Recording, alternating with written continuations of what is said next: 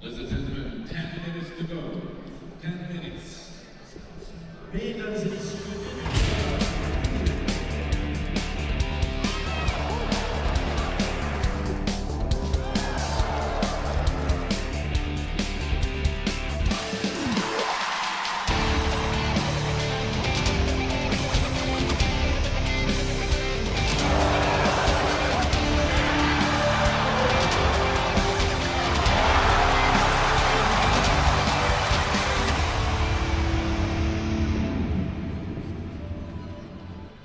Well, a very good morning and welcome back to the Accor Hotels Arena in Paris, Bercy. It's day 2 of the Paris Grand Slam. And it's a very good morning also to Annette Berm. Good morning, Annette. Good morning, Sheldon. Good morning to you at home. We've got 7 weight categories to bring you today. And, I've just forgotten. We welcomed Annette Berm, but we didn't welcome Dr. Jigaro Kano. He's back with us today. Oh, yes. You might be wondering who that is there. Well, there he is. Okay. So, morning. 7 weight categories to bring to you today. 4 men, 3 women. The 4 men's weight categories are the under 81, 90, under 100 and the plus 100 kilo category, and the 3 women's weight categories are the under 70, the under 78 and the plus 78. Let's start by taking a look. We'll take a look at the women's weight categories first. The under 70 kilo category. Who should we be looking at there, Annette? Well, in my opinion, in the under 70 kilo category, definitely at the number top seed here, Yves-Marie Gahi. She is definitely a pick for me. We have to look for today. Okay, and the likely competition from her is Ono Yoko in there? She is in Pool C, yeah. together with the number 2 seed. Sally Conway is there in that pool. Ono Yoko is in that pool, so she got a bye, and we will see how they will do. It's in the lower half of the draw. And Nizoi Saki as well in Pool B. I picked out the Japanese because I think both of these fighters, Ono and Nizoi, are underrated. You know, they don't come across as the big throwers or the big names. Arai Chizuru, she's not here, so that's okay. And if you have to take into consideration that the Japanese won 1 gold medal in the women's weight category in the Olympic Games in Rio, and that was in this weight category. Yep. It was in the under 70 kilo weight category, so you know that might be something. Yeah. Right, under 78 kilo category. Who have we got there? So we're gonna have it's not that big, that draw, just 29 athletes, but quite still some names definitely, and I think we're gonna have definitely to look for the number 1 seed here, Madeleine Malonga, of course, in France here, and well, who's up in that pool? We're gonna have Umeki Mami. Yes, Umeki Mami. World this champion. is in Pool B, so they could meet then if both win their pool, and we're gonna have then in the lower half, Pool D, we're gonna have Fanny Estelle Possuit. She's coming from the very from Pool B. Then, if she can make it, there's a Cuban also in that pool. It'll be a tough one, but yeah, we'll see. It's possible that Antonina Shmileva might do something. She's got a reasonable draw that will take her through to the quarterfinal, so we may see her around in the end just because the draw is good for her. However, I'm going to go for Fanny Estelle Possuit. That's my pick. Yes. To upset all the odds. Yeah. Right, the plus 78 kilo category. So plus. There are more than in the under 78 kilo category. Unusual. And yes, and 39. So I think it's also for them unusual. It's a long day for them. And immediately I had a look to Romane Dico. She is in Pool C, and this is one of my pick, or definitely the one we are looking for today, the French fighter. And who else we're gonna see? The number 1 seed, always worth to mention, definitely is from Brazil, Maria Suelen Alteman. She could have a difficult second round contest if Tomita gets past Alvarez in that round 1 contest, and it could be early days out. Yeah. If they've sent a good Japanese. Yes, absolutely. And I'm going to go with Annette's pick, Romane Dico. Okay, let's go under 81 kilo category then. So, Sagimuki is the man, the Israeli is the number 1 seed here. And I always have a look to the Azeri fighter, Hidayat Hidarov. He's in pool A, the same pool. By the way, we have 70 athletes here, so we have 2 sheets of paper, as we had it yesterday in the under 73 kilo category. The big pool, he's together. His first contest, he got a bye. His first contest from Heidarov is against Alan Kubetsov. Oh dear. We will see. They need a good warming up then. Yeah. So we're gonna have a look at pool C and D then in the under 81. Matthias Kasse, pool C. So he's the number 2 seed here. Frank de Witt. Yeah, that's an interesting category today. And then I think the Turkish fighter as well, Vedat Al-Bayrak. That will probably wrap things up. Yeah. Giallo for the French, maybe. He can be exciting, and here at home in Paris, he's a big thrower. Maybe something will happen here for him today. Under 90 kilo category, 61 competitors. Who we're looking at here? Well, the number 1 seed here, I met him yesterday, really relaxed, and it is the Spanish fighter Nicolas Sherazadishvili. He's here, and he told me yesterday he was training before preparing with Valam Lipotelliani, and he said, "Oh, let's see how we both will do here." And that was quite funny. And yeah, he's in a good shape, he told us, so I'm looking definitely for him. And definitely also Noel Fanterend. He's in Pool C, the number 2 seed. Current world champion. So the 2. And we're going to have... also keep an eye on the Japanese Murao. I marked him. Yeah. And then in the lower half, Ivan Felipe Silva Morales. And Nagasawa Kenta in Pool D. Yeah. Right, under 100 kilo category. So, under 100, it is... there was one name who caught my eyes, and that was Haga Ryonosuke, because I just love his Uchimata. So he got not seating position. He was injured many times, and a lot of many for a long time. So, but that's the name just who caught my eyes, and I always looking for him when he's on a draw sheet. So he's in Pool B, not seating. But that's definitely for me a name to watch. And in Pool B as well, Shadi El Nahas from Canada. I like watching him. Down in Pool D, the current world champion Georges Fonseca. He's here, exactly. A big thrower. And we're gonna have here Valam. We just spoke about him. Valam Lipotelliani. He was here. See, there's number 2. Ida Kentaro of Japan, and then up in Pool A, the perennial and ever-present Cyril Marais of France. But I think everyone's waiting for the big man in the plus 100 kilo category. Can't escape that. Yes, Inal Tasoyev. And he's only seeded number 2. Now where is he? Where's Teddy? Roy Meyer is the number 1. No, Roy Meyer is the number 1. Yes, and exactly. David Mura is up in that pool as well. And then Tasoyev is the number 2 seed. He's got Kagaura Kokoro in his pool, as well as Levani Matiashvili.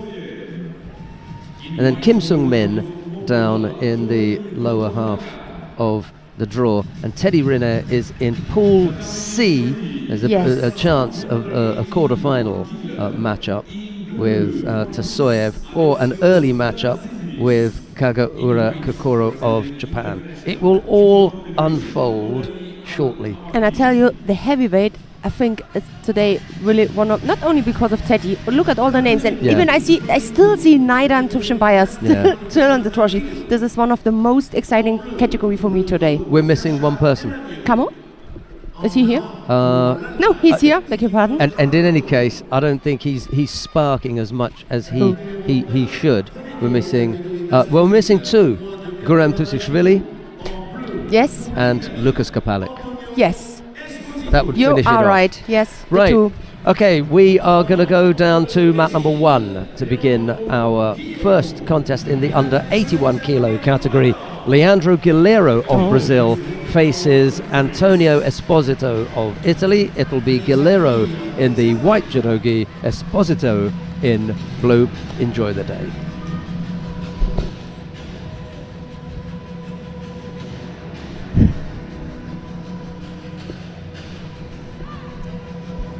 Leandro Guilherme, also a name which is still on the contest sheet. It is incredible. But I'm always happy to see him. Always happy to see him. And always hope and wish that he can show his judo, that he was able, or that he is able to bring on the tatami, because we know what he can show, or we know what he can we know what he's able to show, to do.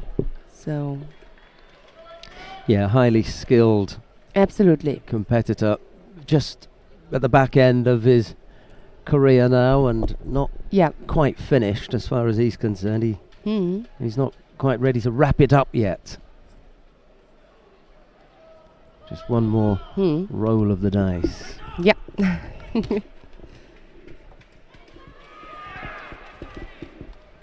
think I'm going to have a look. Well, you can continue to look here. I just want to see what's happening with Tomita Wakaba and Sarah Alvarez in the plus 78, because that's going to be the matchup that we were talking about for Maria Suellen Altherman in round 2.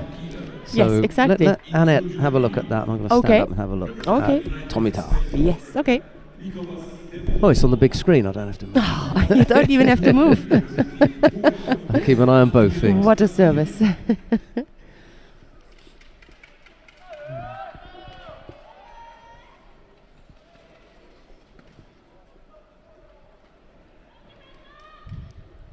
Only took a piece of the arm in that attempt, Esposito, and that's why nothing came of it. Yep. Right-sided low attack there.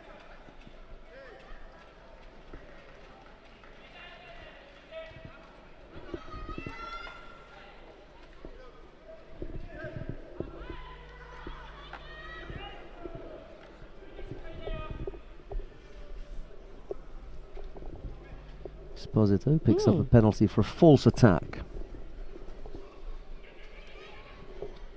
It was a good day yesterday. We had some lots of things to look at. 48 kilos, it was billarded. I found that engrossing, you know, that kept my attention. Every time she was on the mat, there was another thing to look at, some other way that she had to find to win. By the way, down on mat number 5, we've only got 4 mats on our screen. Why is that? Tomita won her opening contest, defeating Sarah Alvarez. 3 penalties picked up by the Spaniard. And then in the under 52 kilo category, it was Distria Krasnicki. 57, Krista Deguchi. 63, Clarice Agbegninu. 60 kilos. Well, I suppose the 60 kilos, Nagayama, you know, showed us a bit. Smetov snuck in there for a bronze medal as well. Kim Won-jin on his way back picked up a 5th place. And then 66 kilos. Who won the under 66 kilo category then? Was that one that we were... An Bao. An Bao, An Bao. Great Korean win, actually. Really good win over Kim Lim Won. Yeah. And then it was Hashimoto, who pretty much went the day untouched. Yeah. Just click on Hashimoto and see whether anyone scored on him. I don't think he was scored on all day. He didn't give up a score, did he? Not one of his opponents scored on him. Didn't give up a score. Or what happened in the opening contest? And he didn't need a blue judogi, by the way. No, of course not. Number 1 seed. Yes. He picked up 1, 2, 4, 6 penalties. That's slightly untidy, but I Yes. did talk about that in the final, saying that he was prone to getting involved in those kinds of contests. But luckily, they weren't really ugly. He's just so difficult to throw. He makes it so difficult, and because he gets dragged into that kind of contest, he doesn't always do what Ono does and throws everybody. He gets wrapped up in this kind of grip fighting and stuff. I don't know, some people just like that, and he's one of those.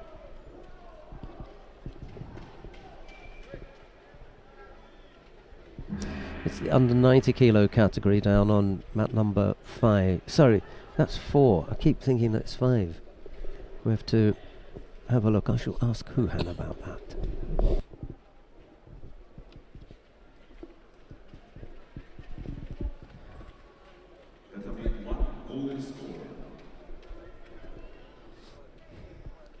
So, and now we're gonna come to the golden score, the first contest. How hard is that? The one who goes into the next round starts his opening contest with a golden score. 2 penalties for Guerrero, 1 for Esposito. No score so far.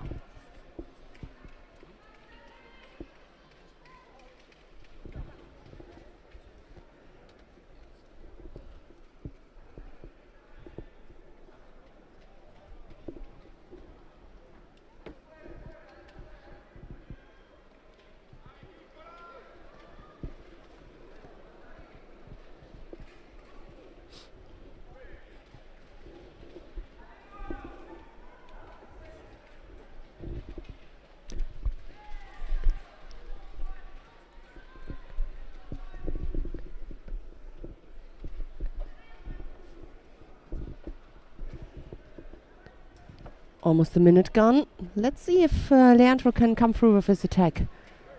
He's close to the edge. And 1 more penalty, and that's it. That would be hard. So much work every time. And then you are out with a 3rd penalty.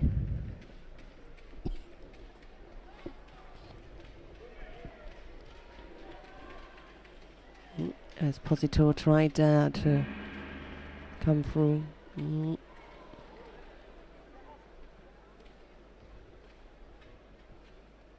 Oh, there's the 3rd penalty coming. Hard. But that's it. And it's Esposito who goes into the next round. Category 5. Next contest, the first round, women over 78 kilo. In blue judo, representing Waiting there is the Turkish fighter Vedat Albayrak. Sur le tapis de premier tour, catégorie de moins de 81 kg. En bleu pour les USA, Arthur Wright. En blanc pour le Cameroun, Léa Victor Moulbeka. Sur le tapis numéro 2, premier tour, catégorie moins de 90 kg. En bleu pour les îles Maurice, Rémi Feuillet. En blanc pour le Liechtenstein, Raphaël Schwettinger.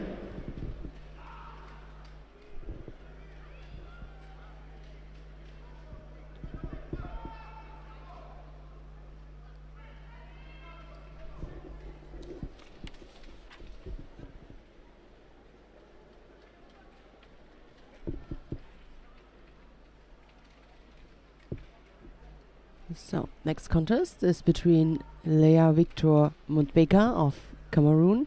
Wow, brilliant. Just in the right moment. Arthur Wright from the United States of America threw his opponent with this brilliant Ashiwasa and got a good feeling there on the ground. Took advantage there for the Osekomi. And he goes straight into the next round. And he got a big task then. Frank de Witt from the Netherlands is waiting. So that was a must win for the US American.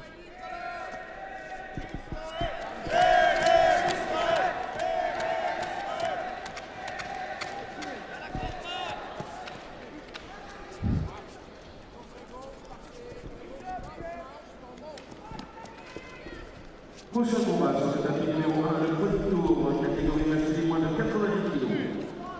En bleu pour l'Ukraine, Judo and So, next contest in the 90 kilo category is between Gosh Roland of Hungary in white and Judo Nabali of the Ukraine in blue. You at home, you know, you can choose whatever match you want to click or whatever fight you want to watch. Just click on that match. At the moment on format, the action is in the 90 kilo category, except on mat number 5. There, the women heavyweight is going.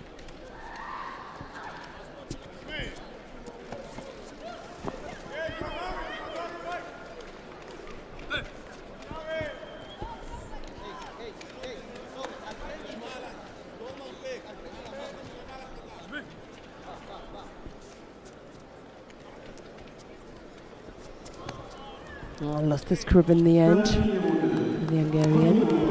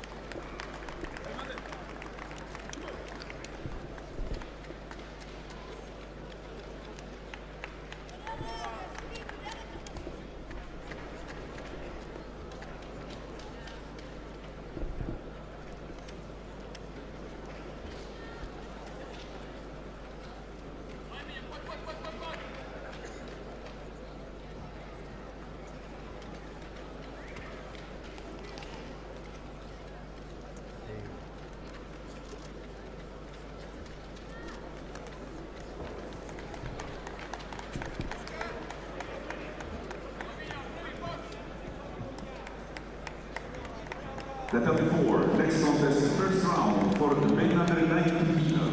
In blue, representing Slovakia, Milan Randall. In white, representing Germany, Team Schmitz.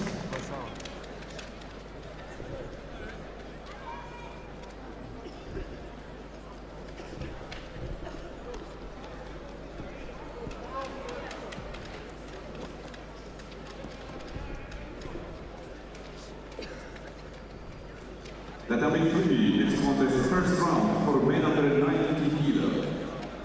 In blue judo, representing Cyprus, Lithuania, Tennis. In white, representing Uzbekistan, Davlat Romanov.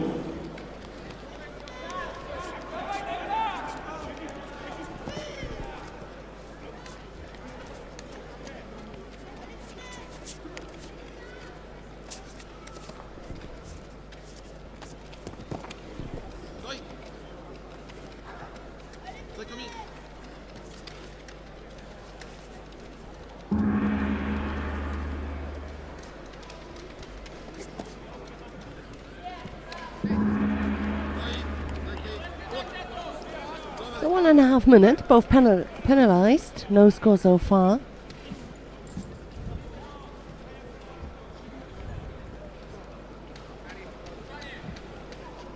Trying to get close to the hip.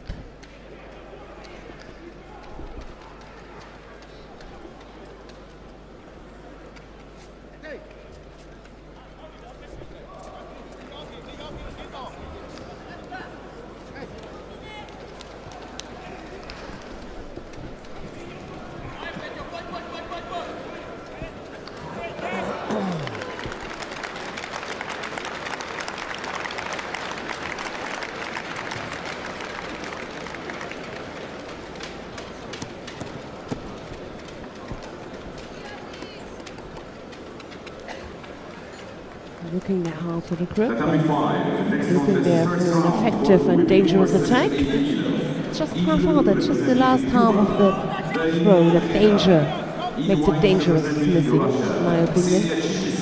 Yeah, that was close. 61 athletes in that 90 kilo category. The highest number that we're gonna have today in the under 80 kilo category with 70. We can come through with the arm lock.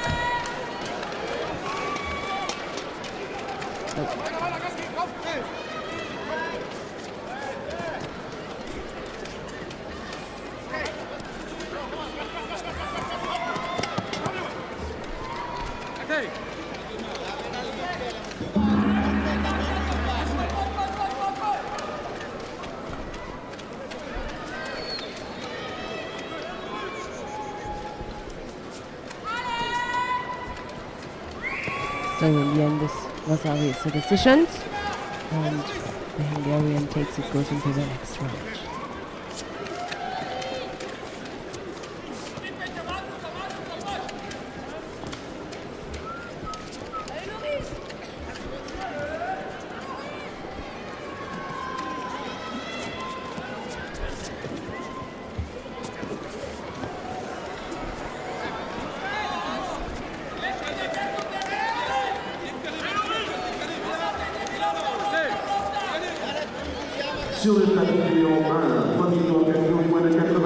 Well, I would like to go down to mat number 2. Let's have a look to the contest between Mongolia and France, between Tulga and Tassir. Same category. Then Tulga Altan Bagana of Mongolia, he's in white. And his opponent Loris Tassir, the French fighter, in blue. This is Pool B. With the number 4 seed here of Azerbaijan, Mamadle Mediev. The fight before was won by Murao Senshiro of Japan. Won beautifully by Ippon.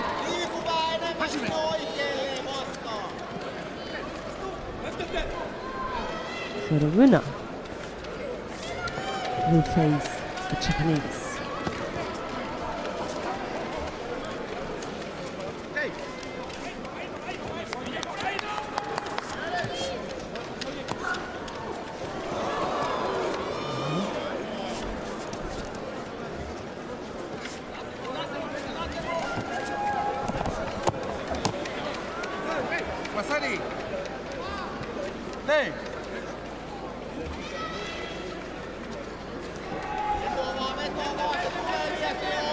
Tapis numéro 1, premier tour, moins de 90 millions, en bleu. Pour la France, Alexis Mathieu.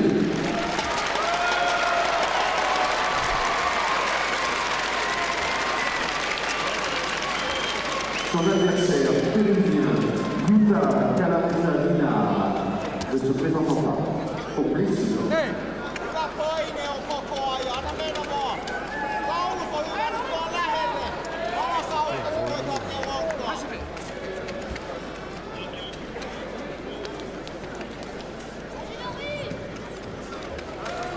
Prochain combat sur le tapis numéro 1, premier tour, moins de 90 kg.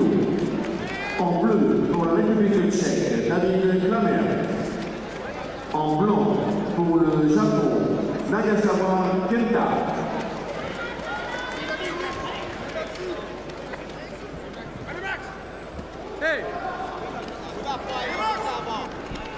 Sur le tapis numéro 4, premier tour, catégorie moins de 90 kg.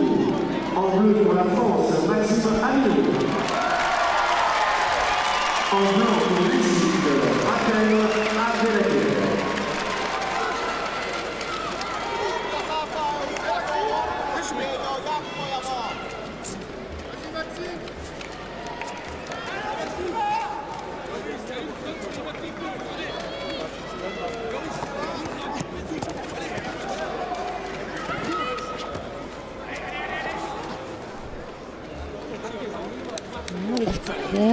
Left-sided the attempt, and Tulga who is leading here with 1 minute and 20 on the scoreboard.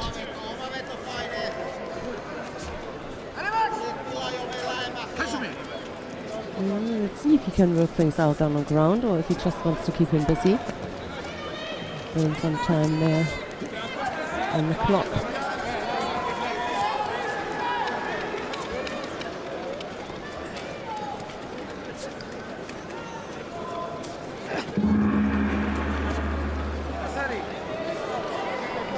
A short medical break. I think it could take a little bit longer. We don't want to miss any action. So in this case, let's go to bag number 1, not to miss any action here. They just clean a little bit the mat. It's nothing serious, but still it takes a while. Don't want to miss the action. We stay in the category and watch the contest between Nakazawa Kenta of Japan and David Klemert of Czech Republic. And 2:20 still to go here in this contest. No score, no penalty. Big task here for the Czech fighter. First penalty now given to him.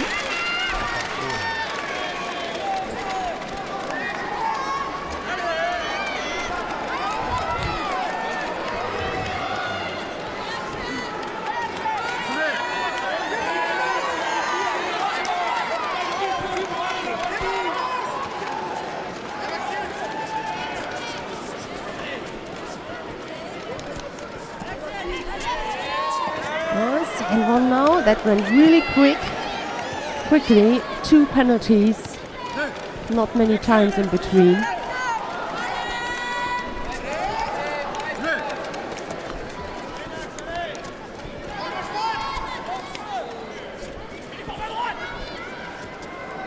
And we still got 1.5 minutes left. Already 2 penalties collected. Just a few seconds in between, and it was... No, he really has to be really careful. No mistake allowed. Uchimata.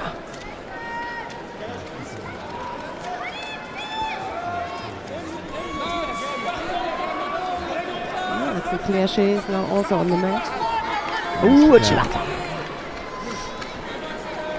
It's very difficult early on to decide which of the tatami to go to, because there's just so much going on, as Annette just said. Down on mat number 3, Axel Clerget against Zachary Burke.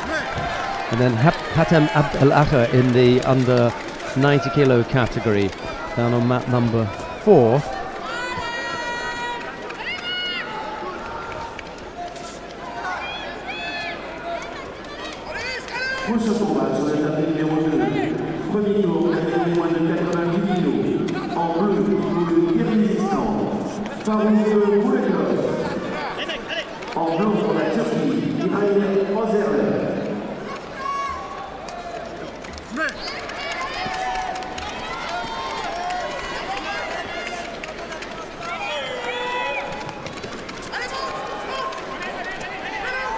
Mikhail Özal of Turkey against Faruk Kulakulov of Kyrgyzstan. Nakazawa Kenta winning out over David Klemert. We've got Hussein Kalmuzayev coming up next against Nassif Elias.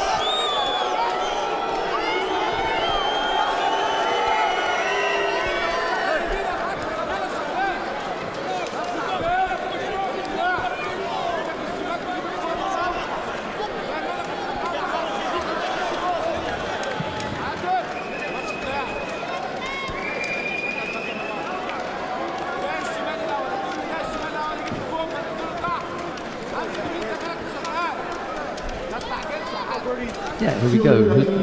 Hussein Kalmuzayev of Russia in the white judogi goes up against Nassif Elias of Lebanon. It's Kalmuzayev in the white judogi, Elias in blue.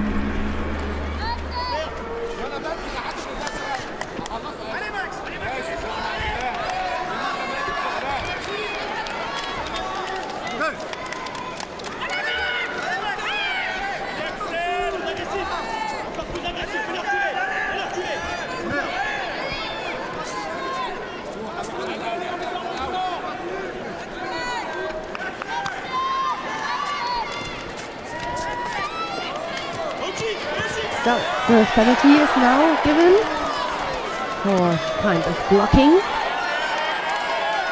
First minute is gone. And I think it's already a good atmosphere here in the venue. What do you think, Sheldon? It is, right? Some Yes, French still early. fighters, yeah? Yeah, not 9 o'clock yet. But there's already a buzz. Actually, Clerget always does that. He's an exciting fighter. He's on mat number 2. I think they've had 1 or 2 who tumbled already, unfortunately, for defence, but they're really waiting for Tiddy. I remember when Axel Clerget, when he came back, when we met him at some European Judo Open, he spoke with us, spoke about his plans and his dreams. And a few years later, we saw him back at the IGF World Tour, and and he's a part of the team, really of the national team, since really a while now again. And it's good to see. He's really a good boy. Yeah, he had to battle quite hard for that comeback. He's on mat number 3. He's also in the under 90 kilo category. Yeah.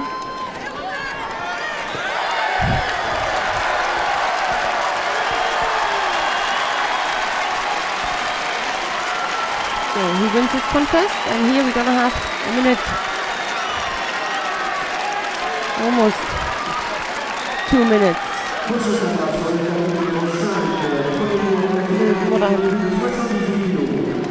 Half the contest is gone, no score so far, but already 2 penalties collected by Elias.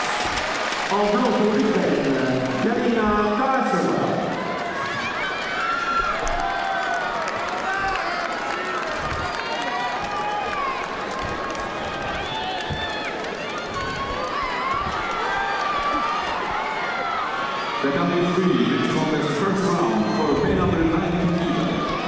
In blue for Poland, Tomasz Szybki.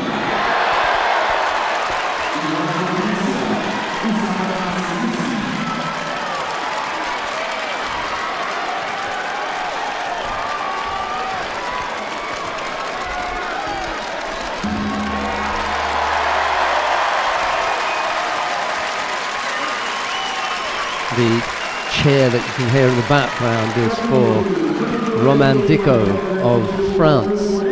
She just won her contest down on mat number 5. Koji Gari for Wazari, and then Tatishio Gatami to finish off her opponent from the Ukraine, Galina Tarasova. That was all over fairly quickly.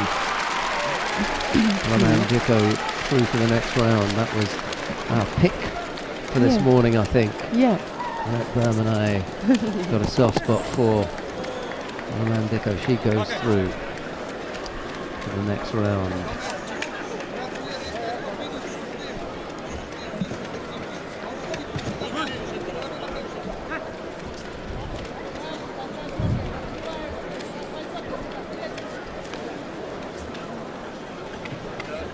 Well, this contest slowed down with it. Still half a minute to go.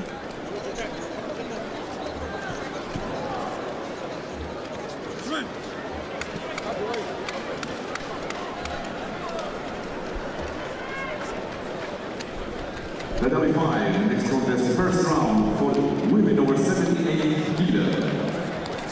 In blue, representing If there will nothing happen, we're gonna see a golden score. We'll both go into golden score.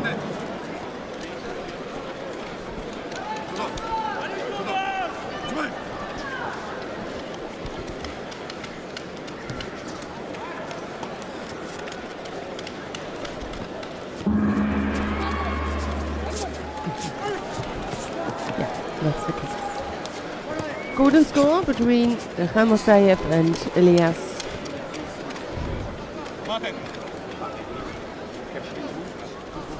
They couldn't start harder.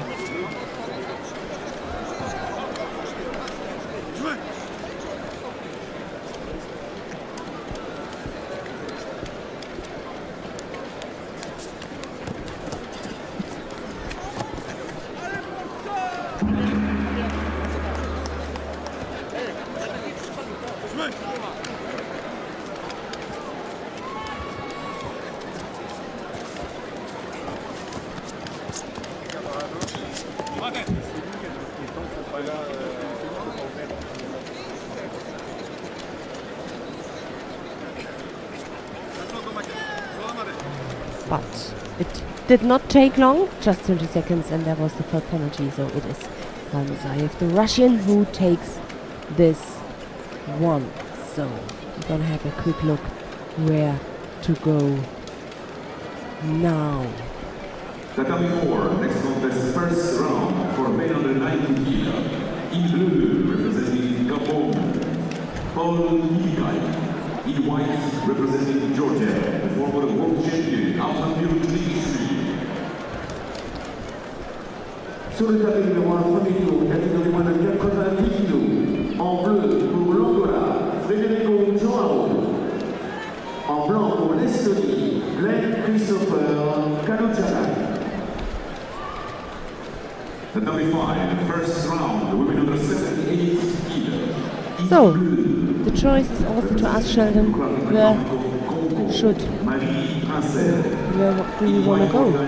Well, we could take a look at mat number 4, Aftandil Chirikishvili of Georgia. Is up against Paul Kibikai of Gabon. It's Chirikishvili in the white judogi, Kibikai in blue. And then after that we've got Abderrahman Ben Amadi up against Colton Brown. So it might be nice. And Piotr Kutsera, Poland, after that.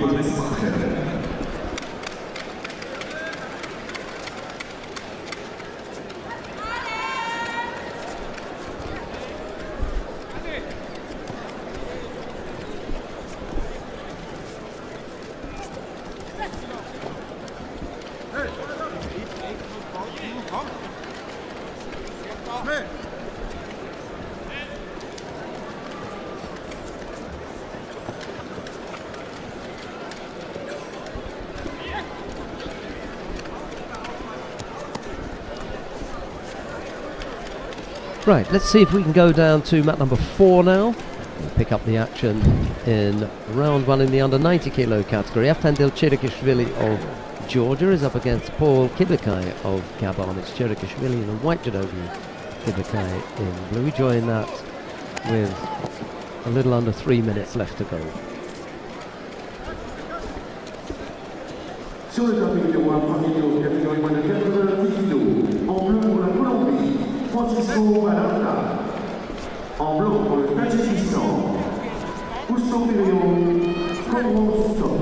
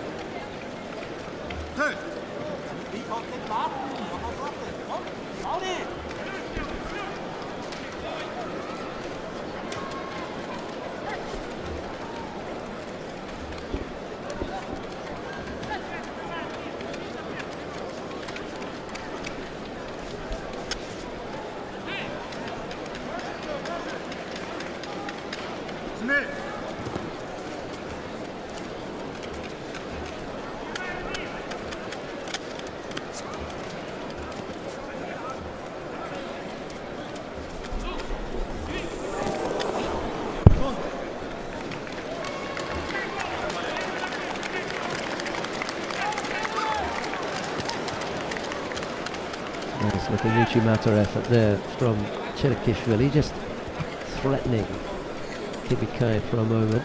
Managed to hop off it and pop off the tatami actually.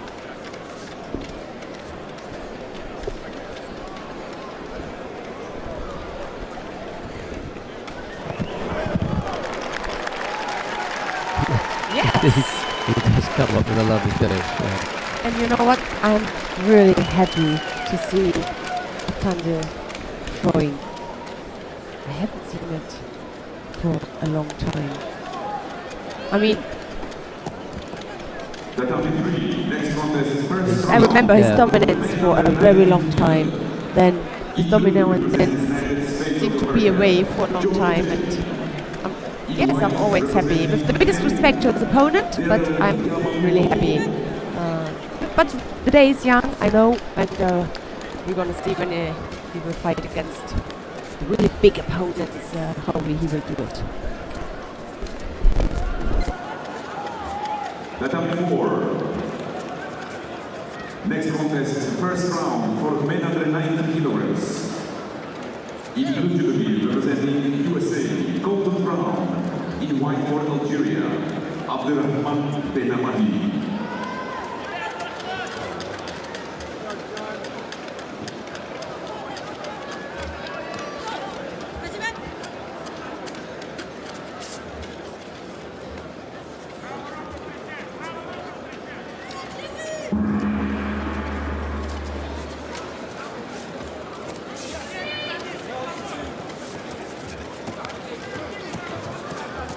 We have all the score on Tatami 5.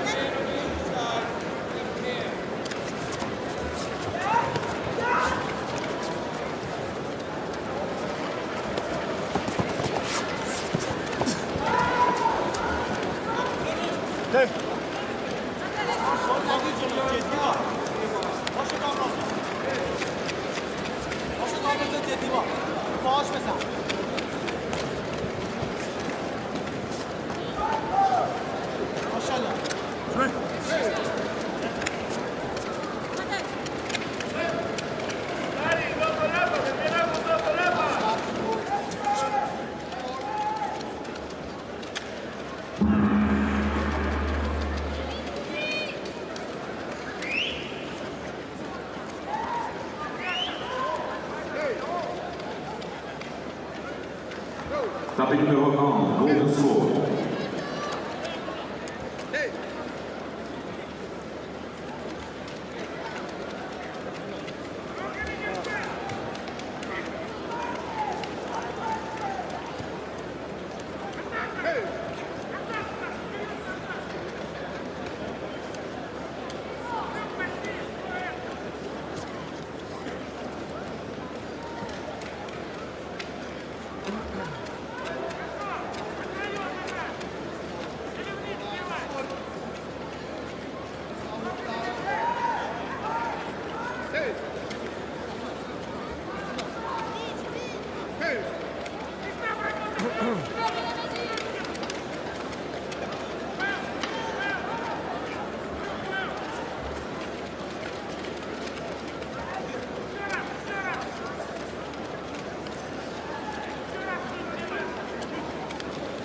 Tatami 5, next contest, first round for the women under 78 kilo.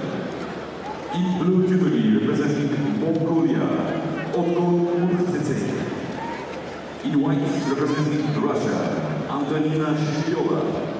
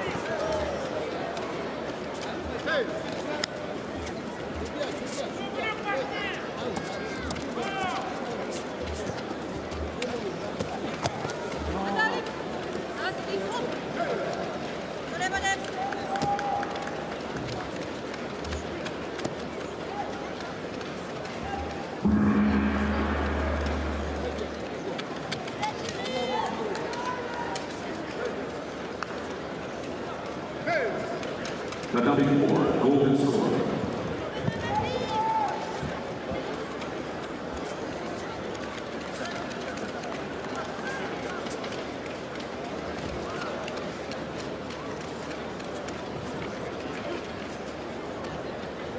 Prochain combat sur le tapis numéro 1, premier tour, catégorie moins de 100 kg. En bleu pour la Russie, Arman Adamian. En blanc pour l'Ouzbékistan, Mukamakaim Kouramanov.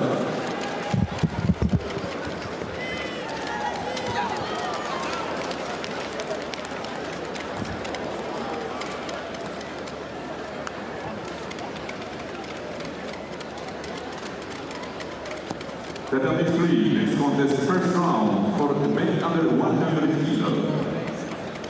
In blue, representing Greece, Georgios Maldiaropoulos. In white, representing Fiji, Dedika Takayama.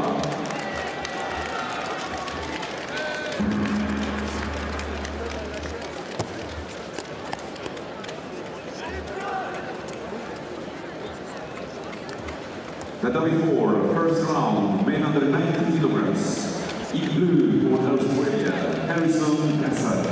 In white for Poland, Piotr Kuchera.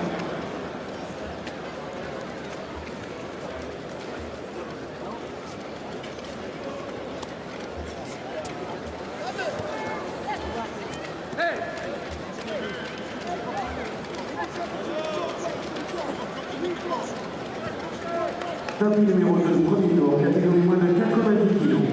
En bleu pour la Grèce, Théodoros Tsilis. En blanc pour la Corée du Sud, Anne Judo.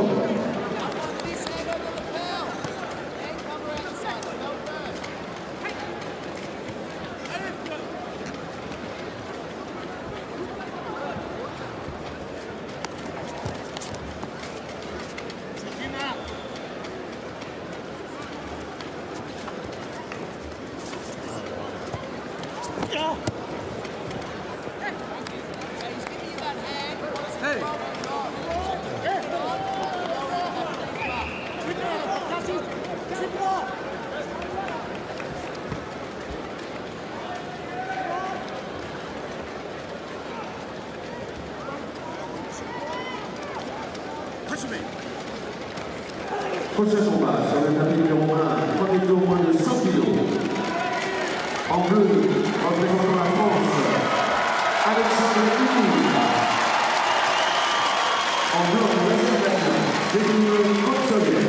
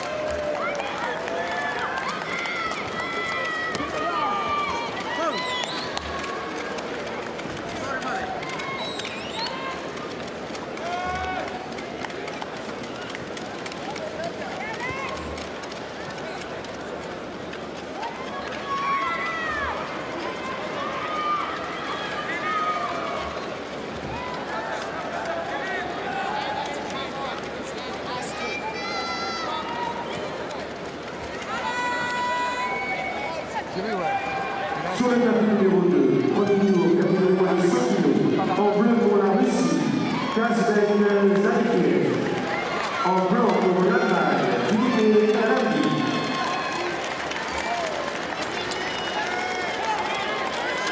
Prochain combat sur le tapis numéro 3, le premier tour de moins de 100 kg. En bleu pour les Arméniens, Yvan Ramarenko. En blanc pour la France, Cyril Marais.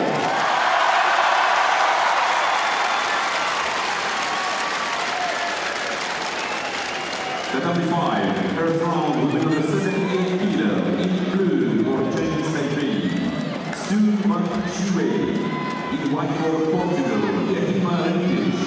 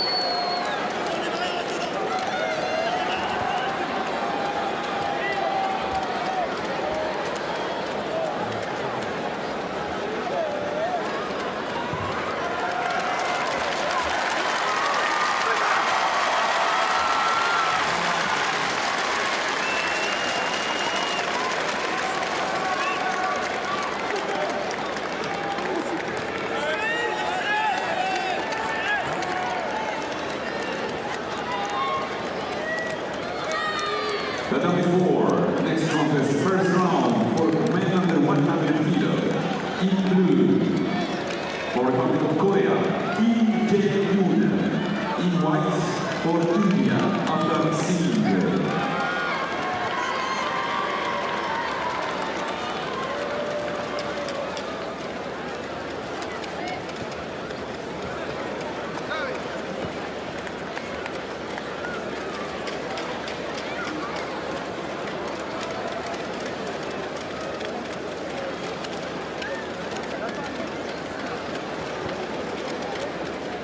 The number 3. Next contest, first round for men under 100 kilo. In blue, representing the United States of America. Right, okay. So, Daniel good. So, down on man number 4, Avtar Singh of India is up against Kim Jae-yoon. Kim Jae-yoon leads by Rosario. We've got a little over 3 minutes left to go, and I'll just give you a rundown of who is where and doing what. Simeon Katharina of the Netherlands against Sirjenix Miklos of Hungary down on mat number 1. There's no score in that. That's in the under 100 kilo category. Katharina has picked up a single Judo. On mat number 2, the contest in the under 100 kilo category, Anissa Sanablidze of Georgia has got underway. He's up against Hussein Shah of Pakistan. Mat number 3, Joachim Dvaby of Sweden is up against Nathaniel Keeve of the United States of America. There's no score in that one. We've got 3.5 minutes left to go there. And then down on mat number 5, Audrey Chemio of France. You can see her in the background. She's about to take to mat 5. She will face Nefeli Papadakis of the United States of America. Annette Byrne is going to decide where it is that we're going to go. The choice is hers. Oh, the choice is mine. Yeah. And it's good because Singh and Kim, there's a bit of a bump there. So Kim Jae-yoon has have to had to come off, so we're going to go from here anyway. Where are we going? Do you want to see Chen Mio? Yes. Mat 5 or Sana Blidze on mat 2? Katerina on mat 1, Devabi, mat 3. Let's go down on mat number 5. Right, okay. Audrey Chermio of France is up against Nefeli Papadakis of the United States of America. There's no score. Chermio's picked up the single, Shido, and we've had half a minute. Yes, the reason why I want to see her is I didn't mention her this morning when we picked out some of the names. She didn't convince me in the past, Audrey Chermio. Just recently, yeah. Yeah. I know what you mean. But we are in Paris, and her last action was just brilliant. And maybe in Paris, with the support of the home crowd, Audrey Chermio just shows us a really good performance today. Your family's coming up on mat 3 soon.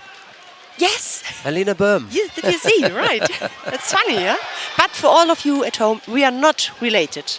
But it is really funny to see my family name there. Yeah. Yeah.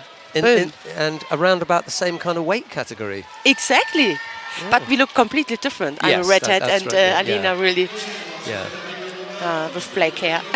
But it's funny, right? Same category, same family name. When did you first get to see her? When did you first see her on the judo scene?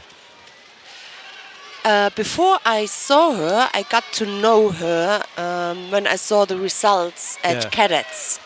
Then I saw her in Düsseldorf, then the awarding ceremony. Yeah, she's doing the presentation. So yes. we saw her at the same time because I saw her at the Cadet World Championships in Sarajevo.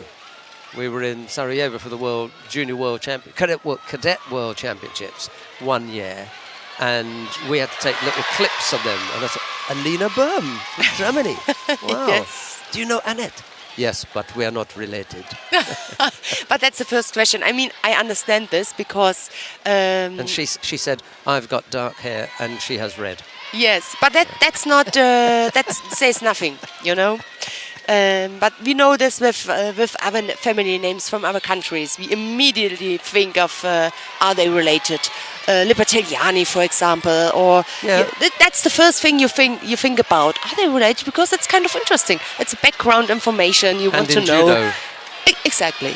So it's like Karl Musaev, for example. Yeah. They just happen to be twins. Exactly. But in this case, you're really going to see that that they are. Yeah.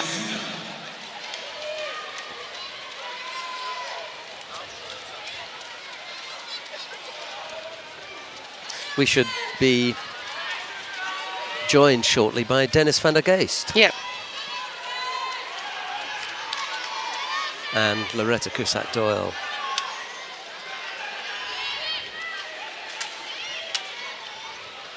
Chermio came up with the Wazari quite a while ago, and Papadakis has done well to avoid getting caught again.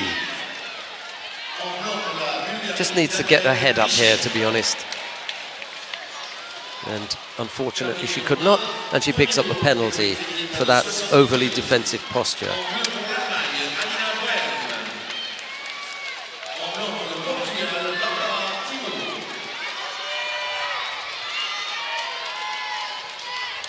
A little over half a minute left to go. Papadakis has picked up the 2 penalties. Chermio has kind of taken her foot off the gas. Yeah. Normally this is when you see her really open up, but she's decided, hey, just going to coast here. No need to do anything. 20 odd seconds left to go.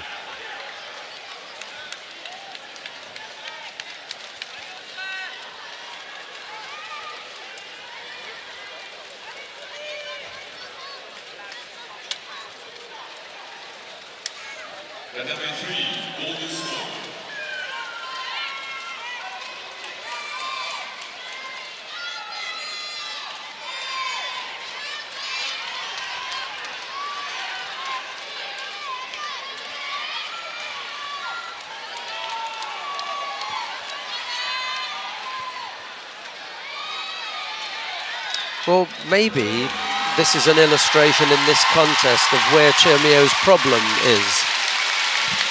Annette Byrne was saying that she hadn't been that impressed with Chermio in the recent past. And to be honest, that contest, for me, demonstrates why. She had the dominant grip for 4 minutes and came up with one attack from which she came up with one score. And after that, unfortunately, she really didn't show anything. Yeah. You dominate a person for 3.5 minutes, you expect to come up with some big attacks, big pressure, and put them out as far as penalties are concerned, because they're not attacking and they're passive. That should have picked up 4 or 5 different penalties. Yeah. It didn't happen because Chermio never really put the pressure on.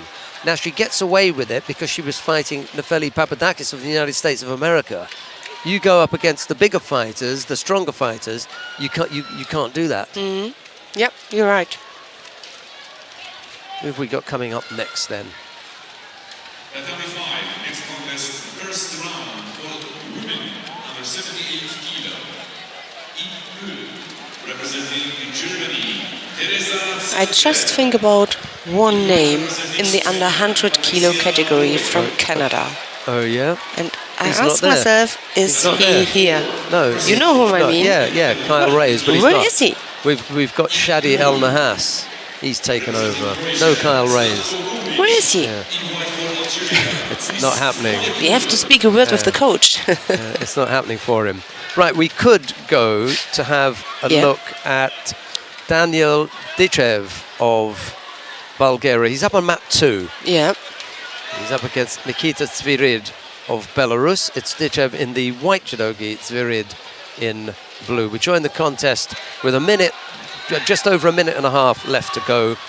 Dichev has picked up 2 penalties, Zvirid just the 1, and in a minute we'll be joined by Loretta Cusack-Doyle and Dennis van der Geest. They're making their way down to the commentary position. Just seen Dennis, yes.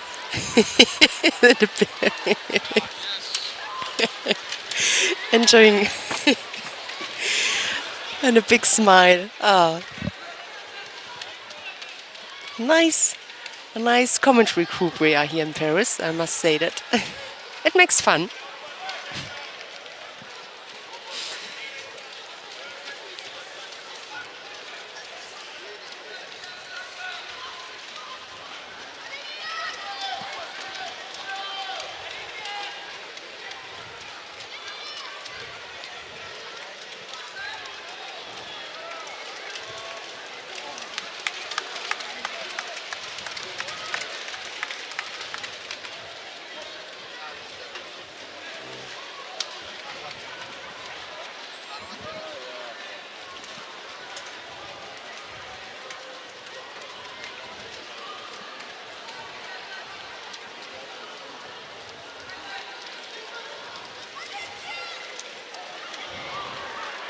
Yep. That was soft, not a hard landing, but in the end it is the Belarusian Nikita Zvirid who takes this one.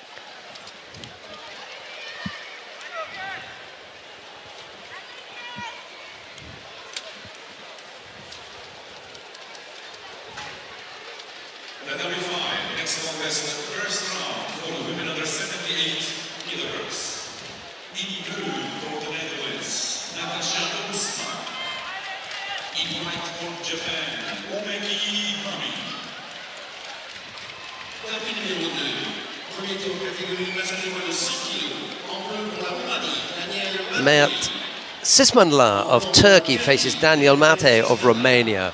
It's Sismanlar in the white judogi, Mate in blue. And then immediately after that, we're going to have Haga Ryonosuke of Japan and Cedric Oliver. I just thought you said a French word, but it's his first name, Mert. Mert, yeah. I was just a little bit surprised. It could be. But that's his first name, Mert. Oh dear. It's going to be one of those days, isn't it? Look. Right, we're just awaiting the arrival of Cusack-Doyle and Dennis van der Geest, little and large. Where are they? He did make an appearance, didn't he, Mr. van der Geest? I saw him. Yeah, right behind us. Oh, okay, we better bring them down then. Let's invite them, and then they can take over. Umeki Mami trails Natasha Alsma down on map 5 by Wazari. Former world champion Umeki. On map 5, looks like a bad hair day down there.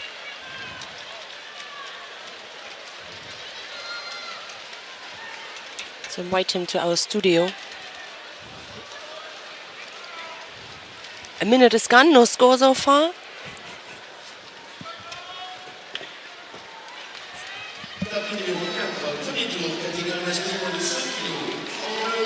Single penalty against the Romanian left-sided Uchimata attempt here from the Turkish fighter.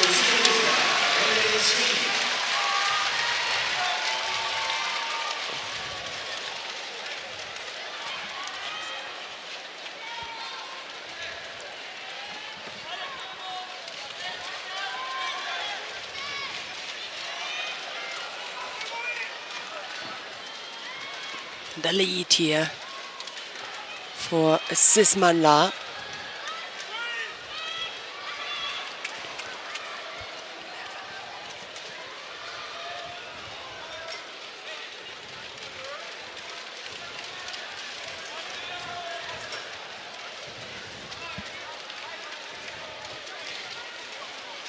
Right, well, thank you very much, Annette. Thank you, and we are right on time. Just saw a beautiful ippon from the Turkish There you go. Mert Sismanla. And we're going to hear from Loretta Kusatdo next.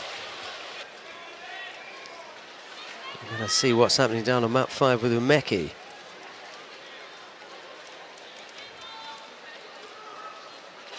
Good morning, Loretta. Good morning, Sheldon. How are you doing? Very well, thank you. Bright-eyed, bushy tail, raring to go, and what a day it's going to be. You've got a nice setup here. You know, you've got some choices. There's a great lineup, isn't it, coming up now? And we're going to leave you on mat number 2 with Haga Ryonosuke of Japan.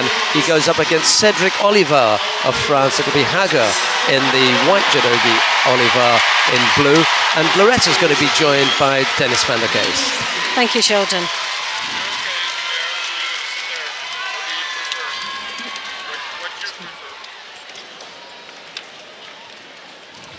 Dennis has been an absolute gentleman here, asking me which seat I would like. Normally we'd pull the seat from under me,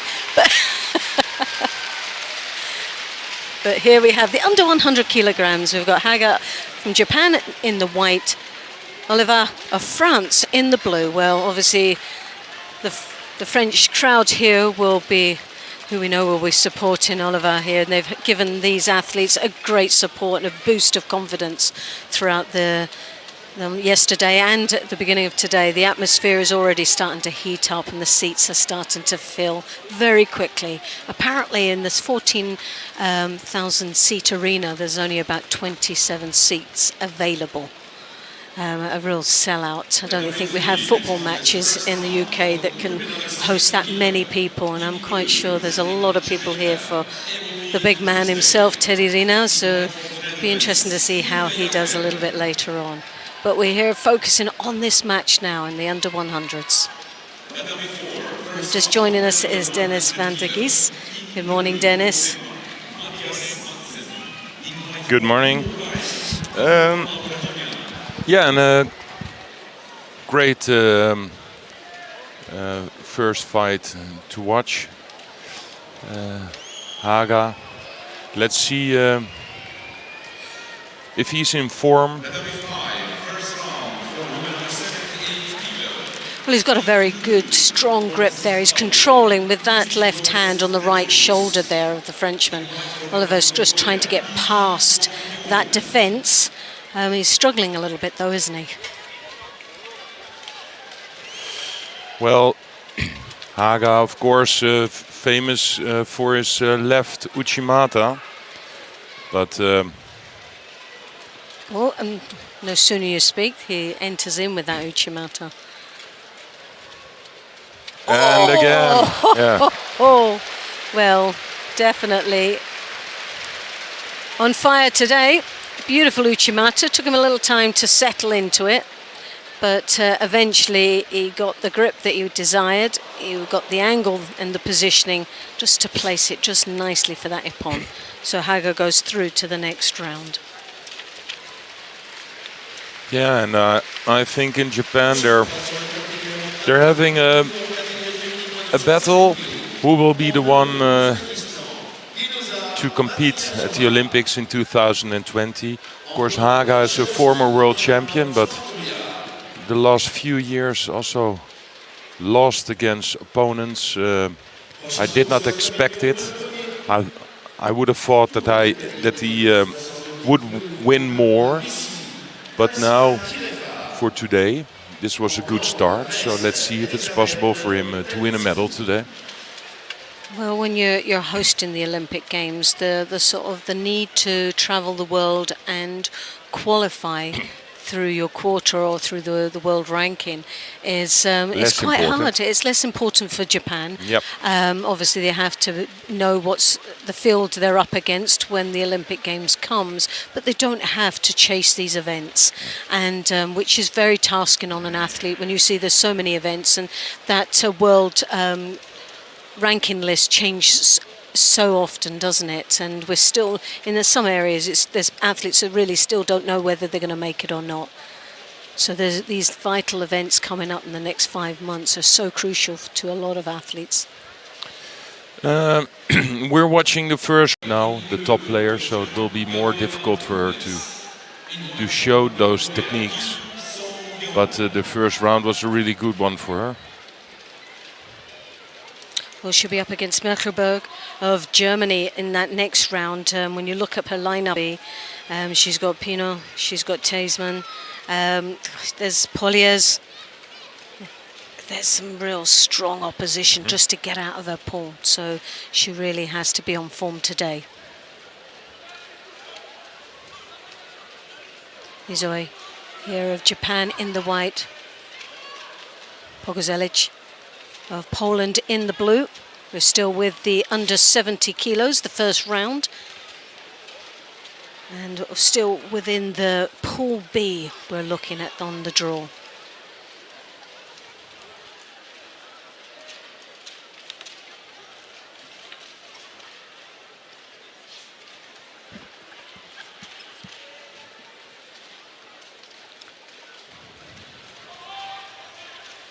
Zoe, good strong grip there, but Pogorzelicz coming over the top of that defensive arm. Sutemiwaza attempt, but more of a ploy to get her into the niwaza. Didn't seem to be well executed tachiwaza technique.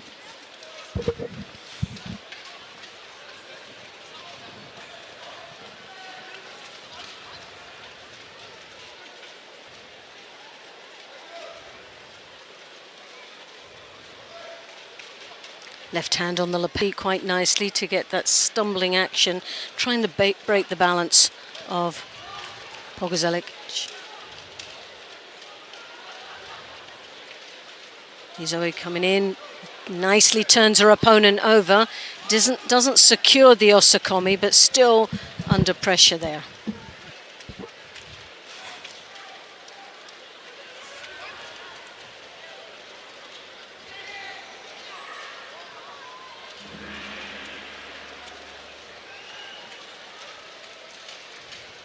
I think the last medal that she got was last year in Huihot, I think. Yeah, gold medal at the Grand Prix. Yeah. This was a really nice Oh, that was a nice good technique. Yeah. Nice tewaza. Yeah. Looked so simple. So, yeah, very, very controlled. But what I did like about it is she uses her feet very nice. Her feet are like another set of hands. When she grips with the feet, it's very, very difficult for their opponents to come off. And she gets that stumbling, breaking their balance quite nicely. She looks very comfortable out there.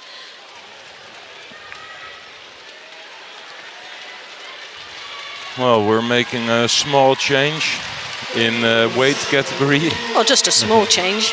It's the plus 100 kilos. And top of the draw number 1 seed is Roy Meyer. You'll be delighted to know. Huh?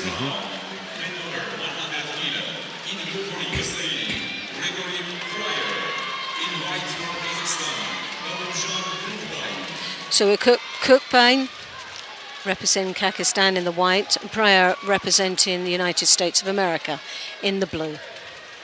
Oh, really nice left Sode. Nicely controlled there. Yeah, you don't see that so often with those big fellows. He had a strong right grip, changed it to a left Sode, and it was just enough to make the yip on. Yeah, we were like, why did you let go? But it was just just enough. It was very close to just something that changed because yeah. I remember the time that you were holding somebody for 30 seconds. And sometimes it took ages. Well, if you had someone hold down, that was okay. But if you were lying on the on the other side, you were like, oh well, this is like your life just going away from you. Yeah, you had all the time to think about it. Well, Kirkby will face a strong opponent next, and that's Henk Grol. Yes. So that will be a tasking one for him. But it's a good start, and it'll give him a boost of confidence of the day. Have Jonas Frey of Germany now, Granda of Cuba. Frey of Germany, white, Granda of Cuba in the blue. Well, there's a real strong lineup in this plus 100s here today, isn't there? Yes, maybe we can make the change to tatami 3 if possible, because there's the former world, Olympic champion and silver side, so it's night done every time that who pushes forwards, and it looks like Mir Mammadov is finished. I think so. There's another one. So that's the second. Mammadov is under pressure now. But again, there was a little Ochigari there that got him stumbled to the ground. Look, Kutnewaza.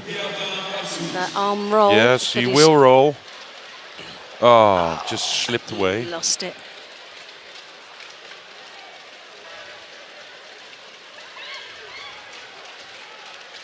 But heavy breathing there from Mammadov. He's struggling a little bit. The arm comes over the top, draws the head in. He's got the back of the arm of Naidan. But again, he's stumbling, walking towards the edge of the contest area. Naidan just following him, piling the pressure on that edge. As he tries to turn the hips slightly, rides the attack.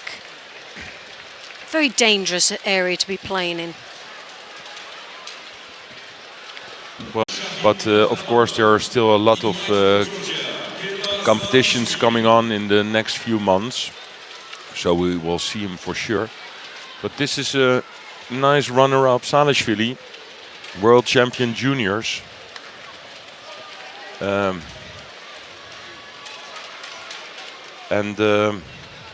I've heard him say that his dream is competing at the Olympics, winning big medals. Of course, he's not the number one at the moment in Georgia, but definitely a fighter to watch.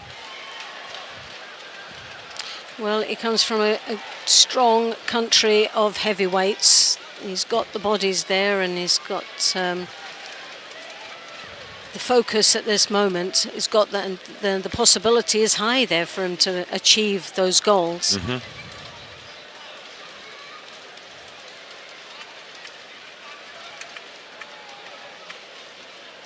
That left hand just it's on the belt. I can handle the Judo because I can feel that I can throw him later on.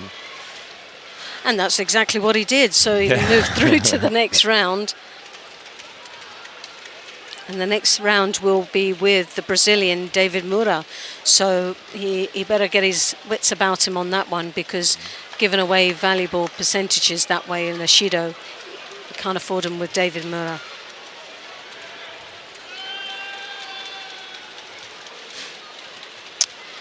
We stay on tatami 3, and for a reason, because I think one of the best players around. Muki. Sagi Muki from Israel, the reigning world champion. He's fighting Lepanatsidis from Greece.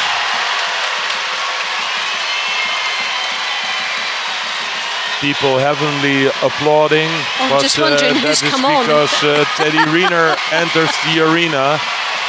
Hey, goodness me. So I think we will make a change the moment that Teddy Riner gets on the tatami. Let's make the change to tatami 2. This is what everybody is waiting for years and years. It's already 6 or 7 years ago that Teddy Riner fought in Paris, and here he is. Oh, look at the big man. He just towers over the Hungarian.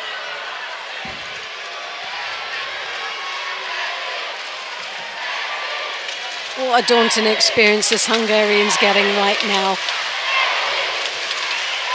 And the crowd already erupting, chanting the name of Teddy.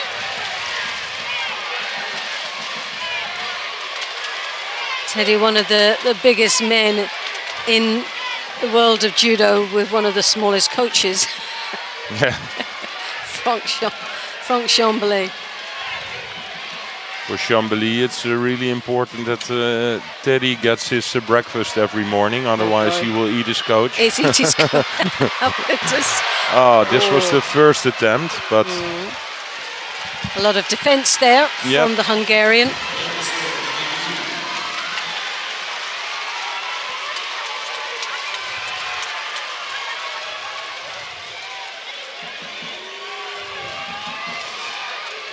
Yeah, for me, Teddy Riner really changed his judo in all those years. In the beginning, he was a bit more explosive, but also with a little bit risk also in it. And he now has a tactical plan. He's so strong and he has such long arms, such a long reach, that he knows how to win his fights also on a tactical way. Good attempt though by Sipoc. Sipoc is not... You would have thought he'd be more intimidated by it, but he really is trying to the best of his ability.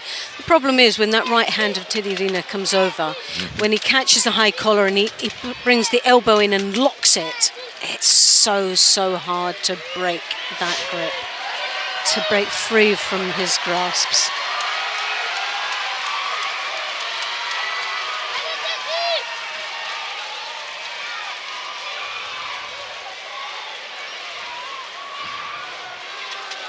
Well, Riner, he'll pick up a Shido, but I think this is, for me, I bet he's got to have a warm-up.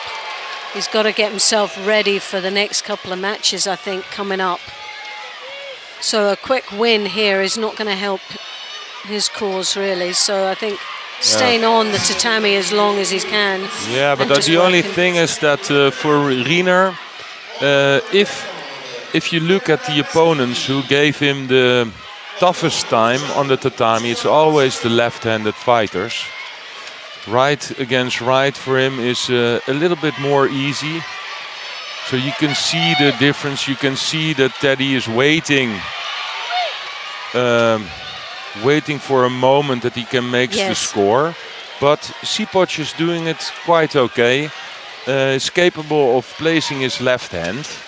And well, he doesn't seem to have any trouble getting that left hand on at all. But what he does is a very clever way. He brings the right in onto the lapel first and then swaps it to bring the left hand in. He's got that little bit of exchange. This time he went more of the direct. But Riner was in, high collar, locks in on that elbow. But you can see the way Sipoc escaped from this attack. And the way that Teddy Riner afterwards tries to just make this Wazari, wanted to make a score, is that Riner is not, in this fight, it's not easy for him to throw this Hungarian. So you're not thinking he's actually comfortable out there at this moment? You think that there's a little bit of work been having to be put into this to try and stay in control. And now he has the grip, so now we want to see the Haragroshi or the Uchimata or something like this.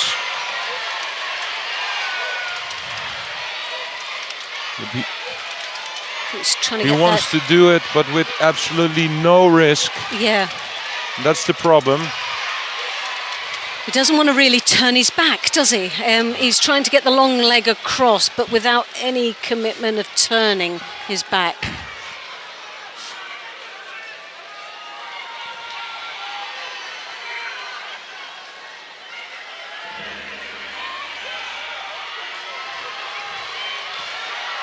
Sipoc really giving Teddy Riner a hard time.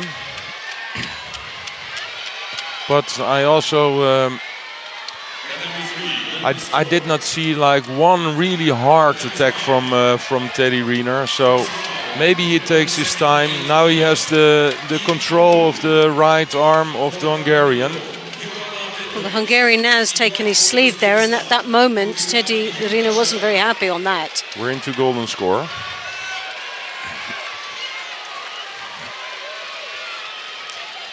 The thing that we find with Riner, he wears his opponents down. And when you've got someone of that size, that stature, and so strong, it's tiring, isn't it? The longer the match goes, the less chance. Yeah, well, Sipoc we've seen it has. against Kageura, against Krapalek, with the long golden scores. And this is every time that the Riner makes the right hand grip. Danger. Sipoc jumps underneath. Yeah, well, that's Cianagi. Yeah, that's dangerous.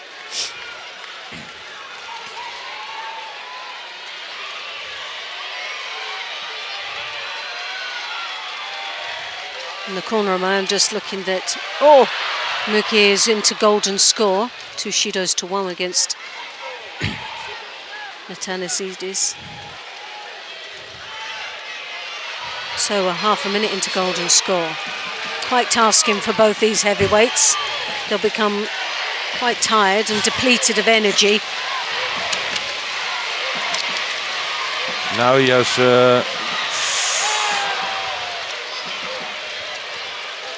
I think Teddy Riner is close to a second Shido. Yes, I think so. Because the attacks are not that hard from Sipoc, but hard enough to break the balance. And it's Riner who needs a lot of time to launch one of his big hip throws. And he's also a bit scared for this left Seonage. Sipoc just jumps under. He'll drop through for that Cianagi once more if he gets a chance with the arm coming loose enough. Now he has the right grip, but Sipoc managed to get his left arm. He can really play with the left arm. Yeah, there's the Shido, but he's They're given it to both. And yeah. Well, if you want to make a change with Shidos, then this was the moment to give Teddy Riner a Shido and not the Hungarian. Because I totally agree. What's the point of giving both two Shidos? But the fight is on now with 2 Shidos on the board for both. One more Shido and you're off. Yeah, Uchigari. Uchigari. High collar drawing down on the head. He looks to be comfortable there. He's not going to take any risk. He's just going for this third Shido.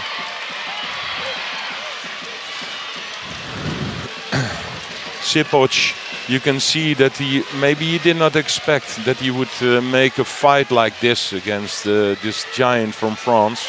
No. I don't think anyone would have predicted this, really, would you? It's nearly 2 minutes in golden score. Sipoc will be depleted quite a lot. But again, there was a nice effort. It's really Teddy Riner who has to do something now.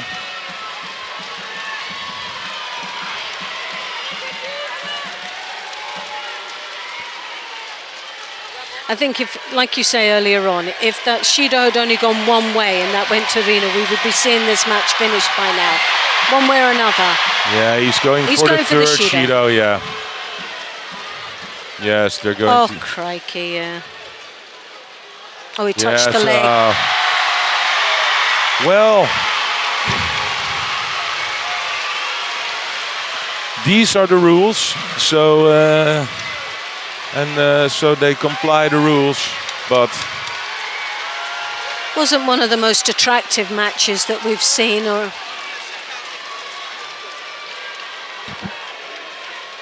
yeah, what can you say about it? You know, it's his first fight, a really difficult one. The crowd cheered. I think Suboc did really well. I think he really did, to go to that length of time.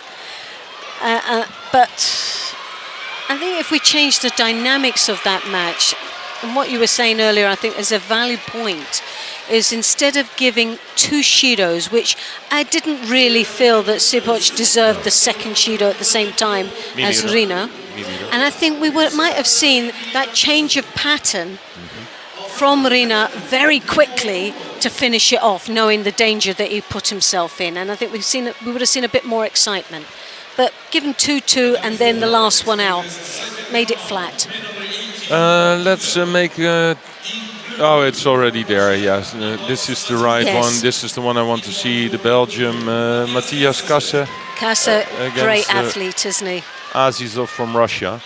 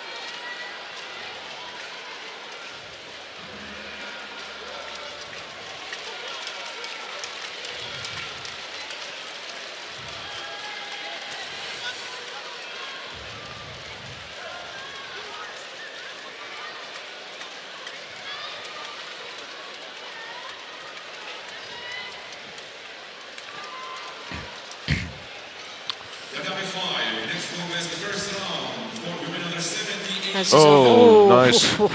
That was nice attempt. Kasse did extremely well to avoid being thrown on that last exchange. Picks up a Shido, so it's two Shidos now, one apiece.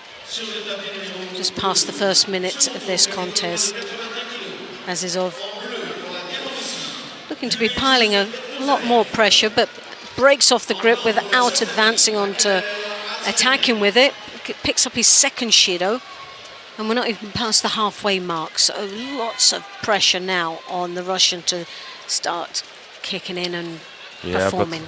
But Azizov, this is a fighter you don't want for your first fight. Matthias Kasse, of course, last year a silver medal at the World Championships, lost the final against Sagi Muki. Yes, that's right. Technical, very good judoka, but he struggles with the strength of Azizov. Definitely. Azizov every time has the right grip, controlling the left hand of Matthias Kasse. And Matthias Kasse tries to get out, but with a nice... And there he is. He's good in the Niwaza. The arm lock, really good. Beautiful transition. Yep. That Tomonagi, it just almost got him, got the spin, but followed through. The transition into the Jujigatami was beautiful. Yeah, and Azizov was still recovering from the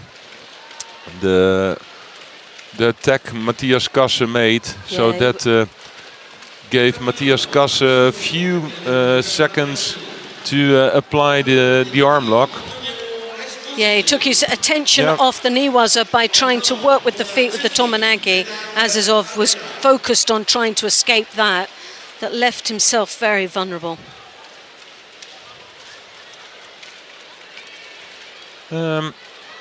can we make a switch to tatami 1, please? For me, one of the stronger fighters in the 81 kilo category, the Turkish Albayrak fighter Albayrak. Next contest.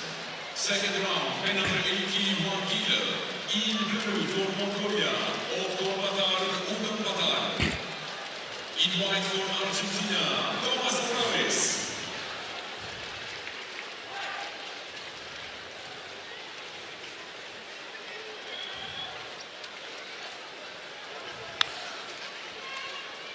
The 81 kilogram category here in Paris. Almost everybody is there. We already saw Sagi Muki as the number 1 seeded. We just saw the Belgium Matthias Kasse, the number 2, and Albayrak is the number 3.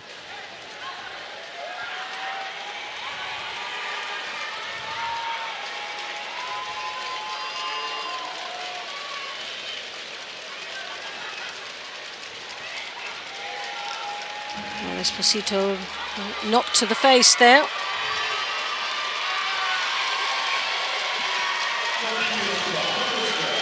And Bajdak riding the Sianagi there, but also got himself caught by the rear transition from Esposito. 2 Shidos now for the Turkish opponent. As he comes round, wrapping that arm. Yeah, really strong, but Powerful. Esposito managed to fight himself every time out of this really strong position of Albayrak, and then comes up with well, technique. And this is in the end what we're doing. We're doing judo, and it's not only about who is the one with the strongest arms. Well, it's a lot of strong kumikata there, isn't there? Oh my goodness. Very, very powerful grips from both athletes. But it's a bit of a head knocking and exchange at this moment. A real flex of muscle. Esposito trying to ruffle his opponent up, creating a little bit more space between him and Bajdak. And really nice Sianagi close to Wazari. Yeah. Well, it is a Wazari, so he wins. And I think he really did this. Well, we've still got a minute and a half. Did this very well.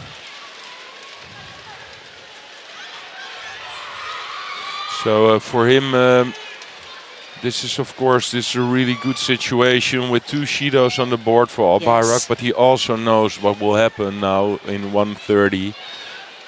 Albayrak will come as a madman. A bull out of a china shop, as they say. Yeah, well.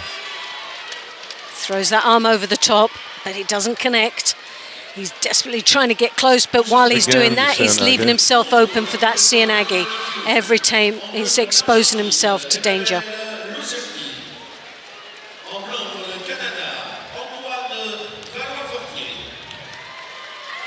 Again. Ooh, that's really Bajdak. And here it comes, third Shido. I think this is Esposito did this very, very clever. I think so. Albayrak just needs too much time to get the right grip. And every time when he really had Esposito in the way he wanted, Esposito jumped under with the shoulder throws.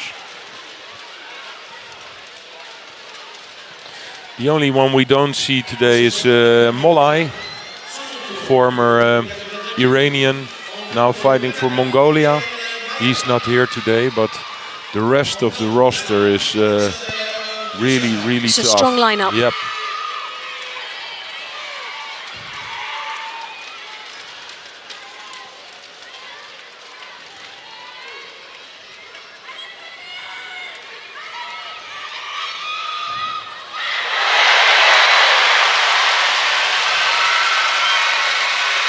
Now we have the German in white and the Canadian there in the blue, still staying with the under 81 kilogram.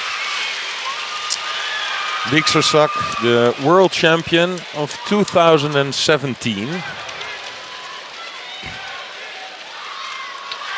A year later won a bronze medal at the Worlds.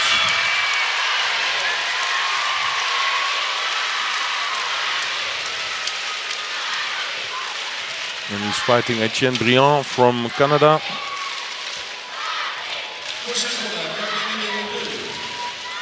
Well, I said it yesterday, the Canadians have got a strong team, haven't they? And they're doing extremely well over the past couple of years. We've watched them go from strength to strength.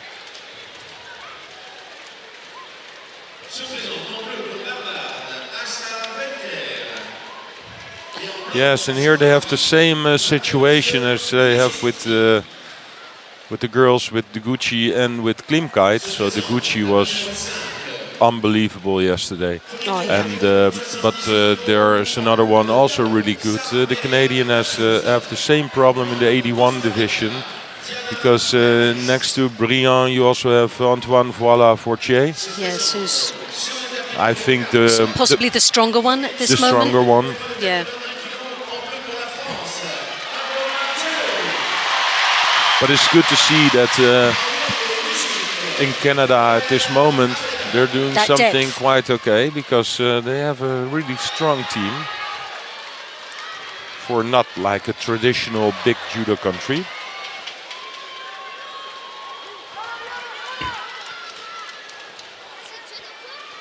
German, nice strong grips there, working, coming in for that Sianagi. Now following through into the Niwaza, looking to capitalise there. Digs in, gets the rotation, trying to create an opening on that roll.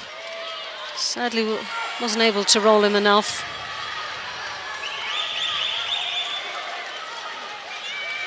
Yeah, and the Germans, they have another good 81 kilo fighter, Ressel. Ressel is, for And me, he's- is a very strong athlete. Yes, and Yes, he's I rate him.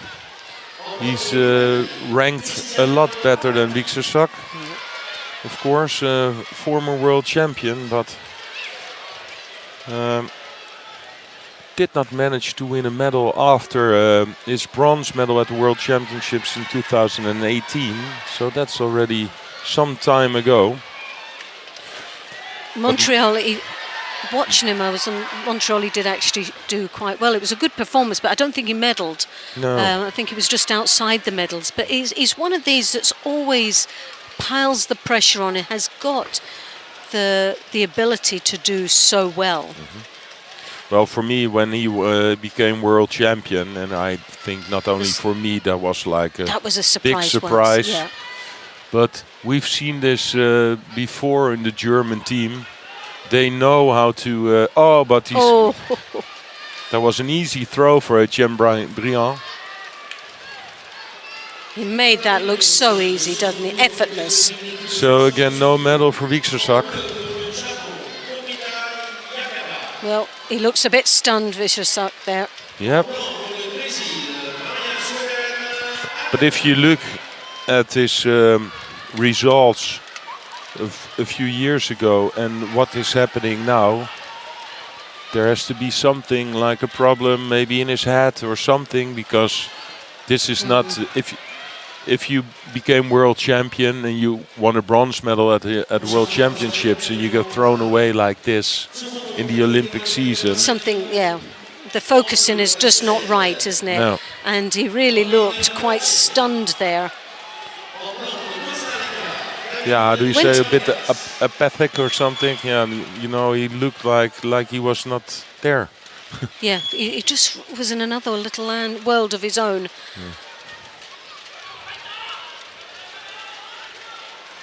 It's difficult to say at times when you watch performers and you just think, well, really, they're here in present, but in spirit they're not. No. There's just something missing.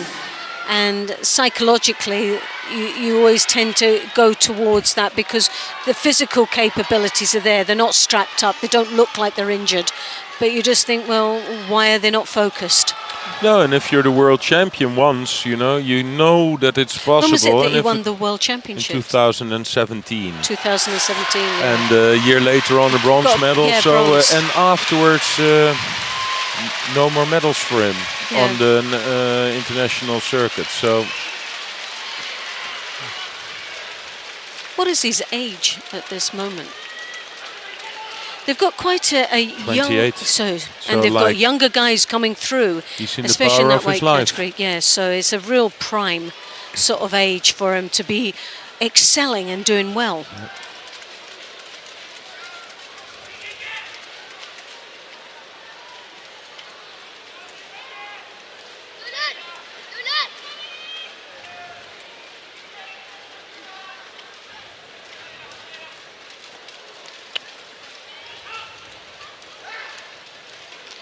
Go across to the mat number 5, where you've got Alpha Thema, the number 1 seed at the plus 78s.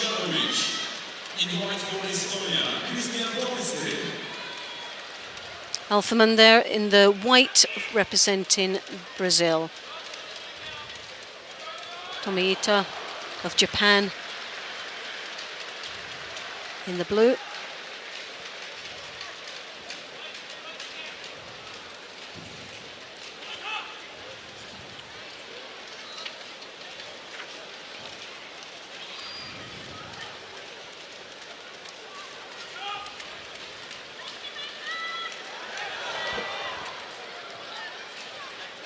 Althema, number 1 seed coming into this competition. 39 athletes in the plus 78s for women.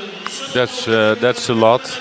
We've seen less most of the time. Yes. So this is There's a good turnout there, but there's still 1 or 2 of the sort of strong athletes. The Cubans not here, and the Chinese, of course. Chinese are not here, so there's we 1 or got- 2. So this is a great opportunity for Althema to do well here, especially coming in as a number 1 seed.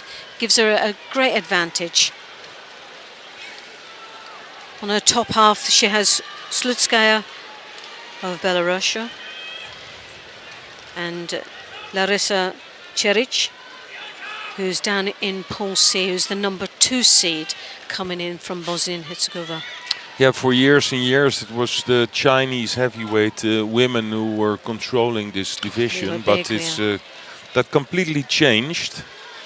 And well, there's no Chinese judoka in Paris because of the coronavirus, of course. So there were no. That's right. So we're missing quite a large but threatening contingent team. In a few categories yet, and it used to be also in the heavyweight for women always 1 or 2 good Chinese fighters, but at the moment, if you look at the ranking, they're not dominant anymore. No. Not as dominant as they were before. Of course, the Japanese always good heavyweight women. Well, I'm surprised we've not got the Cuban Ortiz. the Cuban women. Got some of the men. Have Yep. got any of the women? No, don't think so. No. Which is a surprise. Possibly they're going to Dusseldorf, but Ortiz is what, the number 1 world rank, isn't she? Yeah, when Right now, because she's had a great run last year and the year before. and there are so many competitions nowadays. Like in my time, the Cubans came for a few months. Most of the time they came in Vizé. It was a tournament in Belgium because that was 1 or 2 weeks prior to the Paris Grand Slam, and then in between you had Prague, and then you went to Germany. And then they just stayed for a long period, went to the training camps and did all the competitions. But there's so much choice nowadays where to go. And it's not only like, okay, we're doing a round of European Grand Slams or European tournaments, because in between now you also have well, where can we go? You can go to Abu Dhabi. You can go to Rabat is now in the Grand Prix. We already were in Tel Aviv. it's pick and choose, which is a bit of a lottery sometimes, because you sometimes think, right, well, I'll go to that because it'll be an easier run and accessible for a result and those vital points for Olympic qualification. And what we found as a trend that for a couple of years, Olympic years, the Paris Grand Slam has been one of the weaker ones, because everyone's gone, go to Paris, everybody's going to go there. It's going to be difficult to get a result. Was our score and then by they end up Altman? going to Germany. yeah, it is. And then Germany was also really strong. But we can conclude one thing of the Paris 2020, that the level is really high. Oh, it's very, very high. But in the heavyweights, though, we are missing someone like Sonne, we're missing Ortiz, and we're also missing Asahina, which are one of the tops of the plus 100. So, like I said, Asahina, this is a great opportunity for her to shine. Can we make a switch to, for me, tatami 4? Ivanov there from Bulgaria. Zamori.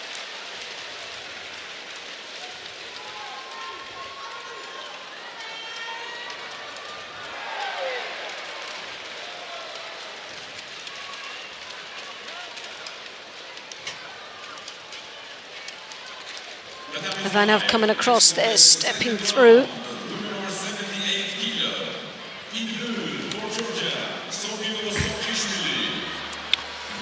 Ivanov, I've seen him fighting so many times. Of course, wins his medals everywhere. 3 times Grand Prix winner, Grand Slam also he won.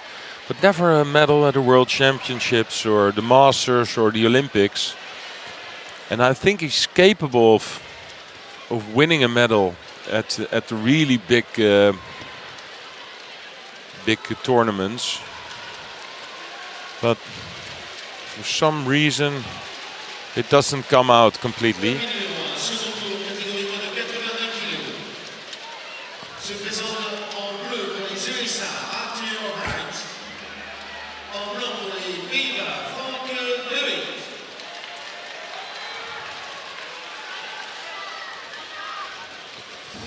Can we switch to tatami 1, please?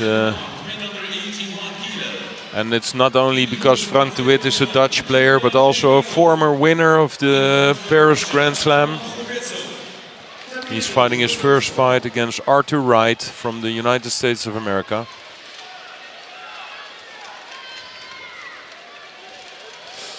Okay, and if Frank de Wit gets a Shido now for grabbing the belt too long, well, he has he's got a second chance. a little bit of luck, yeah, because he held on to that a little bit too long. Didn't and he twisted a little bit with his hip, but not like a real big attack.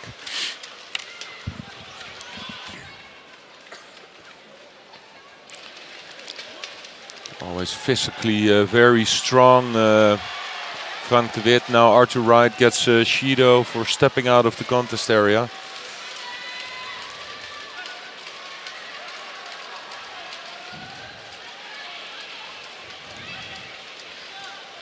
Frank trying to throw that arm and connect there. He's creeping over the back, but Arthur is just keeping him at a bay, looking busy, but really not engaged at this particular moment against Frank. Looking a little bit. Oh, nice range.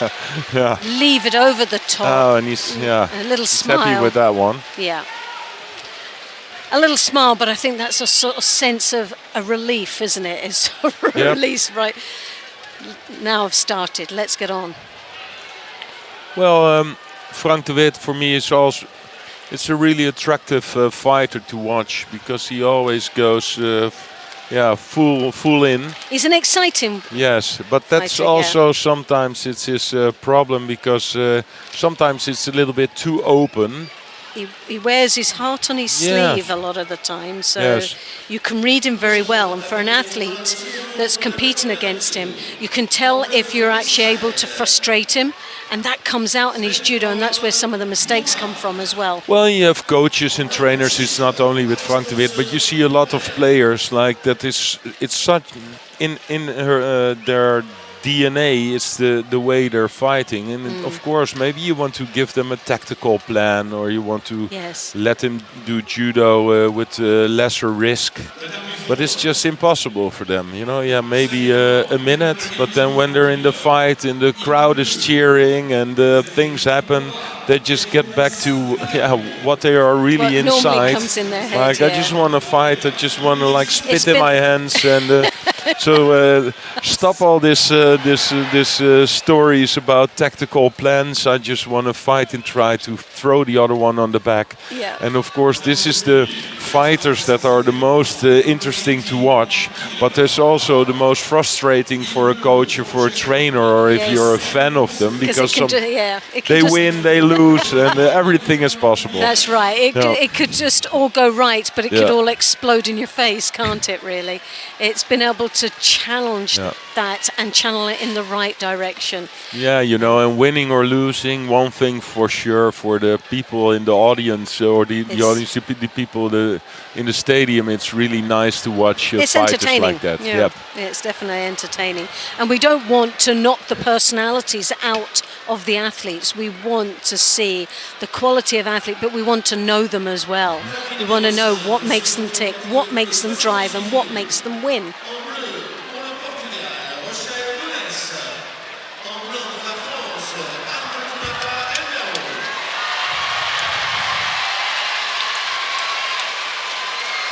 So,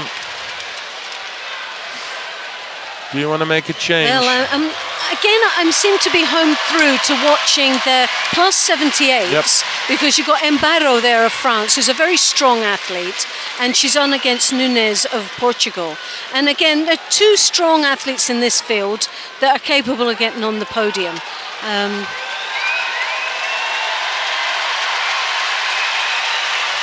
Embaro, as we know, has got a real support, big fan club here, and you can hear the crowd erupting in the background, which has got to give her that sort of percentage that she needs to do well and thrive here in this competition.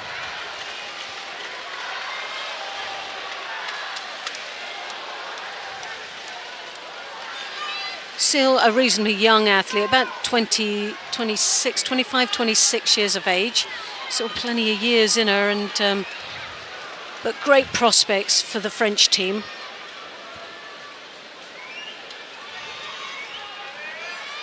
Always managed to produce a good heavyweight, the French. Nunes with a typical style of kumikata. Yeah, very strong. The left hand underneath the armpit of Mabiro. And it can be quite dangerous because when you connect to the high collar and you then tuck your elbow in, locking it under the armpit, you can use it as that leverage when you're able to turn your body.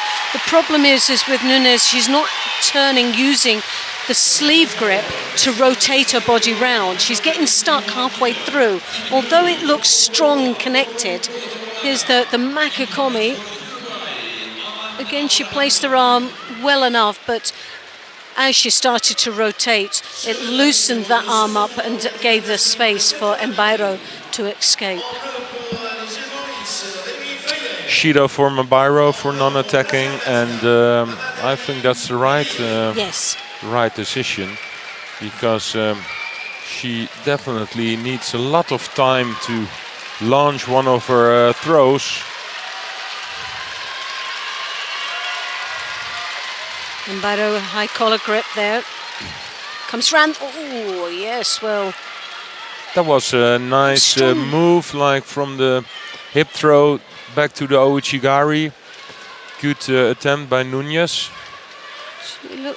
Embaro looked like she lost a little bit of confidence, though, and she cooked in at the back. But she's but now her Niwaza looks strong. She's got the legs crossed, but she doesn't have the head. No. But what about that arm? Yeah. Well, she's not even focusing on the arm, is she? But there was an opportunity there for the arm She lock. did not hear you. Yeah. Come on, think about your arm skill. Yeah. Hey, how about that arm? Grab that arm. Yeah. Sometimes, like sitting here, it looks so easy. It does, doesn't we've been there. Both we've been there. I'm sure a lot of people out there listening going, you try it. Yeah. No, my days of fighting are done. The only fighting I do now is with the kids.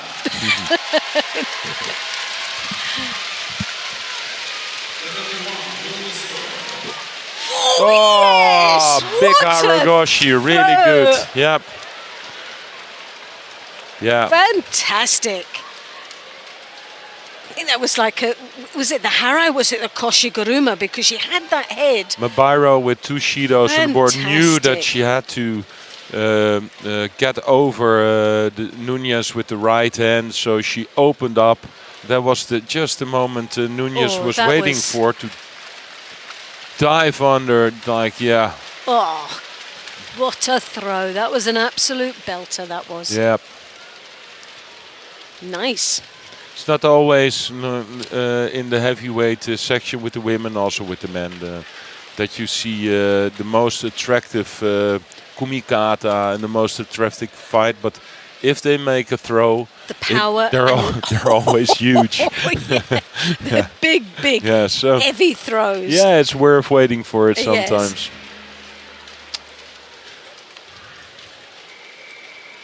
Well, you make a... We did not see a lot from the 90 kilo category, so let's go to Tatami 2.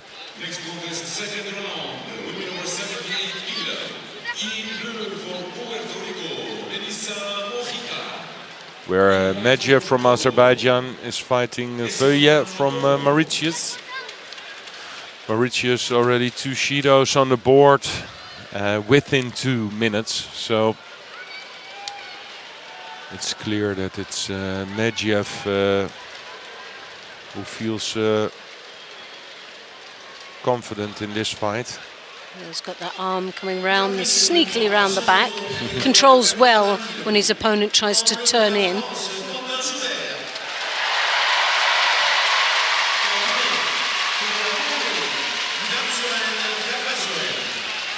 Medjev doesn't look very threatened at all. He's striding his way through this contest. Got the head-to-head action. Bit of a crunching going there, but possibly the 3rd and final Shido now. Juliet. Yep. With the 3rd Shido, Hans Sokumaki, and a win to Medjev that goes through to the 3rd round of the under-90s. Well, that was short and sweet, as they would say, for Medjev.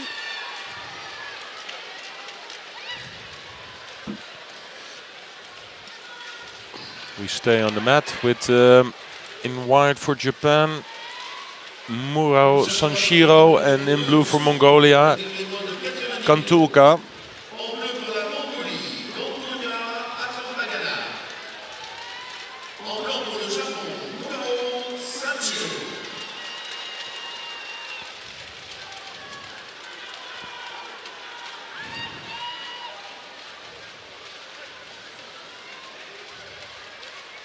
I like this Japanese Muro. I think he's a real talent.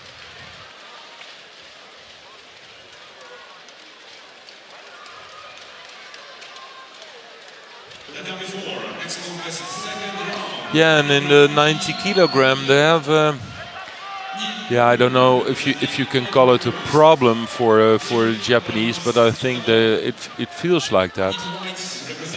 Of course, the reigning world champion from the Netherlands, Noël van het End, he won in Tokyo against a Japanese fighter, and really nice Osotogari there. Beautiful. I think they're not confident about the #1 position in Japan for the 90 kilo. They have a few ones, but not like one who is absolutely, the best. I think this athlete, though, Mura, has got that potential, though. Just something about him that I really do rate. I think he's quite a young athlete as well. Well, then today is the day for him to show it to the world. Yes, if he's going to do it, this is the best place to show that talent. Chuchimata.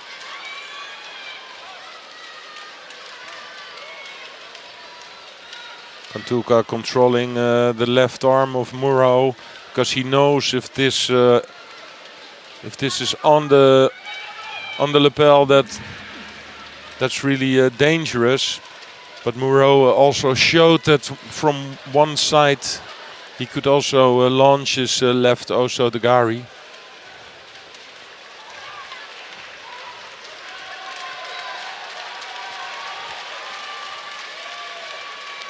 Tries to work off that sleeve. There's a battle of the Kimikata at the moment, and Kantuka, Yeah, but this rightly is so, should picked up that Shido. It's very negative. yeah, but this is not what Kantuka will help in this fight, because he's still fighting as if it's 0-0. Yes.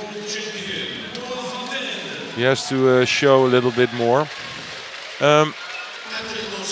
But we've seen him in previous matches that he's been in this position before, and just at the latter stage he seems to pull back and he comes back into play.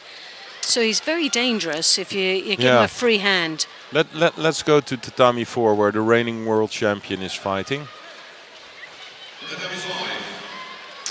The red back patch for Noel van het End. In his first fight against the Canadian El Nahas. This is not going to be an easy one. El Nahas is a strong athlete from Canada, and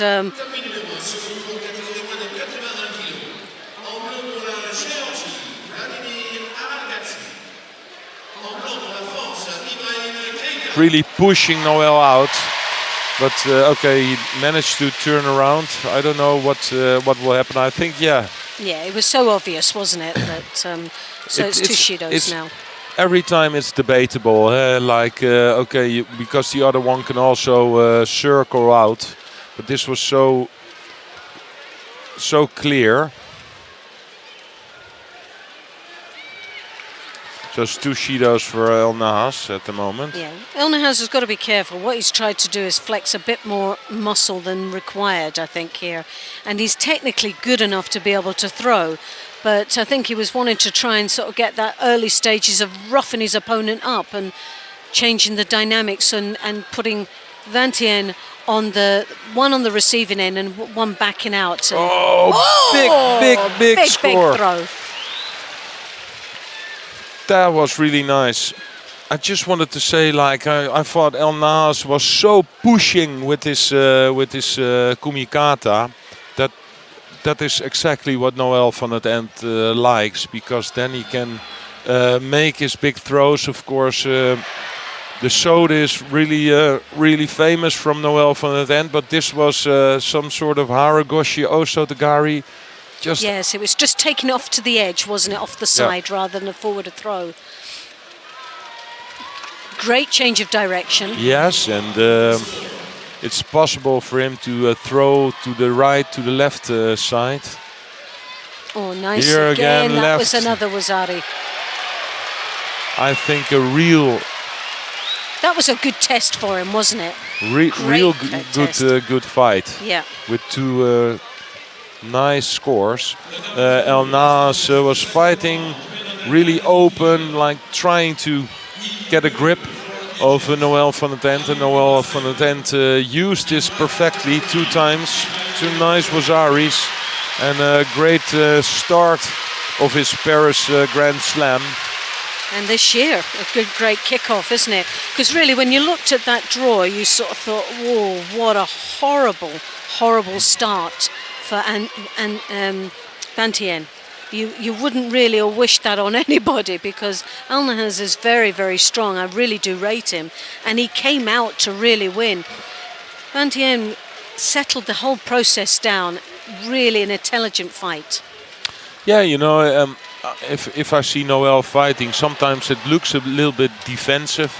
He's standing a little bit bowed over, and getting pushed to the edge. Yeah, but then he's so explosive with his throw, so he gives the other one the feeling that they can grab him over the back, and that's what he needs. He needs this pressure, that the other one just grabs him over and he can duck under with his throws.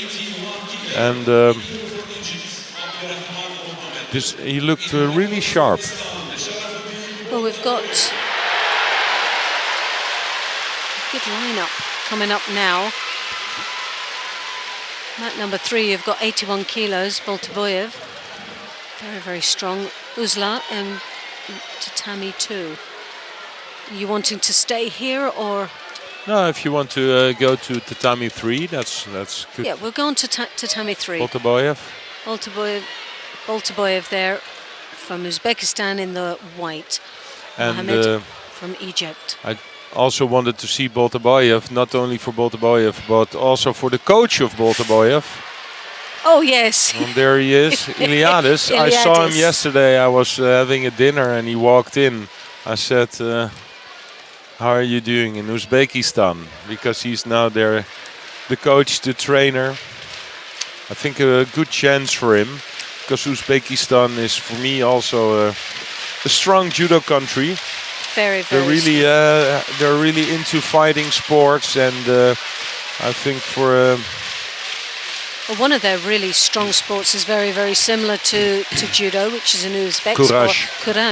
Courage. And I think this is the thing Iliadis has to work on there, because all the Uzbekistan fighters have a strong courage style of judo. To put a little bit more judo in it with the shoulder throws, or maybe a traditional uchimata, newaza, what they don't have in courage. Yeah. So that's a really nice nice start. If you start in a country like that, where you already have like strong fighters, they're not scared of fighting on a tatami, and you can put a lot of energy and a lot of how do you say it, the knowledge from yourself you can put into this country. So for me it's interesting to see the next years. I think he has a contract for 1 or 2 years, so not only till the Olympics but also the year afterwards, what will happen with the Uzbeki squad.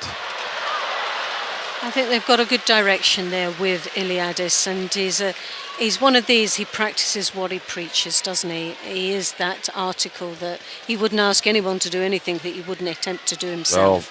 Well, last time I was with the IGF somewhere, I trained with him and he was still like, I said... I thought he was coming back one stage. I was like, do you have a competition next week? Yeah. Unbelievable. So still so fit. Yeah, I'd followed him a couple of times on the Facebook, and I just thought, is he actually making a comeback? Yeah, no, he just loves training, that's what he says. And it's difficult also, and now he's in Uzbekistan. He was a long time also in Russia, I think. Also has a family in Greece. We all know judo life can be hard. Yes. Especially now with all the traveling. Yeah, a lot of the time people spend most of the time in out of a suitcase, don't they? Sort of traveling from one country to the next. When I came back in Holland and my friends asked me, yeah, where were you? I said, well, I've been in Abu Dhabi. And how was it? Well, I've seen a plane, then I saw a hotel, I saw a sports hall, again a hotel, and then yeah, it sounds so glamorous, doesn't it? Very, very glamorous. Yeah. Jet setter you are. Yeah, won some fights, lost some fights, and then back to the next competition. Your memories of a country is the amount of bruises or the injuries that you gained from it, or possibly the medals. Yeah. But yeah, in the end it doesn't matter. They just put down a tatami. People will show up. Yes. You have to fight them wherever it is. The family travel, as they would say, the judo family travel. Well, Boltaboyev is doing extremely well here. He leads with Awazari with 42 seconds remaining. Mohammed has got to do something extremely special here if he's going to come back into this contest. It's looking unlikely that he's going to be capable of doing that. Mm-hmm. With 35 seconds remaining, I don't know. But you can never write somebody off, and we know that. But Boltaboyev is a very strong character. He's technically very sound, and he's going to close up shop now, I think. He's going to be possibly a little bit more defensive, but not enough that he will start accumulating shidos. He's got that left hand that just tucks round the back. It gives that little bit of guidance and control to keep his opponent at bay without digging in too deep and coming across. Yeah, but with his hand on the back, the way Boltaboyev is fighting, this is what he has done his whole life. But Mohamed really goes for it, but if you make the sumigeshi, like... You go into Niwaza, you lose valuable seconds, and that's where he's lost, because if you don't make it count and you go into Niwaza, forget it. No. So it's Boltaboyev who wins round 2 here.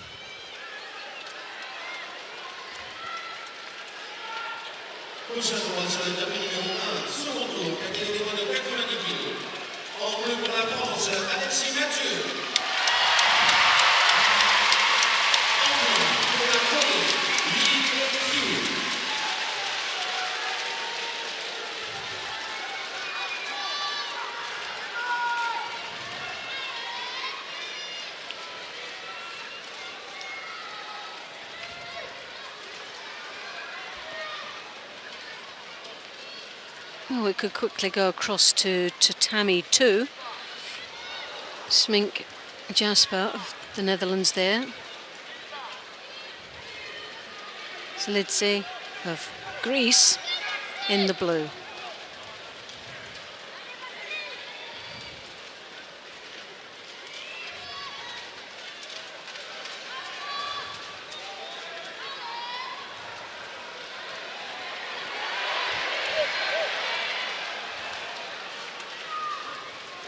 Tatami 3, next contest, second round, men under 90 kilo.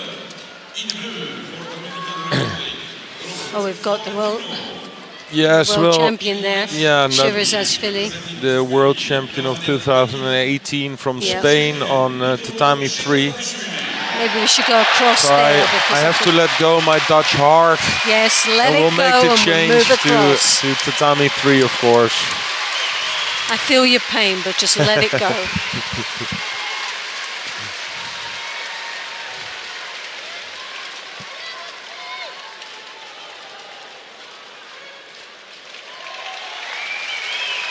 He's fighting Florentino from the Dominican Republic. And I don't know what's happening in the Dominican Republic, but they're strong. They're really making progress. There's also a guy in the 81 kilo category, also good judoka. No, there has been some really good performances from the Dominican team. Yeah, it's been years that if you saw a draw and you had to fight somebody from the Dominican Republic, you thought that you had an easy first fight. Yeah, that was like a lucky lottery ticket. Those days are over. Yeah. Because I think I don't know who's involved there, but I think they're all doing good judo. They're all in good shape. It's nice to see that this country developed itself in judo. And Shido on the board for Sherazadishvili, and this doesn't look good. He has some trouble with this. It's a second Shido for Sherazadishvili now. He has some trouble with this left-handed fighter from Dominican Republic, who's really fast with his attacks. So every time Sherazadishvili has the right grip, Florentino jumps in with an attack.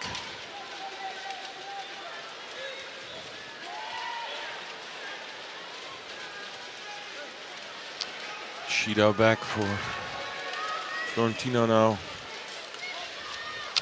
Well, Florentino won. He controls 2018 was the Pan American gold medalist. Yeah, so definitely one so who he's capable of being up on the top spot of a podium. What is the referee going to do now? Oh, crikey. Just go on. Like, Shirazadishvili showed the referee, like, look at the way he's controlling my left arm, but he can also grab the sleeve of He's using it. Florentino, but he doesn't do it. No. And the thing is, it's not as if he's been defensive with it. He's actually stepping across and attacking with it. Yes, he's attacking with it, so no problem. Shirazadishvili I think, is becoming very frustrated. And it's now starting to come out in his temperament. He's trying to look for the favour of the referee. This is where he can hold his own now. And the Niwaza is strong. Yeah. Florentino has to be very careful there. But well, that's what you always have when you have a strong left-handed fighter to a strong right-handed fighter. Yeah, they both have the sleeve. Nice switch. It's got to be a throw. Yeah, a Wazari there. But still with so much risk in it. Yeah. Yeah, he could get lifted from there. But it was a good change of direction. Came very deep on the back. It looked as if he was going for the Uchimata and switched it back for that Ouchigari. Yeah, well, I've seen this before from Nice Shirazadishvili. Good. Again, he comes round the back. And the Spaniard can't just hold on to that now because he's still got that. There's two Shidos floating there. Yep. One more mistake and it's all over. So he can't be defensive. No, yeah, he had to do this Uchimata because he was already stepping outside of the area. Very silly mistake there. Yeah, poor attempt for Florentino. That cost him a lot of seconds. And Shirazadishvili will just continue to stay in the Niwa zone and watch the clock tick away.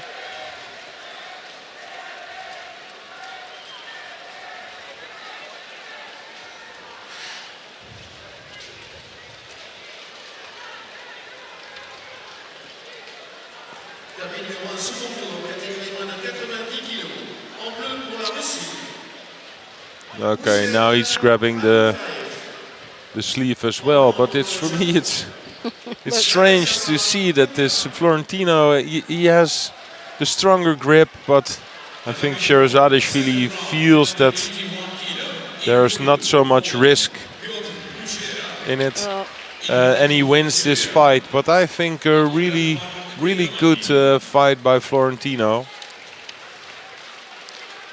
I think there's a lot of danger there, isn't there? You can't underestimate Florentino. There's definitely something that makes him Let's very make dangerous. a switch to tatami 1, please. Nagasawa from Japan in the white. And it's Gomurzaev, the brother of Gomurzaev, the Olympic champion, of course.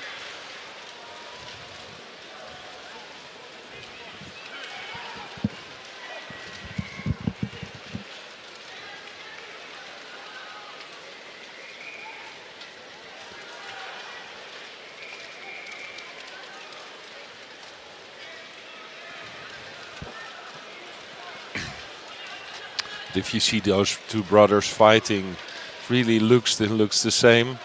So sometimes it's okay, they're not in the same category, but They look so much alike. Yeah, I get confused every time I watch and I go, oh, well, is that the Olympic champion or is it? Well, then the only nice part is that when you're the Olympic champion, you have a gold backpack. Yes.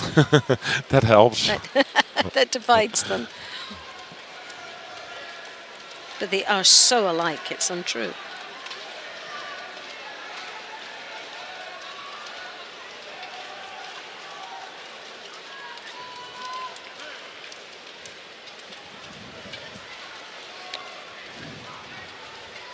And he's fighting Nagasawa from Japan. Winner of a bronze medal last year in Paris.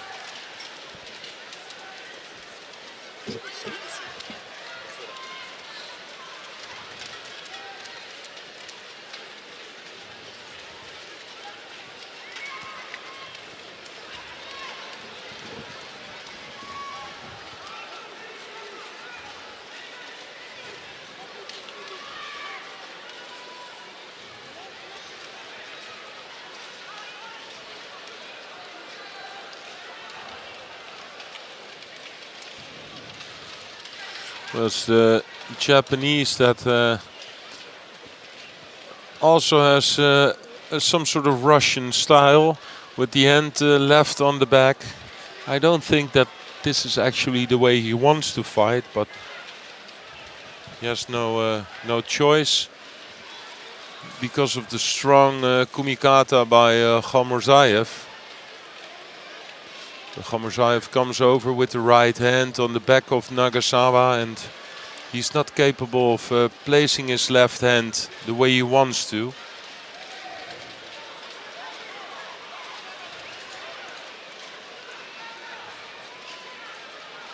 Well, there's very little to divide them at this particular moment in one Shido. Nagasawa's always one of these that the time is running, and he was still or tidying his judogi, but the referee already said Hajime, but Nagasawa was really waiting for it, like, no, just finish what you're doing and then we can go on.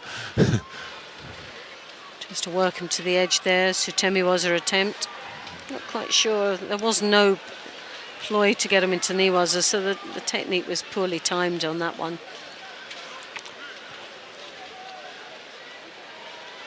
Khamurzaev taking the second Shido now, one each. Very slow start for Nagasawa. I would have expected a little bit more sharpness from him. Oh. But falls straight into the but doesn't manage to secure it. Goodness me! No you get control your of the upper birthday present body like that early, and you don't open it. Oh, it's crazy. I don't know why Nagasawa starts with the left sleeve from Khamurzaev, because that's every time why Khamurzaev gets the chance of grabbing him on his back. Yeah. If he starts with his other hand just on the lapel, that would make it a lot easier for him, just to start with his left hand on the lapel. But every time when he has the sleeve, he gives Khamurzaev the chance of grabbing over him.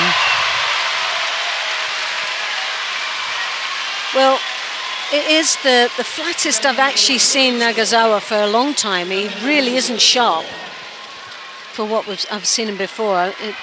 In Hoihot, when I think he actually won Hoihot last year. Yep. Was it last year? Yeah, and for me it was amazing. I really did enjoy following his progress through to that gold medal. And it just seems to be another athlete that I'm looking at right now. He definitely isn't sharp. Oh, the Uchimata there, he had him up, but he just didn't have a finish on that. Yeah, it's difficult to throw Japanese players in with Uchimata, because they're so flexible in their hips and their legs. He needed a little bit more explosive power on that. It was very slow and calculated, but yeah, but that's also the style, the Russian style. To grab somebody on the back, pull your opponent in, then put in the Uchimata, and it's not like the momentum, but it's just like the pulling power that makes the score. Change of direction, looked for the Uchimata, switched to the Ochigari. A couple of attacks there from Nagasawa, but again, very little commitment. Yeah, but now was the moment that he had the kumikata that he really wants to. Yeah, now he starts like, because every time when he's in this situation, that gets him into trouble. But now he understands, like, okay, if I have this left hand on the lapel of Khamurzaev, then the chance of scoring gets a little bit bigger. Oh, nice turn. Nice turn. And that's what you said before, like the Uchimata from Khamurzaev was really slow. But it gave him enough time to react. Now he had all the time to react, to step out of it and counter-attack him.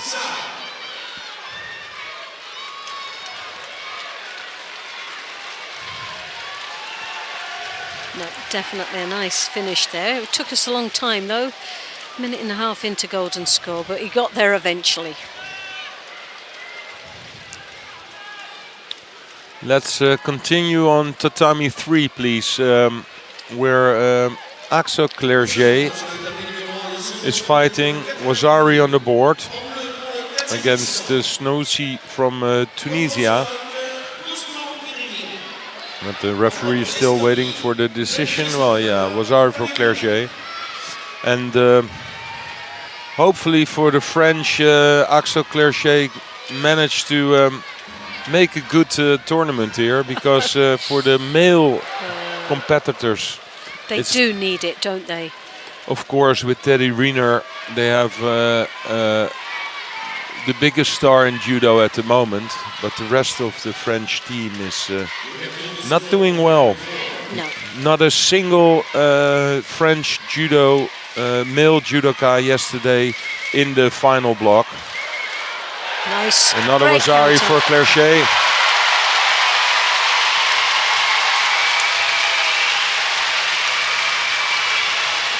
Rolled Snoussi over.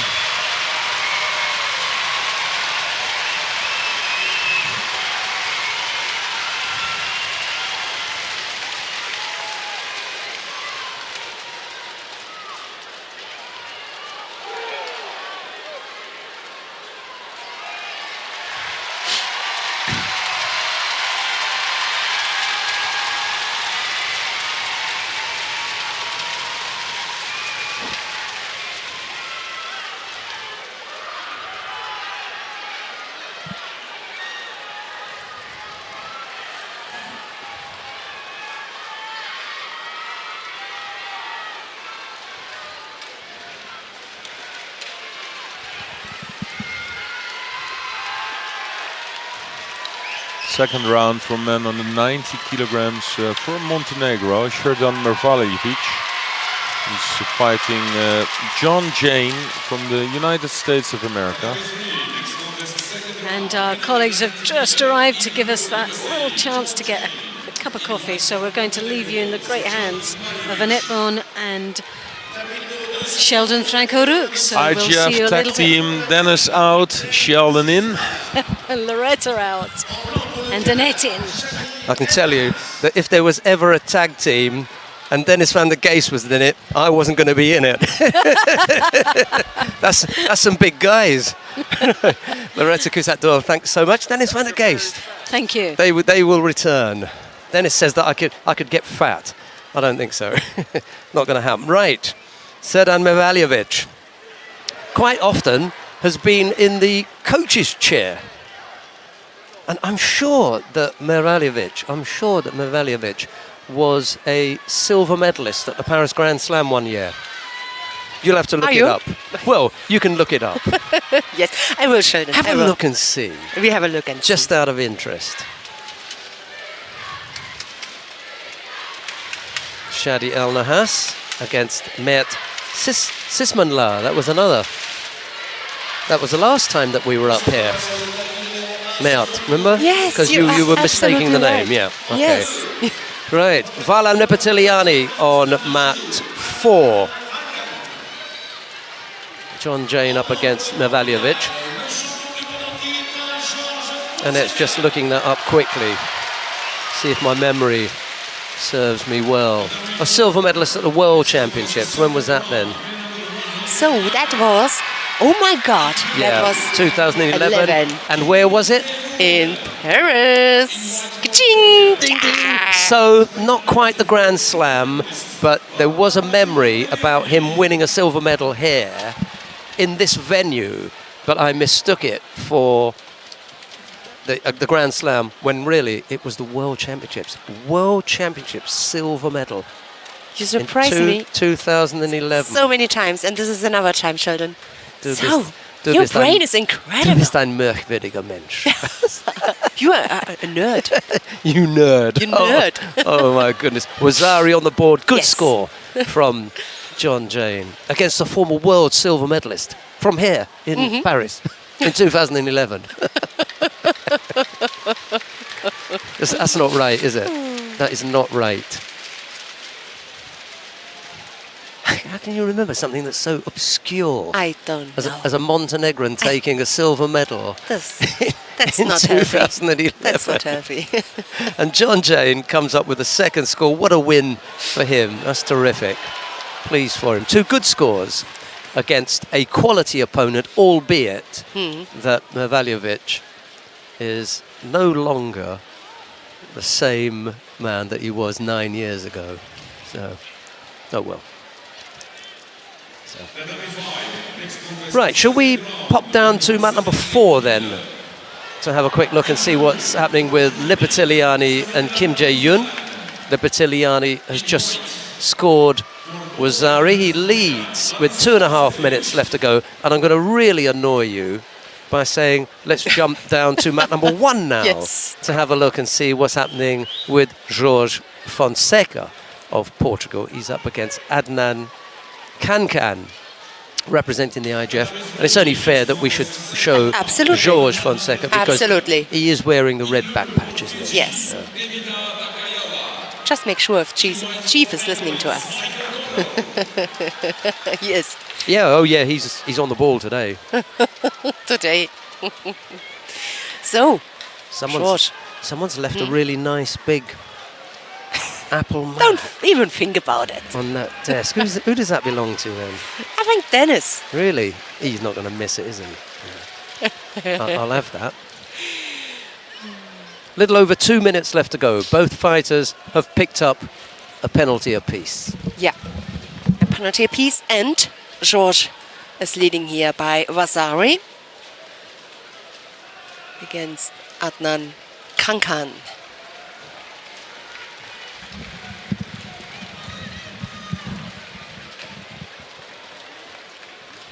I thought Comfortable lead. Mr. Barter had brought me a coffee then. As he usually is doing that. Yeah, the head sport director of the International Judo Federation had just brought me a coffee, but he just came to ask a question. Yeah. I was going to say to him, are 2 sugars in there? Yes. Because I only take 1.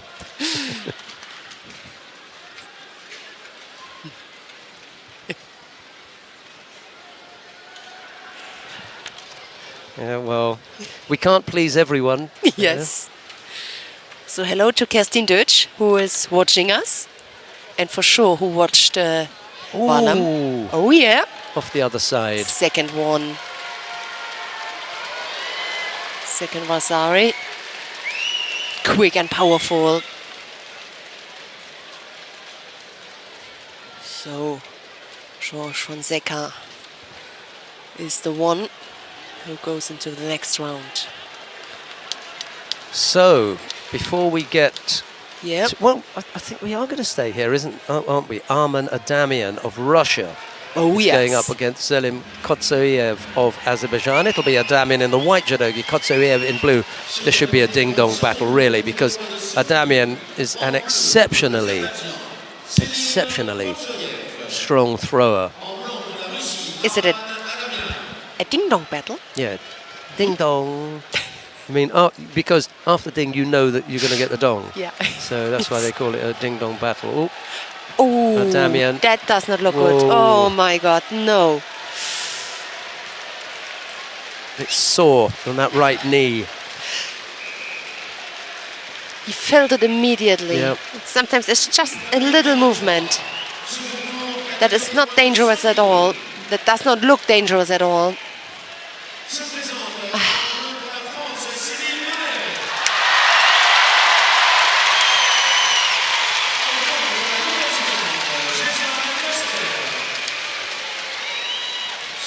I know what you're thinking. We can watch the adjoining mat, can't we? Haga. Oh yes. Haga and Gazimov. Right, if you want to watch Adamian, Arman Adamian of Russia, and Zelim Kotsoyev, just click on 1. But we're going to go to the adjoining mat to pick up the contest between Haga Ryonosuke of Japan. He faces Elmar Gazimov of Azerbaijan. That's Kotsoyev's teammate. Yeah. It's Haga in the white judogi, Gazimov in blue. Yes, we don't need to miss that one. everybody who watched Haga earlier on. Ooh, nice score. Absolutely. Problem for Gazimov is that he's done it within the first minute. And we know that You're right.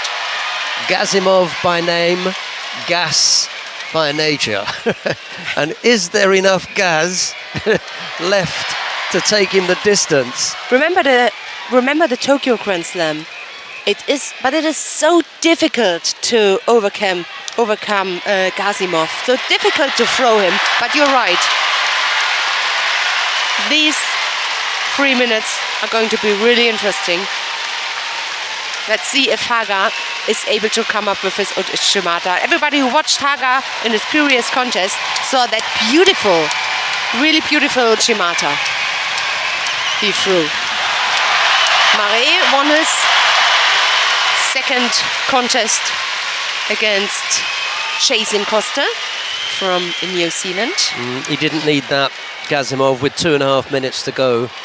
Shido on the board already for a false attack. The best ones to get now are passivity. Try and stick in a few. Oh, yes! What an Uchimata that was! I love that Uchimata. Wow, that is a bomb. That is incredible. Incredible. That's the throw of the tournament so far. Yes, absolutely. The first one was already incredible, but the second one, you can't top it. That was absolutely amazing. Wow. And Gazimov actually was saying, yeah, that was a bit special. That was huge. Oh my God. Yeah. Yep. Amazing. Amazing finish. Right, well, I suppose we can rush back down, Mr. Matthias, rush back down to mat number 1 and see what's happening with Arman Adamian. He had a little bit of a knee injury at the beginning of the contest. He just held his knee, the right knee, but he leads by Wazzari with 1:20 left to go, and Kotiev pressing.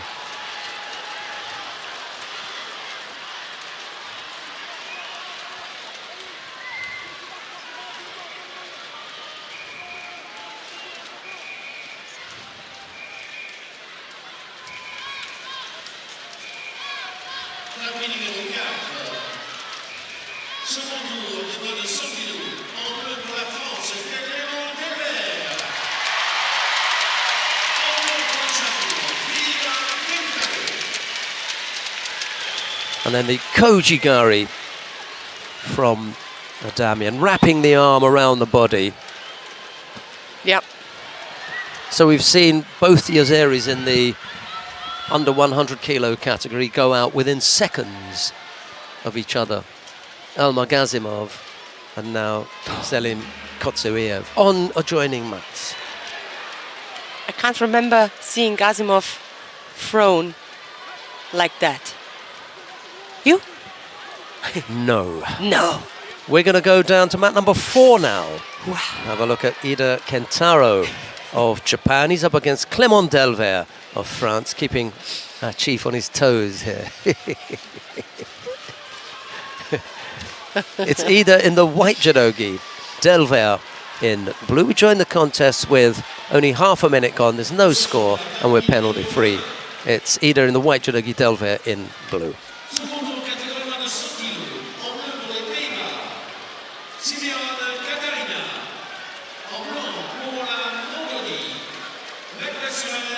I'm still flesh-childen. After that Uchimata. Yes. That was special. Really was a terrific throw. Tessie Savelkoels is making her way down to mat number 5. The Dutch super heavyweight is going up against Romain Dicko of France. So we'll leave you watching this on mat 4, but we'll keep an eye on what's happening on mat 5. Annette, you take a look at Ida Kentaro and Clément Delvert, yeah? Yes, it's a pleasure.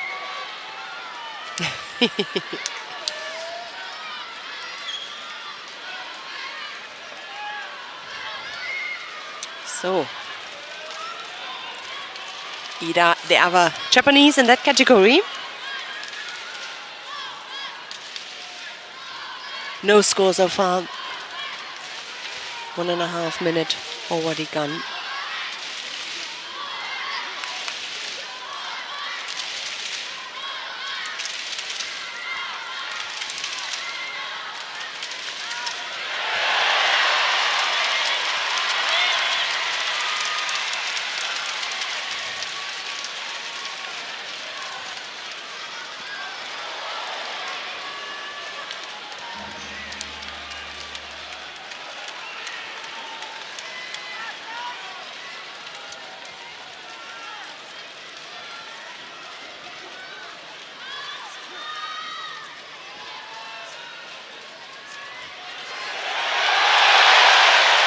Wow.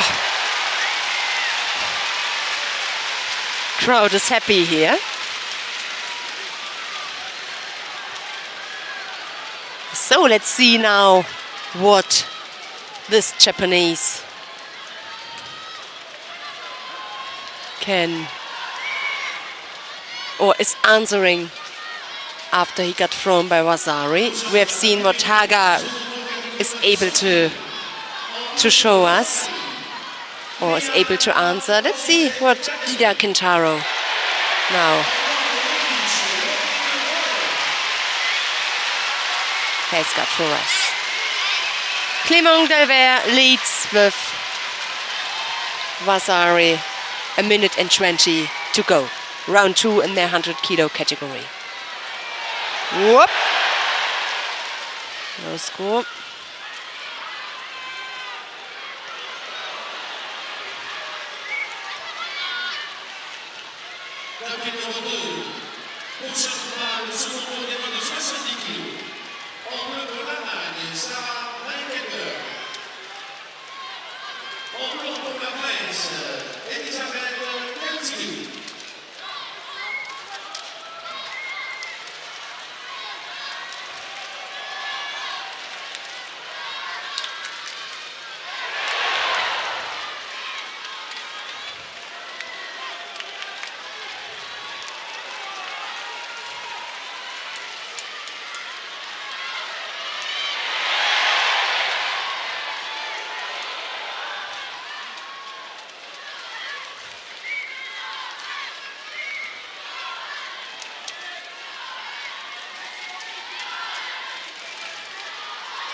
Outside attack there on the right side. Oh, not really dangerous for Ida Kintaro, but time runs away for the Japanese.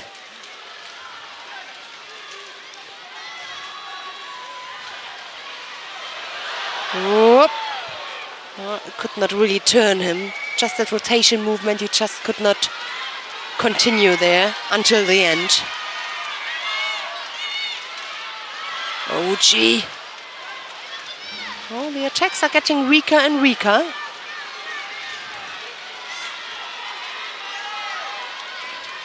This is Pool C, where Valam Libertaliani is, in the number 2 seed. The Georgian.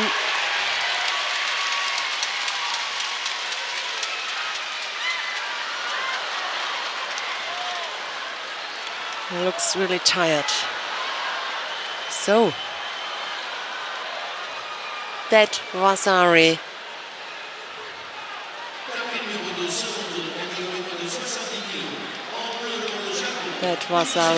is the decision. So, Clément Delvert it is, a Frenchman who goes into the next round.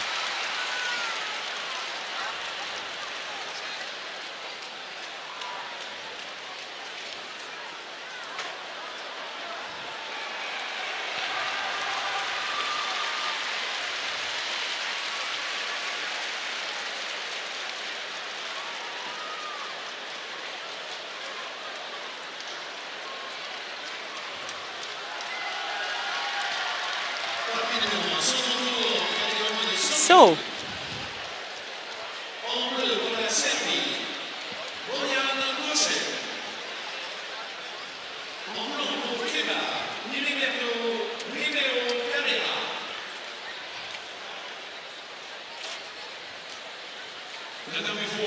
Next one is the second round.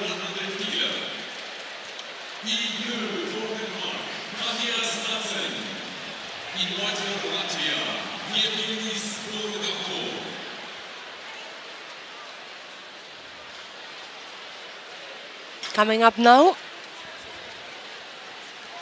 the Latvian Yevgenis Borodavko. He's up against Matthias Madsen of Denmark. The last fight in Pool C. The winner will face the French fighter we have just seen, Clément Delvert. You're at home, you got the choice. 3 categories so far on the mat: under 100 kilos, under 70 kilos, and plus 78.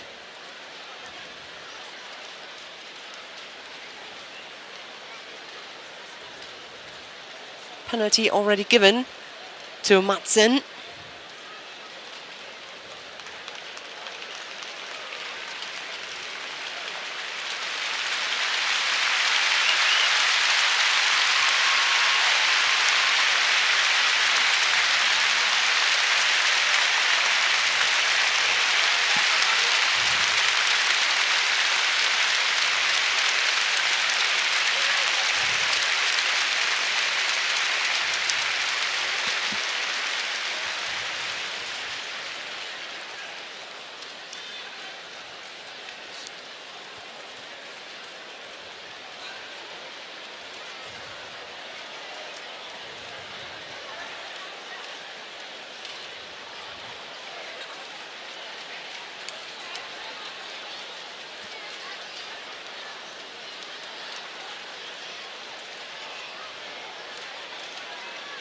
Sur le tapis numéro 2, second tour catégorie moins de 70 kg. En bleu pour la Corée du Sud, Liu Jae-hong. En blanc pour le Maroc, Asma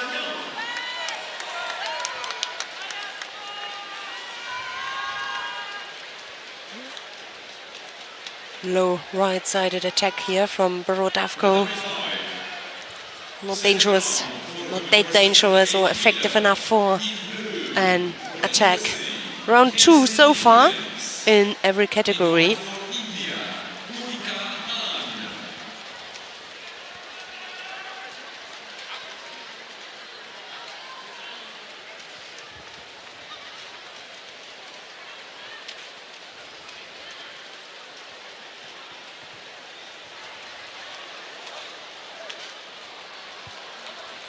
Just a single penalty here on the scoreboard. No score so far. A little bit more than half the contest is gone.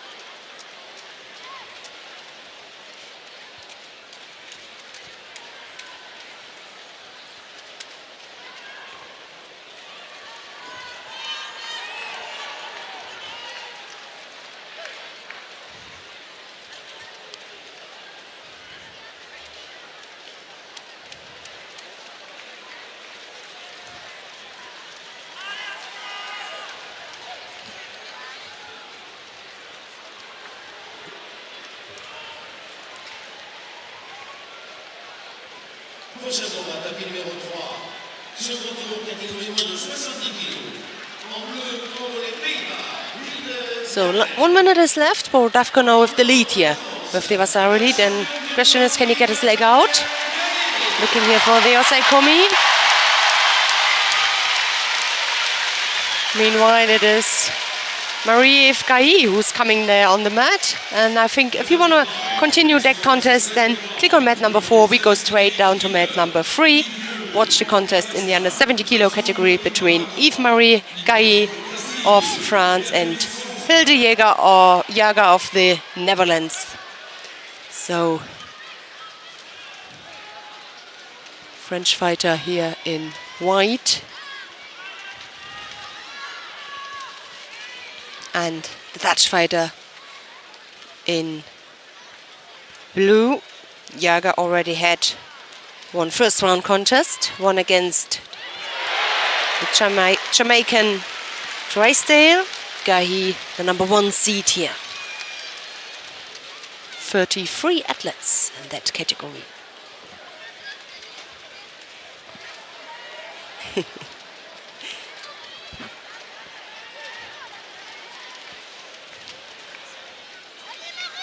Current world champion. I'd gone to take a look at map 5 where Tessie Savalcours was up against Roman Dicko.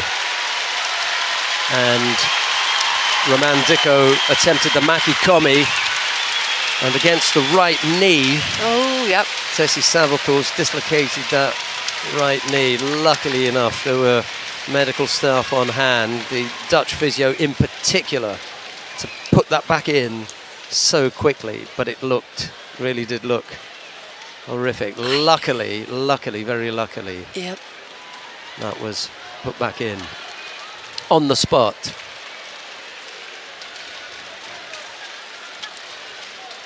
So she was brave, right? Yeah. Well, yes, there was. Absolutely. And that's why the whole crowd Yeah, we're clapping. were clapping. Yeah. And when she went out, when she left here, the tatami. Yeah. So, a win here, an Ippon win for the French girl. Let's see who's coming next. We could have a look to the number 2 seed here, Sally Conway, or to Sanne van Dijk is also on the mat. Elise Belandi. Woo! Nietzsche Belandi had Nihal Landolsi bouncing off her head there. Yeah. Asma Niang and Yu Jie Young. Well, that looks good, doesn't it? 4 Shidos going there. Yeah. Nothing new with Asma Niang. Yes.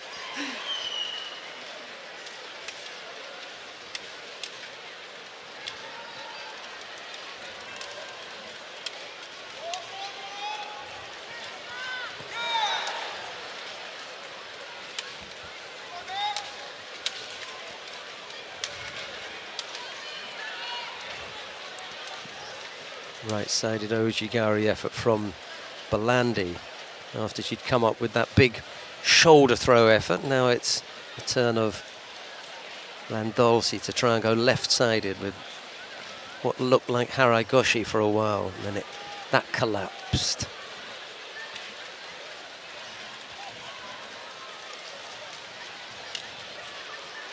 When are we expecting the dynamic duo, the return of the dynamic duo? In an hour. They come back at 12:30, don't they? 12:30. Yeah. Sally Conway. Just won by Ippon after a minute. Gonna see her for sure in the next round.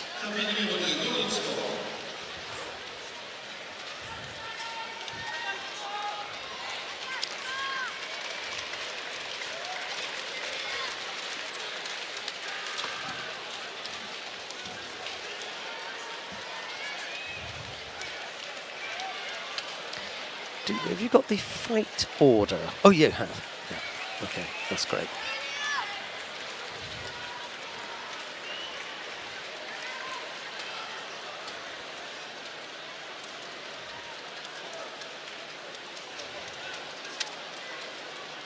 Madame Before, next contest, second round, women under 70 kilo. In blue for the USA, Gentle Wright. In white for Belgium, Gabriela Williams.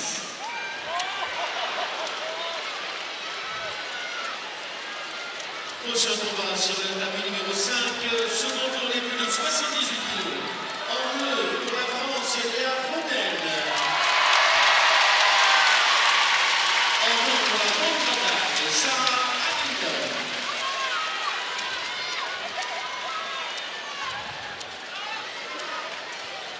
Asma Niang has just been thrown for Ippon on mat number 2 by Yu Jae Young of the Republic of Korea. Belandi got countered there. Yeah. That was a good, strong Osodagari effort, but Landolsi, who I can't remember having seen before, You're right. that was a really good, strong counter from the Tunisian. It's been a while since the Tunisians have had someone at 70 kilos. They had a world bronze medalist at one time, if I'm not mistaken. Bronze medalist in the World Championships at this weight. I kind of remember seeing her face. The name I can't get, but now Belandi comes back with the Ippon. We'll have to do that one. I think.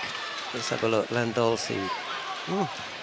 Landolsi.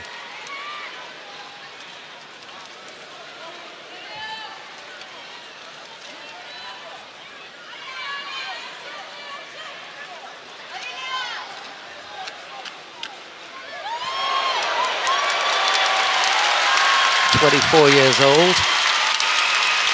This is her third Grand Slam. Yeah. Okay, so what I'm going to ask you to do is you have to go to another site. Can't say the name.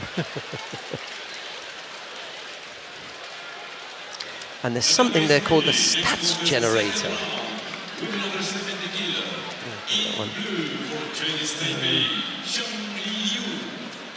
In white for Puerto Rico, Maria Perez.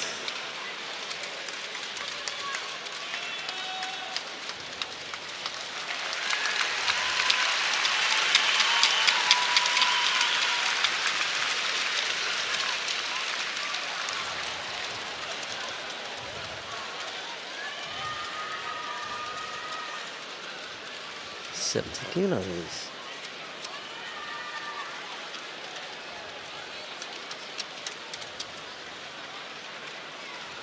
Huda Millard. Click on Huda You're Millard. right.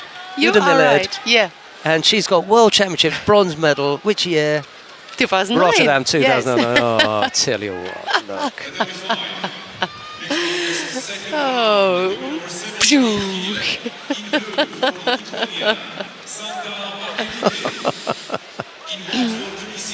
And she got birthday yesterday. Oh, and a very happy birthday to Huda Millard. Funny. Good. Kalita Zupancic of Canada is on mat 4 against Ono Yoko. Let's take a quick look at that one then. Yeah.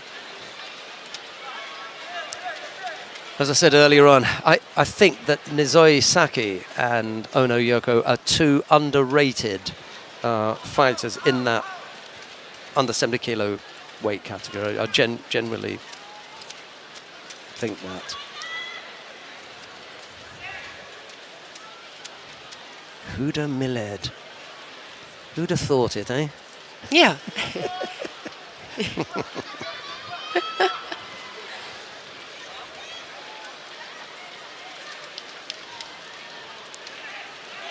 And as soon as we've got more news of Tessie Savelcools, we'll bring it to you. I know that we'll be able to chat to the Dutch people on the Dutch team, find out exactly what the condition is. But the great news, having seen such an unsettling injury, is that it was dealt with very quickly on the tatami, and Tessie Savelcools was, up, about, wasn't passed out, and wasn't screaming in that desperate kind of pain. She knew it was out, but it was put back in very, very quickly, and I think that even surprised her, because there was movement as well, there was mobility, and you don't get that. So that was very, very quickly dealt with. Excellent work from the Dutch physio. Yeah. Who was on the mat in seconds. Yeah. Specialists then also, who know what they are doing then. Yeah, that happens it's very rarely. That really does not happen very often. But if it happens, then you got people who knows about it and help you. Osai Komi from Ono Yoko. It looks like Kazuri Yoko Shiogatami. Slightly unusual hold, and it just changing that now. Feels more comfortable with that now. Yeah. Instead of going between the leg, just under the far arm, and now Ono it is. who, just much to her own surprise, I think, Yeah.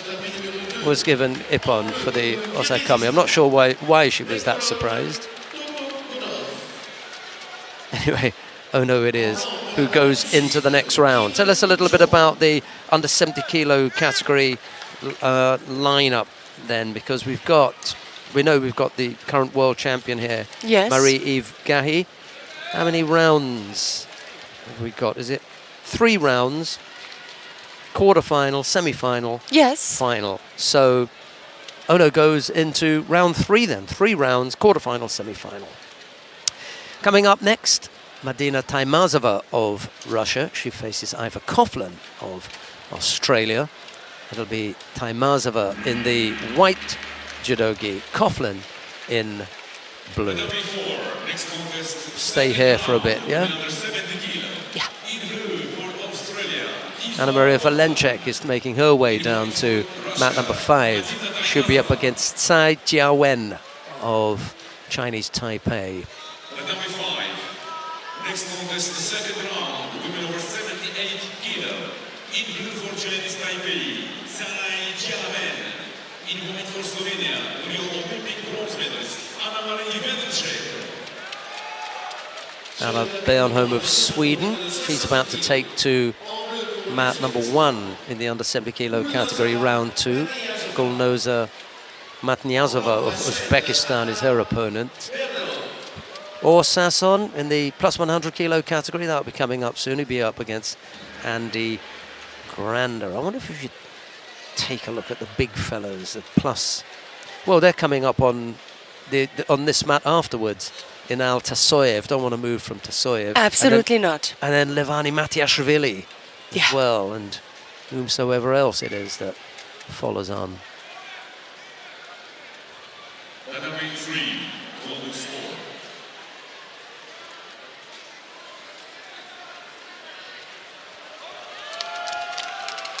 Oh yeah, a couple of fights time.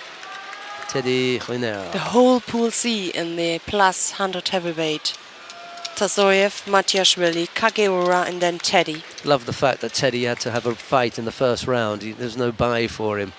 Oh, and he's going up against Stefan Hegi, who he didn't want to practice with at the training camp. You didn't want to? Not long ago, no. Well, he practiced with him on day 1 and took a whack to the foot and didn't like it. So the next day when Hegi was looking for him, he said, no, no thanks. I'm not having any of it. Madeleine Malonga now making her way down to mat number 5. She's up against Marie Pranzer.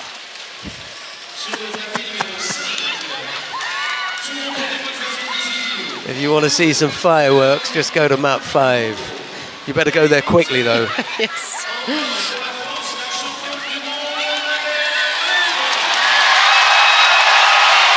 Shall we have a quick look at mat 5? Yeah, come on then. World champion. Thanks very much, Chief. Down she goes. I told you you'd have to be quick. That's right. So, that's an early shower.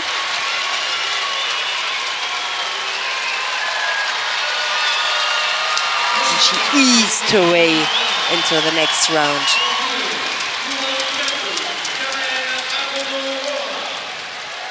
So, well, I'm just wondering if the replay guy is going to give us that.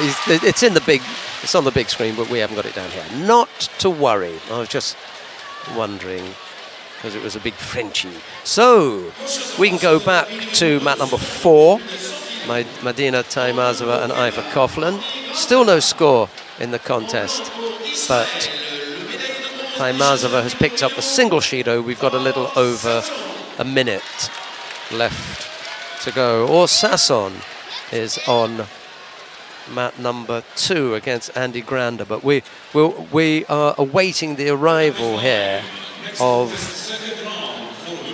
Inal Tasoyev, so I don't think we're going to go anywhere. I think we'll hang on here a bit.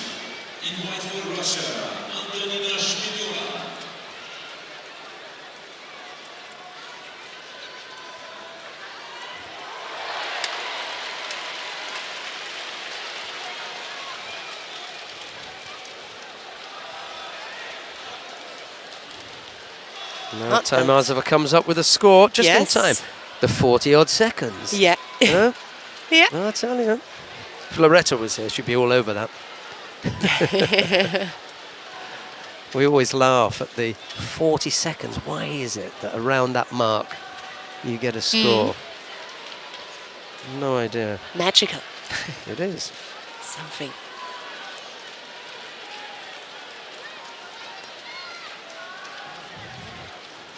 Right, it feels as though there's a slight pause in the air, you know, as they await the arrival of some of the big names. Well, Madeleine Malonga had the crowd on the edge of their seats, but only for a moment.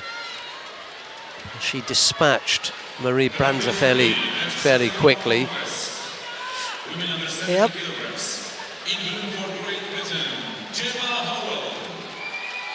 In white for Cameroon, Ayuk Aveni Sofina.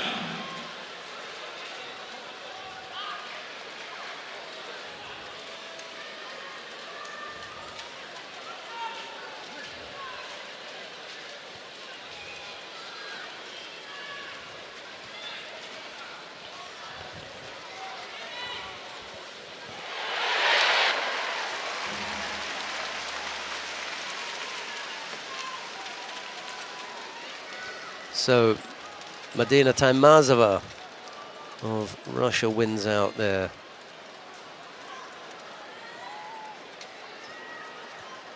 Taimazova collected 2 penalties.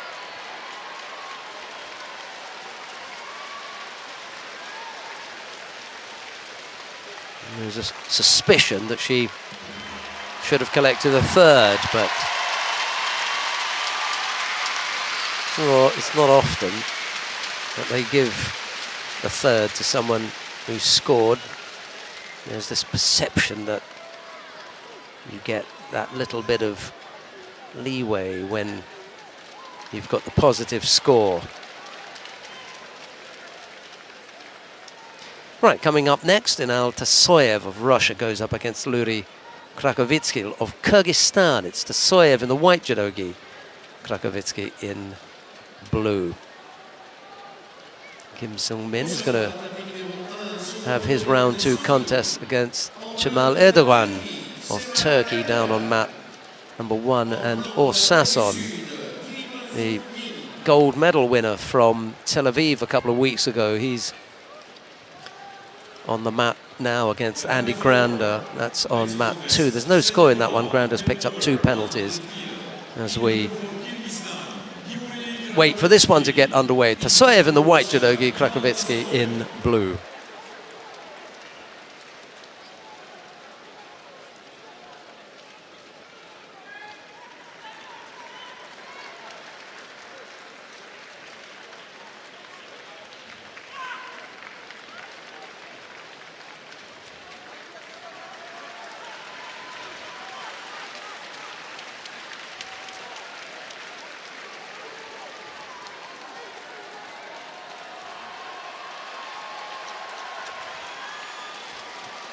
Yahima Ramirez of Portugal has lost her contest on mat 5. 3 Shidos against her in her contest with Antonina Shmileva of Russia.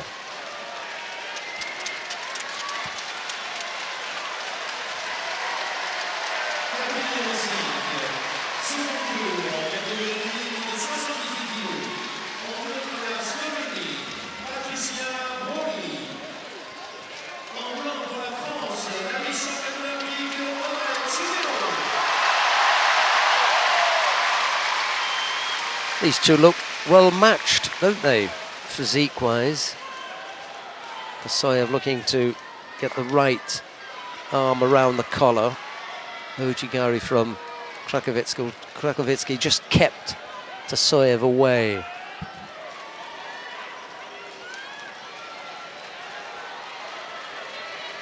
And Erdogan has scored Ippon against Kim Sung-min down on mat number 1. Wow, that's turn up for the book.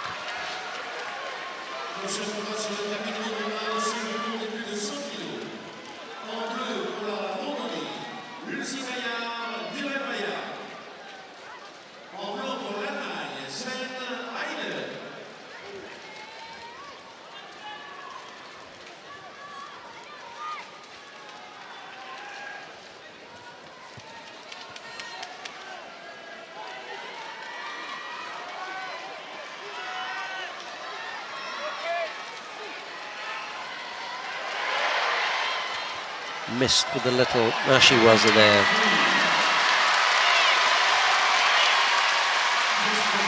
Both fighters pick up penalties for passivity.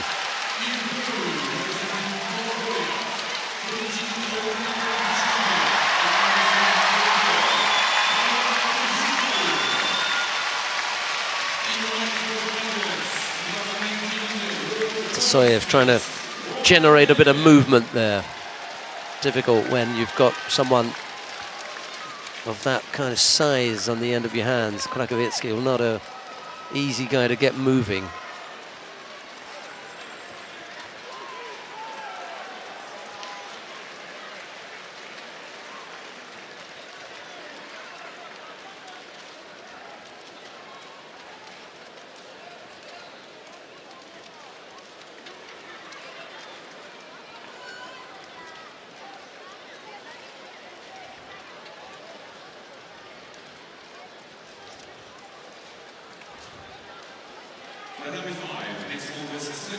Two penalties picked up by Krakovitsky, one by Tasoyev. We've got 40 seconds left in the contest. It would be nice to see something happen here. It's been a little bit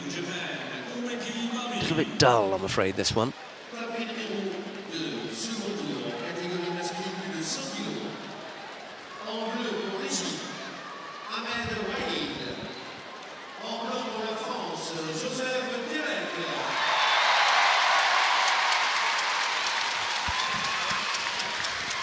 Almost coming up with the ashiwaza.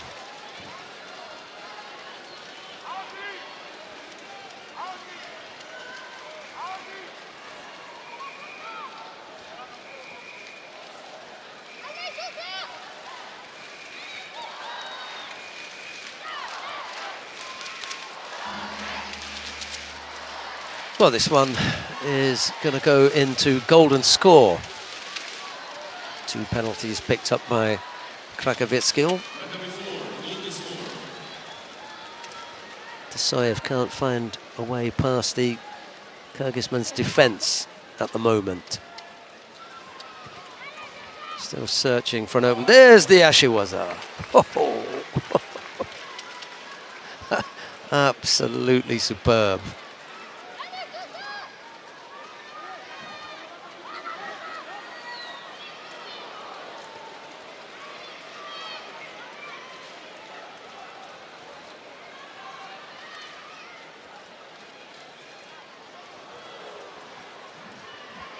Kosodagari it was in the end from Krakovitsky. Sorry, bringing Krakovitsky down. It was Inal Tasoyev of Russia to take the contest. He goes through to round 3. Okay, coming up next, it'll be Levani Matiashvili of Georgia. He goes up against Alisher Yusupov of Uzbekistan. Next contest, second round, mid over 100 kilo. In blue for Uzbekistan, Alisher Yusupov. In white for Georgia, Levani Matiashvili.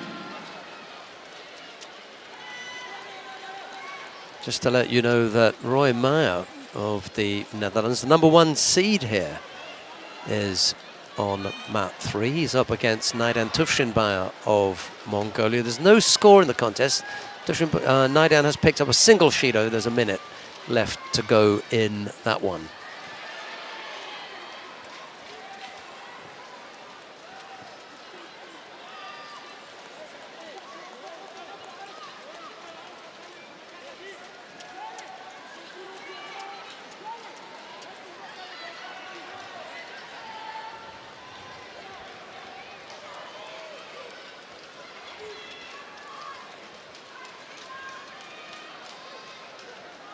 Just saw a really lovely piece of ashiwaza in the previous contest. Not sure if Matiashvili is up to repeating that kind of skill. Looks as though he's put on a few kilos since the last time we saw him. He picks up a penalty for passivity, as does Yusupov. A little under 3 minutes left to go.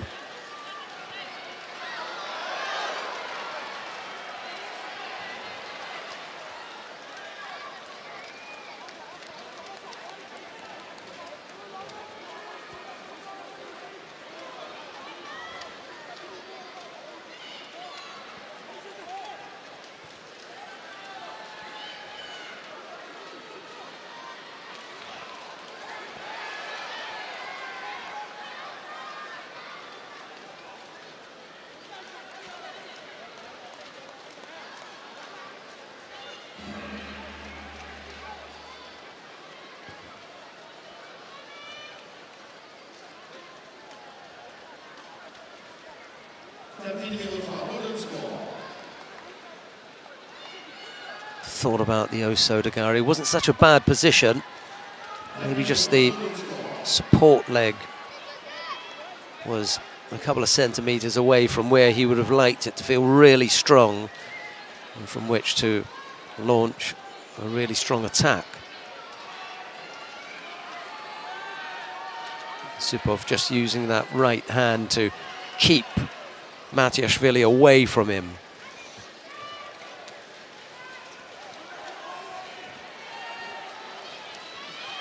I don't think Matiashvili is against the idea of getting in close. Yusupov has, on a couple of occasions, looked to wrap his arms around the waist and drag Matiashvili in. But both fighters pick up penalties here for passivity.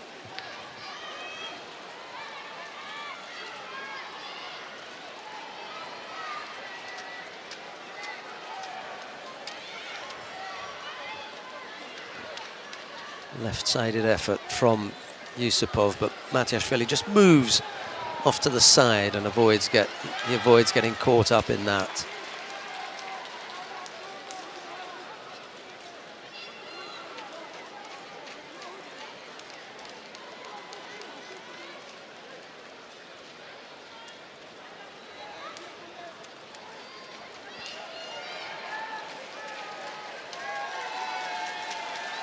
Slightly better opportunity here for Matiashvili now, as Yusupov begins to drain as far as the energy levels are concerned.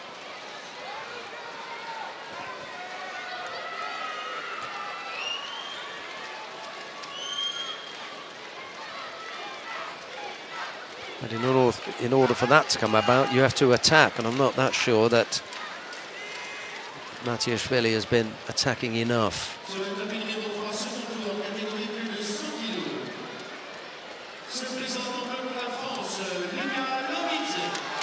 No, he has not. He picks up a third penalty, and it's Alisher Yusupov of Uzbekistan who goes into round 3.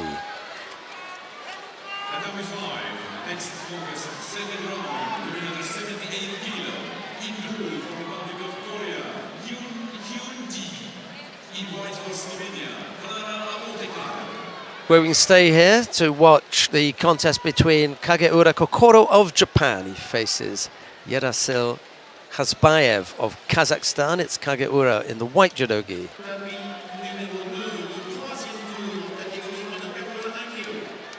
Khazbayev in blue.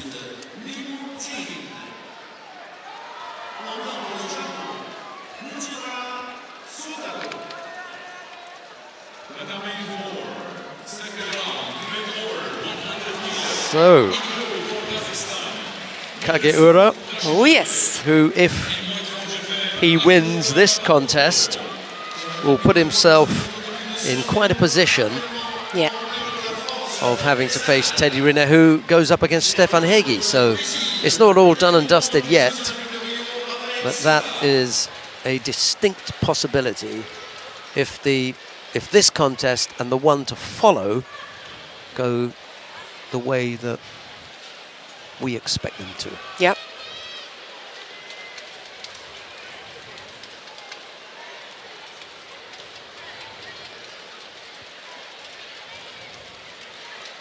Low attempt here on the left side. Yoshimata from the Kazakh fighter.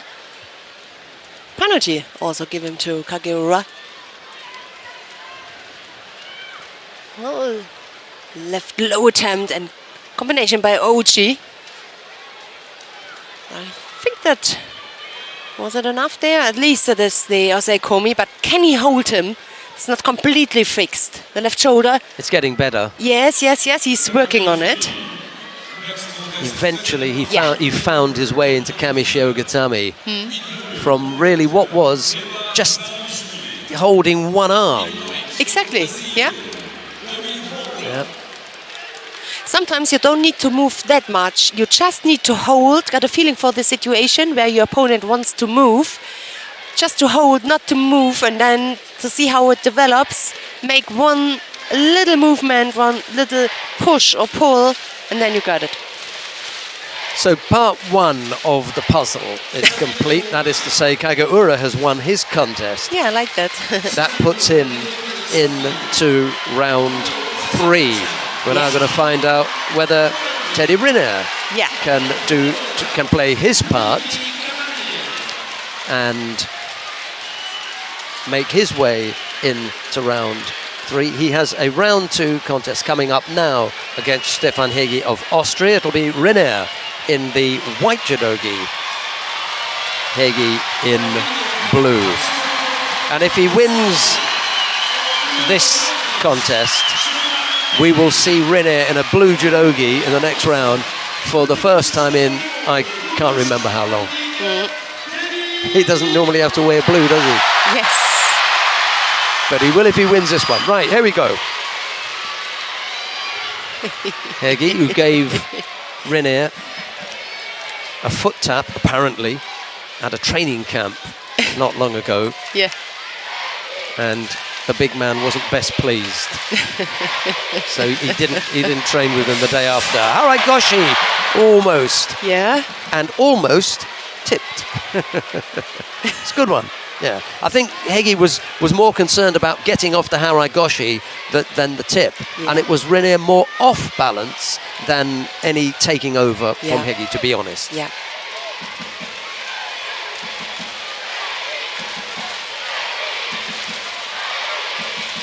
Just needs to go left or right here and not backwards.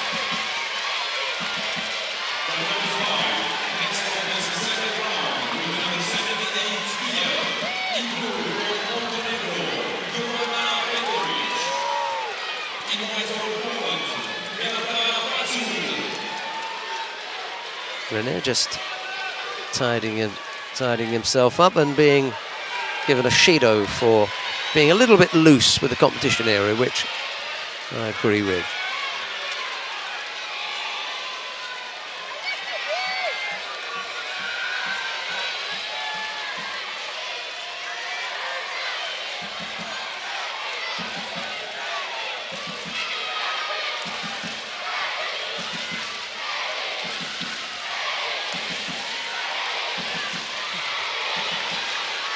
Left-sided effort from Stefan Hegi.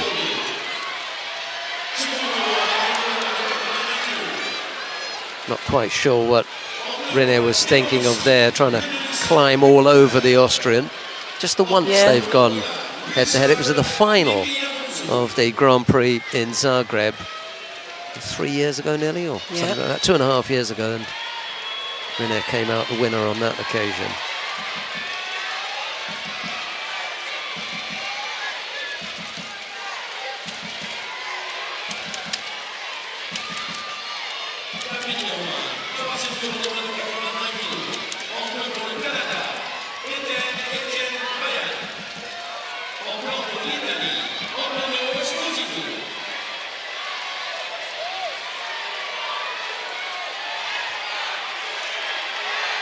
Always easy to say one big Kutsushi and all is over. Pressure is high. You don't want to make any mistake here. But nevertheless, he got a big dominance, and in my opinion, he's also able to show that. Or just that grip on the pulling arm there.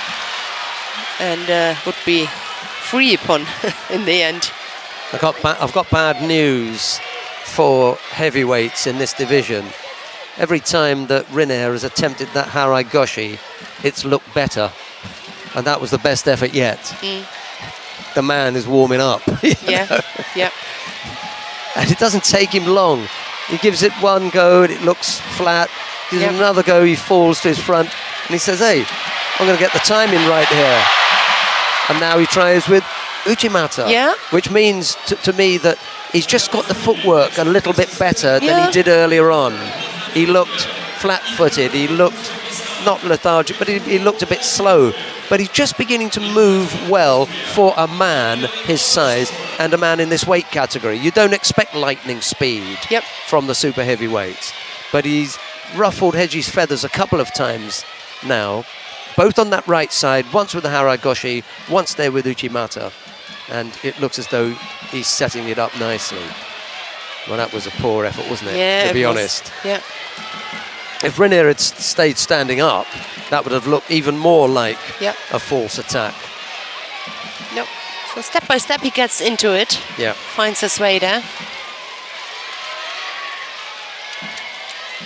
Big, tall order for Stefan Hegi. Absolutely. Well, still into the last half a minute. Rinne has a look at the clock. Yep, 30-odd seconds left to go. Left-sided effort from the Austrian. Just showing there. Uchimata from the big man and almost catches him. Loses contact with the hand. Yeah, just a grip there on the cutter. Yeah. Just lost contact with the hands. He'd maintained that. And as I say, every time he attempts it, it looks better. It he looks was quick quicker. on his feet now. Exactly. Absolutely. The Good footwork footwork. looks better.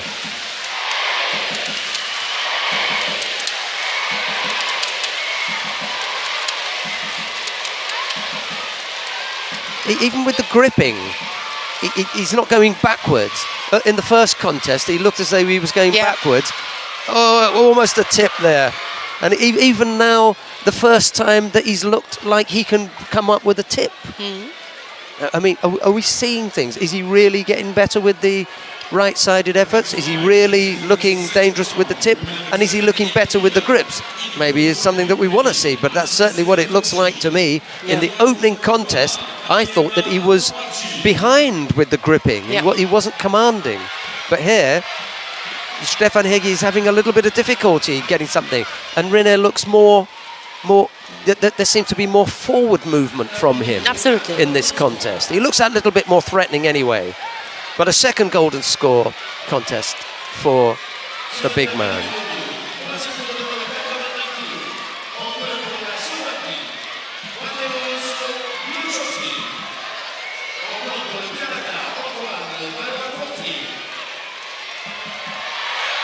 And the first time we've seen him with the Sumigaeshi, first time.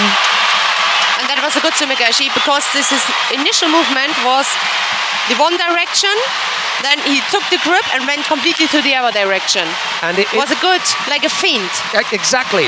And the reason the Sumigaeshi is able to work so well is Hegi's been on the receiving end of 2 or 3 attacks on the right side from the Uchimata or the Harai Goshi. That was good. So when he feels that, he's resisting backwards. Then the Sumigaeshi comes.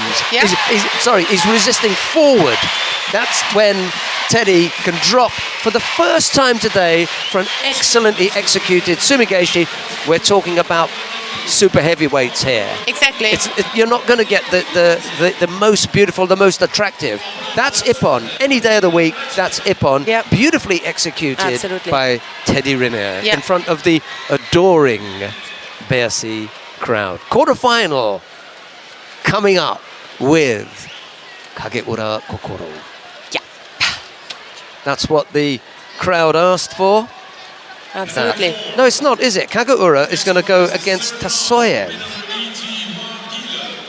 We're not even that far yet. It's round 3. That was just a round 2 contest. So we've got a round 3 contest between Kageura Kokoro and Teddy Rinne first. The winner will then go to the quarterfinals. So it's just round 3. Round 3 coming up. Ooh. Yeah. Yeah, we've only seen the reason that I thought it was quarterfinal was because after 2 fights, Teddy's normally in the quarterfinal.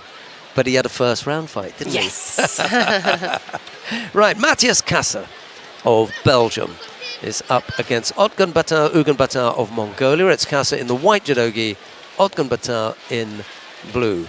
Stick with that one if you like. Robin Pacek and Andriy Absolutely. Agatudze Yes. of Portugal down on mat number 1. Antoine Valois Fortier and Mariusz Milchowski on mat 2. Alestorf has just lost his contest to Oltiboyev on the adjoining mat 3, and then you've got Kalima Antomarchi and Anastasia Turchin down on mat 5. That's your lot. Well, 20 minutes before the return of the dynamic duo, little and large, Loretta Cusack-Doyle and Dennis van der Geest. They will be back. Little and large double L. Yeah. Oh. That happened accidentally. An accident, so. Here's Kasser.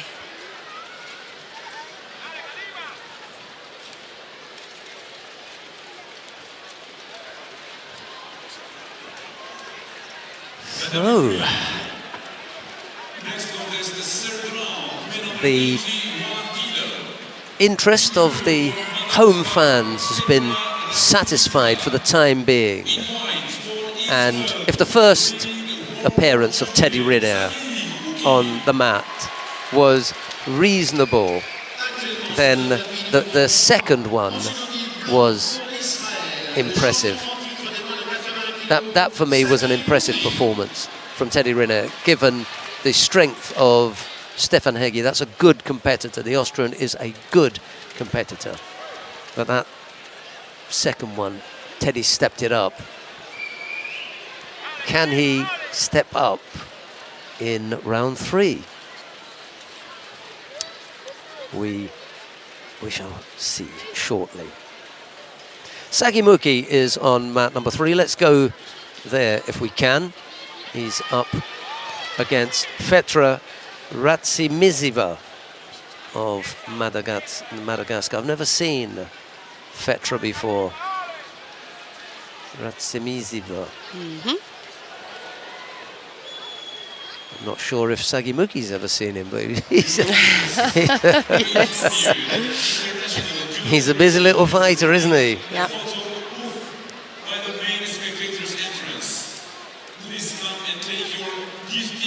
Have you had your photograph taken yet?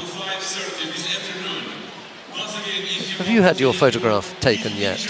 Me? The IJF photo. I heard it. Have you had one taken? I really had one taken at the last occasion. And that was in Japan. Oh, I don't think it's that one. It's a general one that they're talking about. Yeah.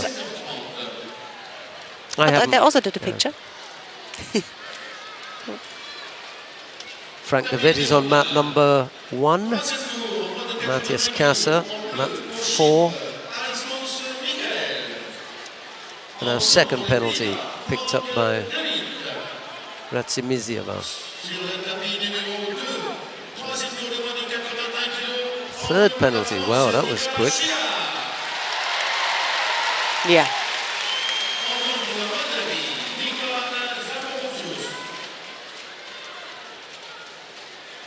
The world champion. Not really understanding the rules there, the man from Madagascar with the gripping and just breaking off the grip with one hand. That's a Judo. So, we can go where? Let's go down to mat number 5 and see what's happening with Kalima Antomarchi of Cuba. She's up against Anastasia Turchin of Ukraine. It's Antomarchi in the white judogi, Turchin in blue. Yeah. We join the contest where they are already into the golden score period. Turchin has picked up a single Shido. It's Antomarchi in the white judogi, Turchin in blue.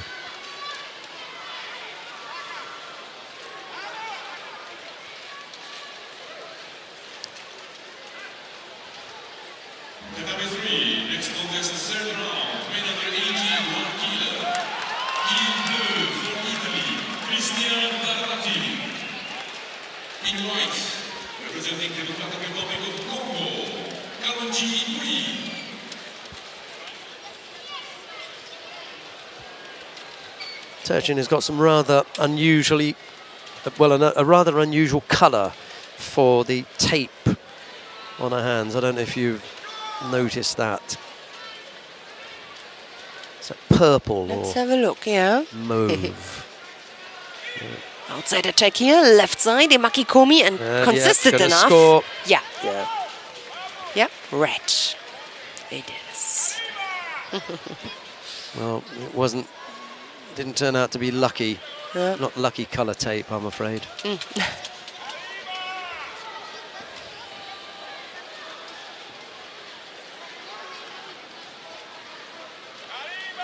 So, Antamachi it is who overcomes Anastasia Turchin. Now, the reason that I came down here, really, was to have a look at the upcoming contest between Fanny Estelle Posvit of France. She's up against Sarah Miriam Mazus of Gabon. It'll be Posvit in the white judogi, Mazus in blue. And I stuck my neck out and said that I thought that Fanny Estelle Posvit would do something in the weight category today. We shall see now, because she is about to take to mat number 5.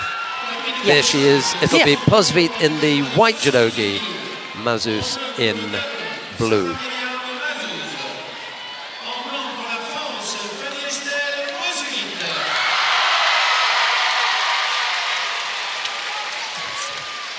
So many fights are going on. It's really hard to tidy up all the toshi. Yes, but I think I will go to the press room later on. Yeah, and just get a printout. Is that okay for you? No, it's absolutely. I'm good with that.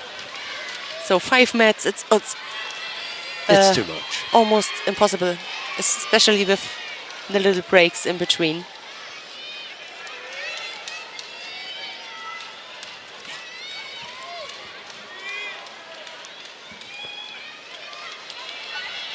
Good pressure. Yes. From Posvit.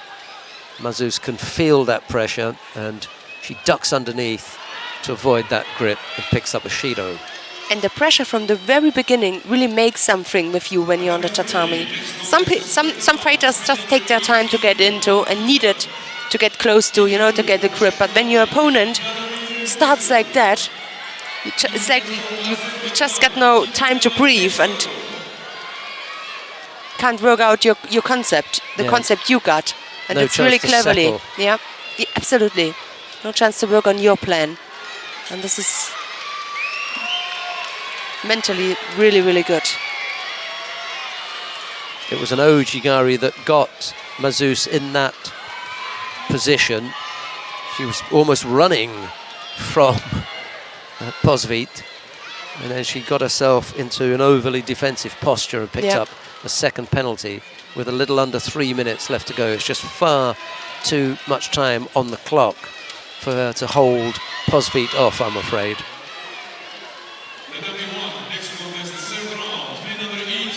That's not a bad effort. Right-sided with the Osadagari.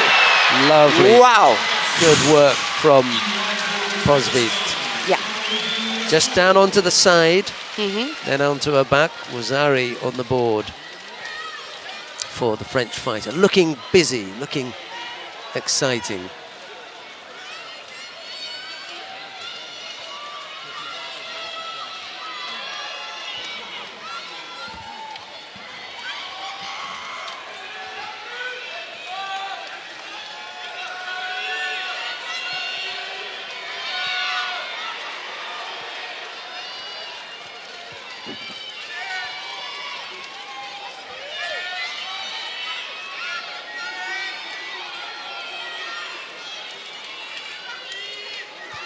Posvit just taking a bit of a blow here. Yeah. Catch her breath. She had a strong grip, and there was a suspicion that she was just, whilst taking, catching her breath, that she was just blocking.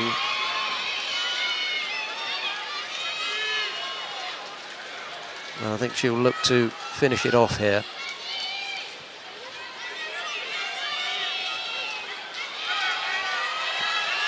Good strong grip.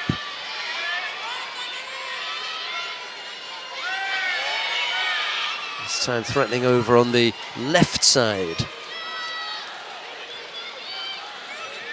Mazus able to fight that off,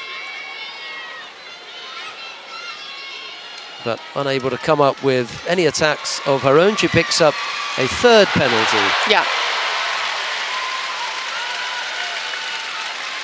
And it's Fanny Estelle Posvit who goes into the quarterfinal. Will be the quarterfinal. Right, let's go to mat number 3. We're going to take a look at Hidayat Haydarov of Azerbaijan. He's up against Jaromir Musil of the Czech Republic. It's Haydarov in the white judogi, Musil in blue. We join the contest with a little under 2 minutes left to go. There's no score. Musil has just picked up a Shido for stepping out. And here is Annette Bun. Looking forward to seeing him. The Azeri fighter. We picked him out I picked him out as a fighter. I'm looking forward to seeing him.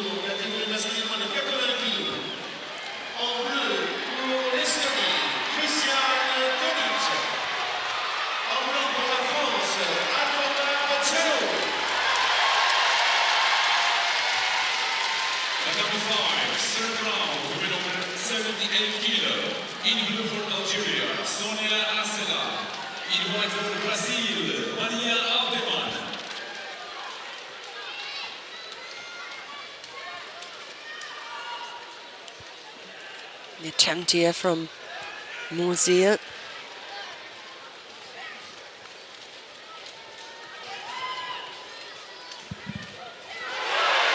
Second penalty now within the last minute to go.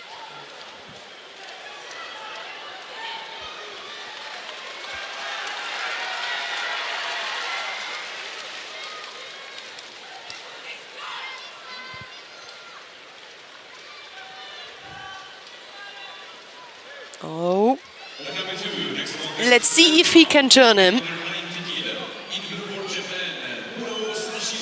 That was a good turn. It was, definitely. Couldn't quite He trapped control his him legs. though. Yeah. Yes, yep.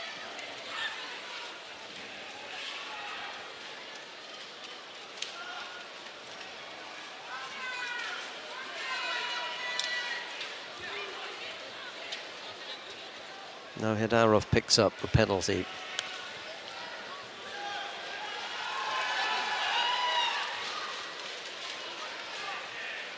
Last few seconds of the contest remaining.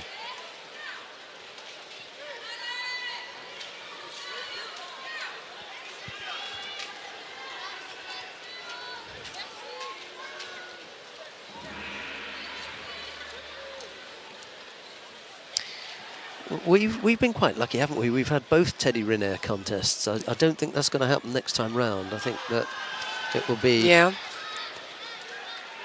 will be Dennis van der Geest and Loretta Doyle Yeah, to you're right. be sitting in here when the big man comes back. You never know, depending on how long it takes to go round.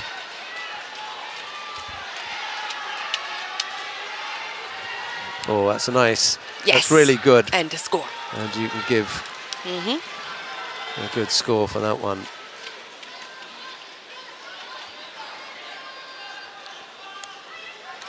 Haydarov, nice and sharp with that. Round 3 win, that puts him in the quarterfinal.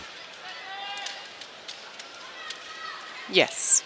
Although we do have, I think that puts him in round 4, because we've got 2 sheets, haven't we? Yeah. So that would normally be the quarterfinal, semi-final, but with 2 sheets. Yes. So that's round 4. There are four rounds. A round before the quarterfinal Yeah, then. exactly, yeah. Right, who have we got coming up next? We can't get too caught up if it is that we are expecting to see someone else. Let's go quickly to mat number 2, see what's happening with Mamadali Mediev of Azerbaijan. He's up against Murao Sanshiro of Japan. It's Mediev in the white judogi, Murao in blue. What's happened to Murao's haircut?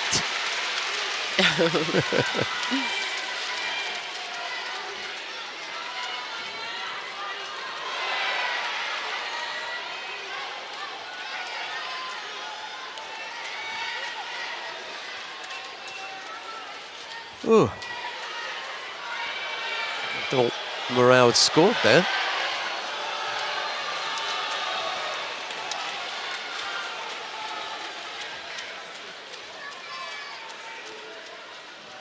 Category 5. Next contest, the third round, women over 78 kilo.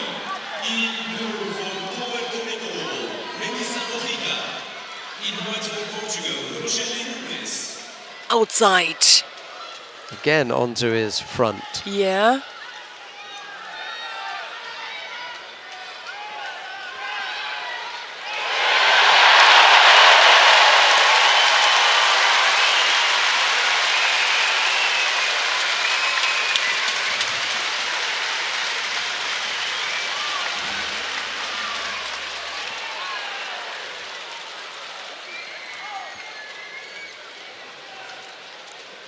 And this time it's Medvedev who brings yes. Murao down. Turn the tables. Absolutely. He'd gone over a couple of times. 40-odd seconds. And there you go. Again. Yeah. I suppose there must be every second in the minute where someone gets thrown, but Yeah, but we once- just take yeah, care we about the just- 40 odd. 40, yeah. We need to make some statistics. Yeah. Wazaru the score, half a minute left to go. And I think the reason that I notice it is because before you realise it, there's only 20 seconds left to go. That time seems to disappear so quickly, and he's only picked up one penalty. He will pick up another if he's not careful. Yeah. Just dropped to his knee there, and if Morale had just stayed standing and attacked him, maybe he would have picked up a penalty for dropping. Yep. He's going to get a penalty Yep. again. Well, just can't get close to him. Got a penalty, exactly. Last seconds now. Similar to Ida, we have seen in the under 100. Not able to close that gap. He was also trailing there by Wazaru. Couldn't close that gap. No. So,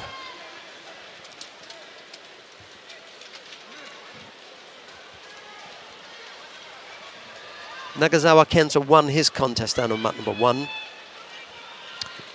We saw Medvedev winning here against Murao Sanshiro, and we saw, who was it? Who else was taking that win?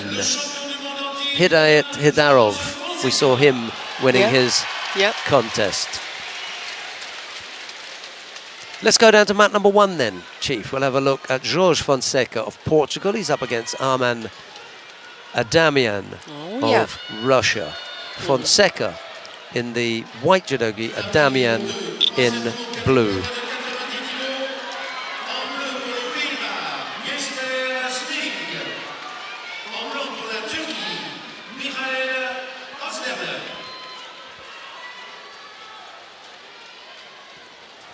And then there's something I need to write up on your laptop.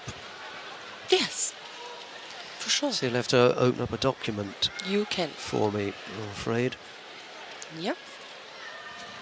And then once it's finished, we need to Yeah. email it to Ellie. Prepared.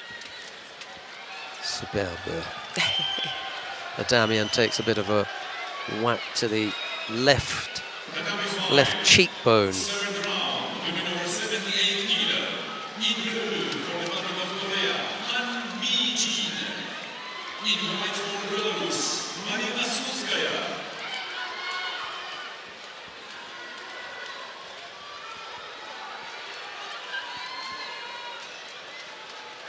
The battle of the big throwers, this one. Kochigari from Fonseca. It has Adamian just stepping back and avoiding getting caught. Dennis van der Geest is making his way back to the commentary position. I'm absolutely certain that when I turn round, Loretta Cusack-Doyle will already be there and hovering. Let's have a look. She is indeed. Better get ready. Right-sided effort from Fonseca, blocked by Adamian. Yeah. Yeah, they Yeah, gave he us pulled him down onto the left side, didn't Yep. he? So they've given a score. Yeah, that was also my... Do they check it? Yeah. just asked myself, was Generous that break for or you? not? Generous for you? I thought it was a generous score of Wazzari, and I'm not at all sure that the referee wanted to give it in the beginning, because she didn't signal it immediately. She may have been told to give Wazzari for it, but it stayed. They've had a look. They landed, there wasn't really a break. It took a while, to be honest, and I thought about, but there wasn't really a break in between. So, yeah. And because he was dragging, it took, as you say, it took a while, but he brought him over there. He leads them with 2:20 left to go. Nice Ashiwaza attempt from Adamian. I'm not at all sure that Fonseca thought it was worth it. He's got something to say, and they're going to have a look. Also, George Fonseca wants it.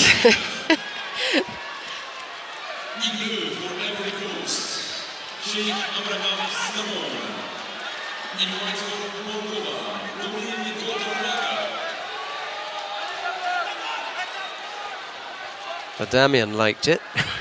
For sure. So different opinions can be. We're going to continue. So they will just have the one Wazzari on the board. Yeah.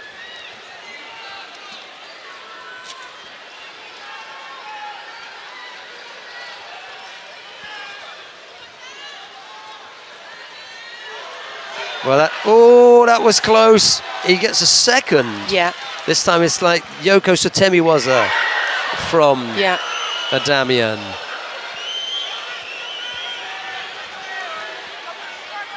Again, it was right on the limit, but that one goes against Fonseca. Arman Adamian of Russia putting out the current world champion, George Fonseca.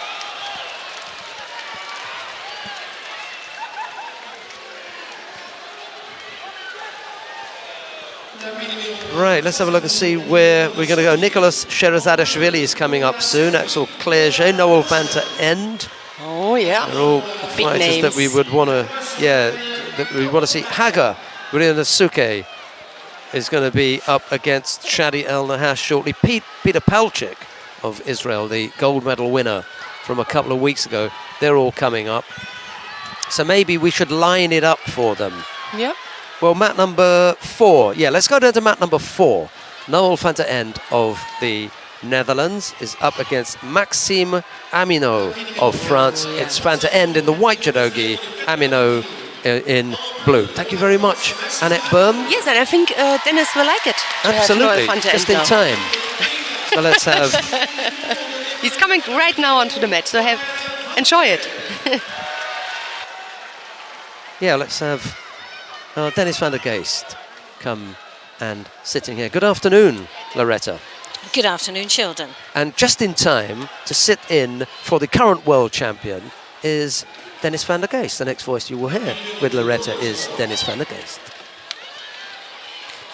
Well, the timing couldn't be more perfect.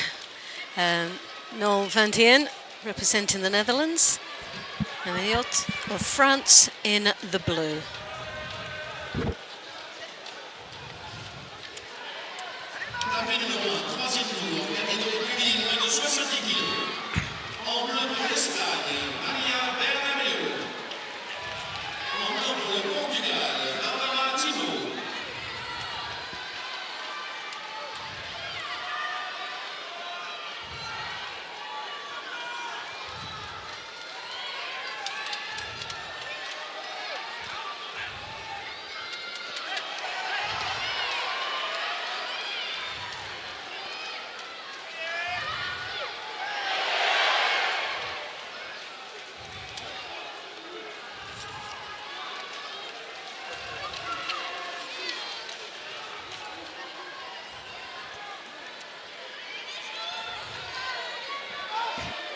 Well, so far the Frenchmen have seemed to be having a bit of a good day as far as some of the performances that we've seen so far.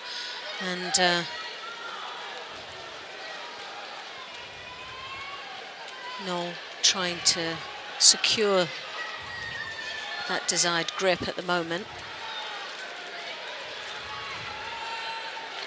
Yeah, you see he's waiting for Amino to get his right hand over the back of Noel, because that's what Noel wants, because then he can make his attacks.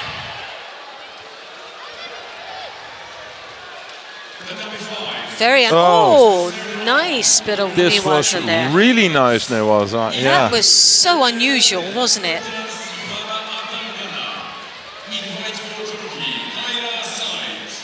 Very effective, huh?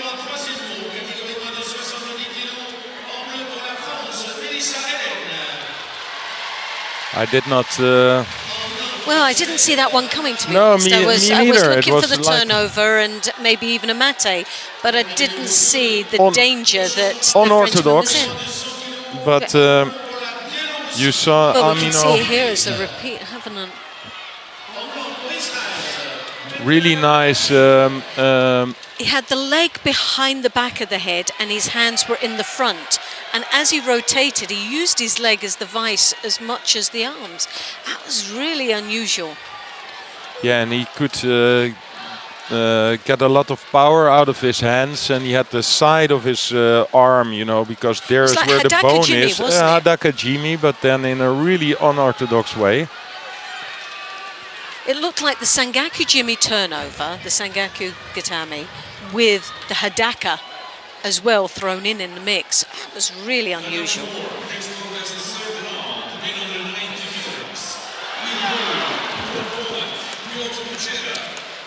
Well, he will be up against, in the next round, the winner of these two athletes that are now on our screen. Bozbayev of Kazakhstan in the white, Zera of Poland in the blue.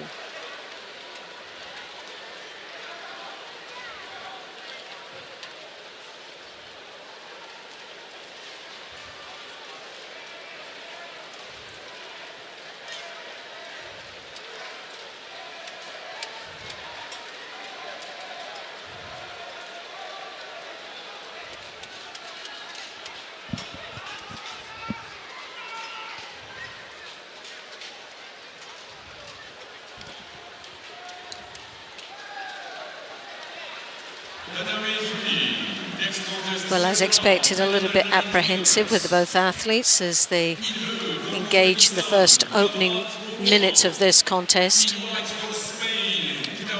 Both trying to dig out the best desired grip, both opting for the double sleeve grip at this moment. One with a, he's just put onto the lapel. Sodi attempt. Bozbayev, the first real attempt of throwing at this moment. Yeah, and Bozbayev looks in good form. Won against Tsrikrishvili from Georgia, the former world champion, 2014 world champion, who I saw as one of the competitors who was capable of winning a medal today, but he's out.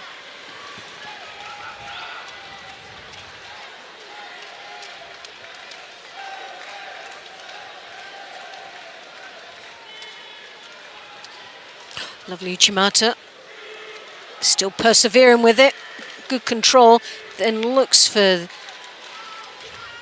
the Ashiwaza there as well at the latter end of that. Stumbling his opponent down, but surprisingly didn't continue into the Niwaza. Polish athletes are normally quite strong in the ground.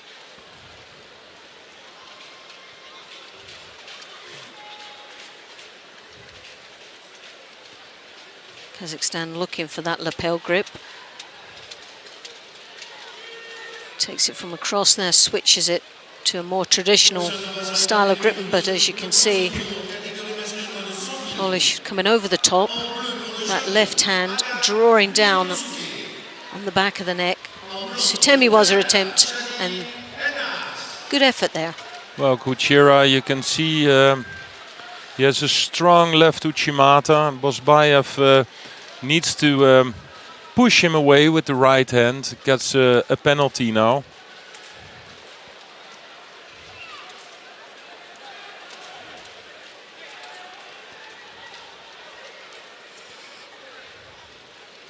Attempt of a Sianagi, but left himself a little bit too wide on that.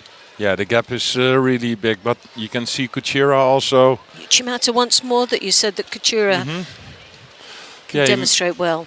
He makes good use of his body posture. He's a bit taller than Bosbayev. He's very flexible as well, isn't he?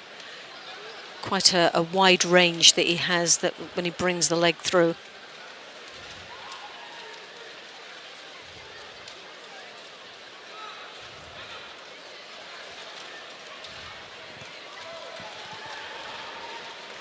So right hand once more, tries to desperately get it on that lapel. Can we make a switch to tatami 3? Because I see Sherazadishvili. Is a Wazari down against Bobanov.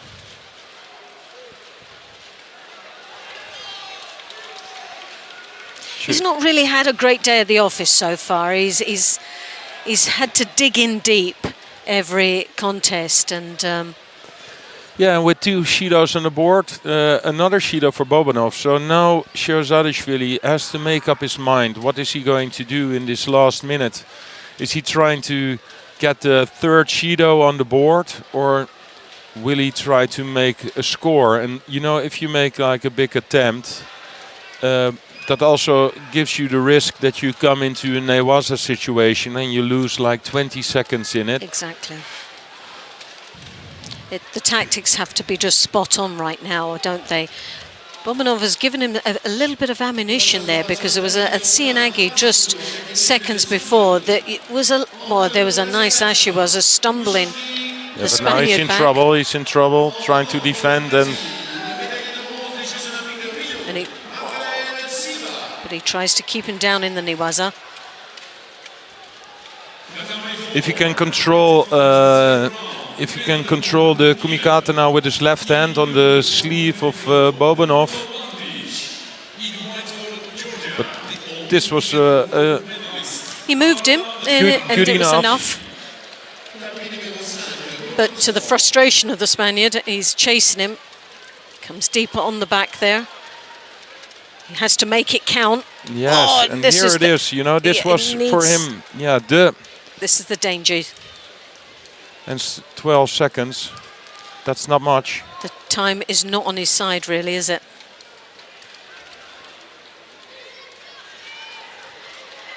You see he's desperately to get hold of him. Yeah, but if Bobanov just stays on his feet, doesn't make like one more false attack, but just stays on his feet, I'm sure they won't give him another penalty in the last 12 seconds.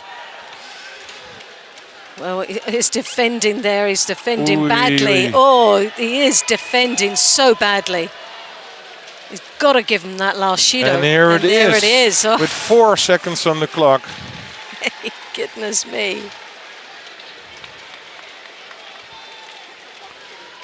Well, Bobanov really gave it away in this last minute. He did. When he managed to get over the top of the head and draw the head down, his balance went forward, he lost control there, and he looked pretty poor. I think interesting match on tatami 2. El Nahas fighting Haga with 30 seconds to go. It's still 2 Shidos. Can we make the change to tatami 2, please? With both 2 Shidos on the board. We've seen a lot of the matches here today, right to the wire, isn't it? It could go either way. And some of the top seeds under a little bit of pressure from the start, but their experience has obviously pulled them through. But that just shows you the depth and quality of athletes we have here today. Yeah, we're now in almost every category. We're in round 3. So the cream starts coming to the top, doesn't it? Yep. You see Liportoliani is struggling on the math. Axel Clerget now starts his fight. And here we see Haga, one of the Japanese top players, really having a struggle with the Canadian. They're into golden score now.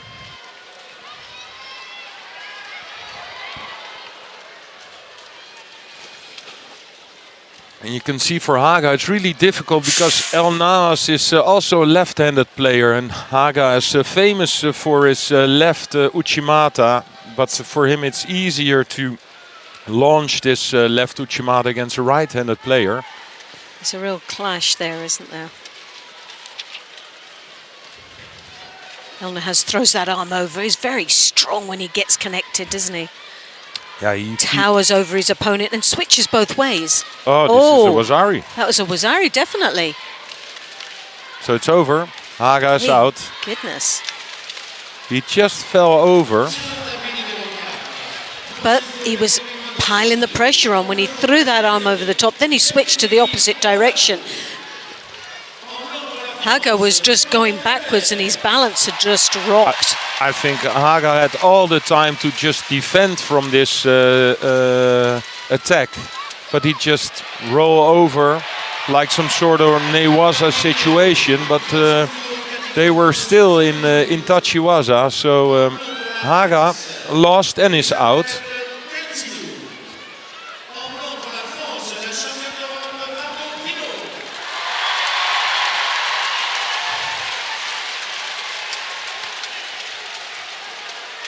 Margot Pinot for France, women under 70 kilograms, fighting Elisabeth Teltsidou. One thing for sure, what we've seen from the Greek woman, if she has the arm over the top, yeah, she's then dangerous. she's really dangerous with her hip throws.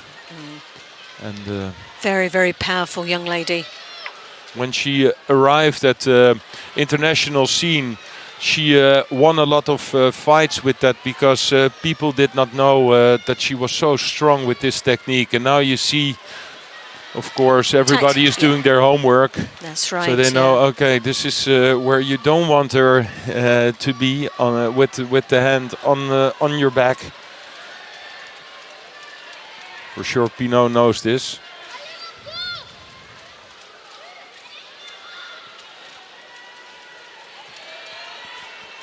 But I definitely feel the French team have done they're fighting extremely well here today. There's been some wonderful performances throughout the weight categories. Yeah, well, if you're a fighter and then this is the place where you want to be in Paris. The stadium is packed. Well, if that doesn't give you a little bit of extra energy, then I think you have to apply for another job. Exactly, they're very supportive. Yeah. And apparently there was only about 27 seats available in the final block. So it's a full house, and I believe it's a 14,000 seated arena. Yes, and I think most of the people come to watch their French judo star Teddy Riner. Yeah. But he really struggled in his first two fights. Now have to fight Kageura. We will see this later on, and I think Kageura, for me, is the man who can beat Teddy Riner. Yeah. So I'm really looking forward to that fight.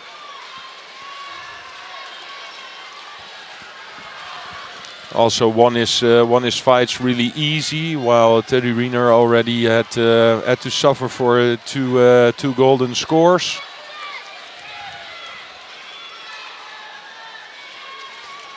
Well, it's testing his condition, and that's the most important. That's important for him as well. He hasn't been on the circuit that many times, so the matches and the length of the matches will be part of that program, I would have imagined. Yeah, but maybe not that he would like that, but it's testing the engine in the man, isn't it? If I'm honest, you know, Teddy Riner, of course, is of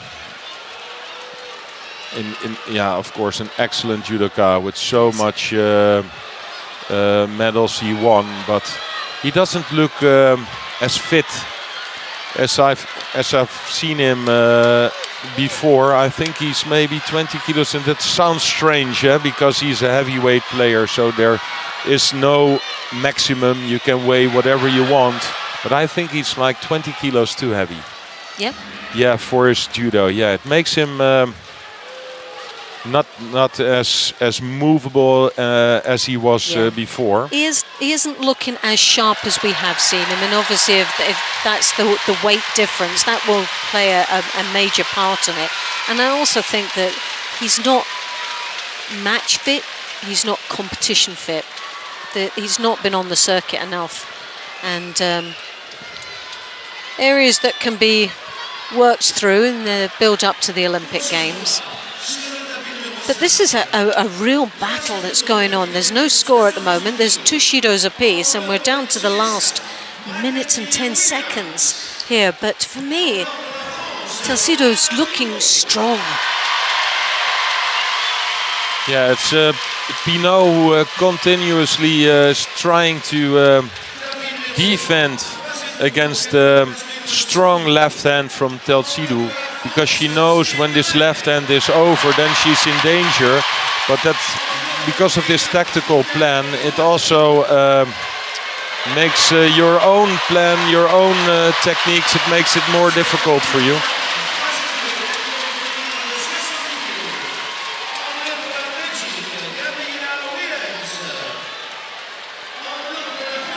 This looks strong. Now maybe if she makes a small attack. She's got to use that sleeve grip, as you can see because it. Telsidou is now really in a defensive posture. Shoulder throw again. She left herself a little bit short when she dropped through there.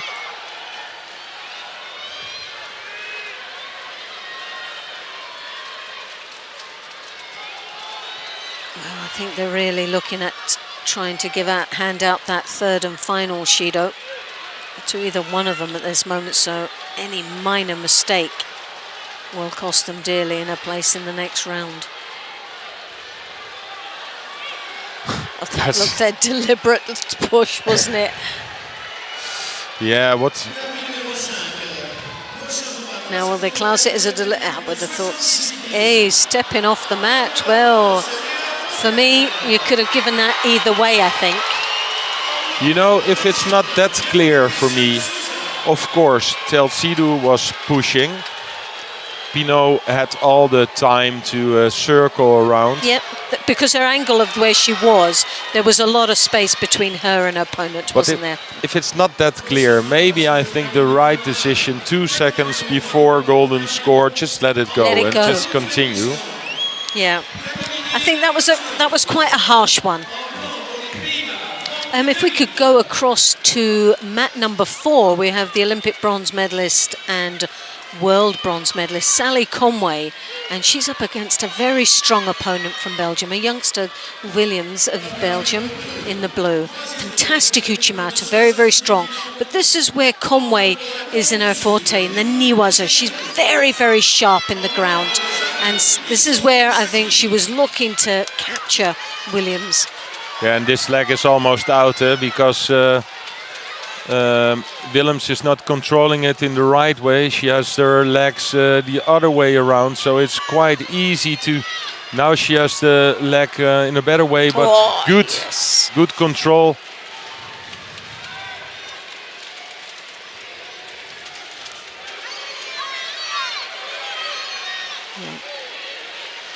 Well, it took her 2 minutes, and Williams there looking a little bit frustrated. Fell into the trap of Conway. And as everybody knows, you stay clear of the Niwaza when it comes to Conway. So, so strong.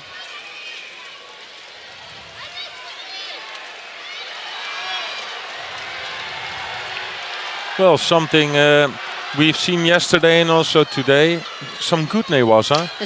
There has. Yeah. There's been some great And that's Niwaza. not always what we see on the tatamis. You see some specialists, of course, always the Japanese women. I think they're really good in Niwaza. But Sally Conway also is a fighter who wins a lot of fights on the ground.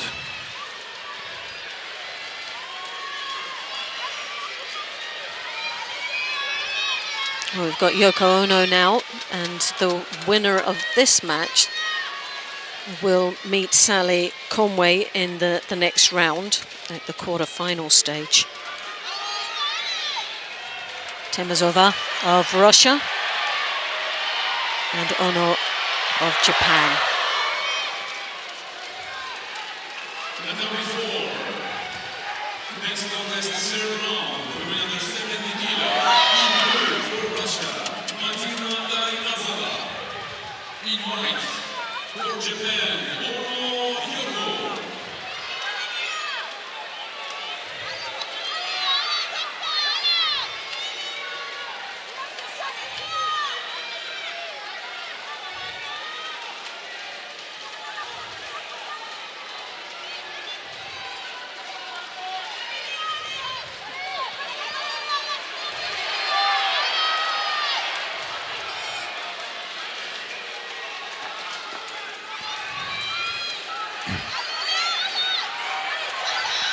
Well, Ono is the current reigning Paris Grand Prix gold medalist.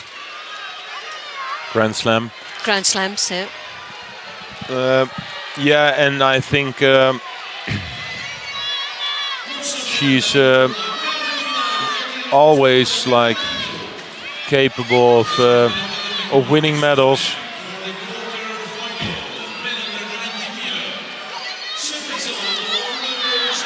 Well, she won the Osaka Grand Slam just at the back end of last year, so he's definitely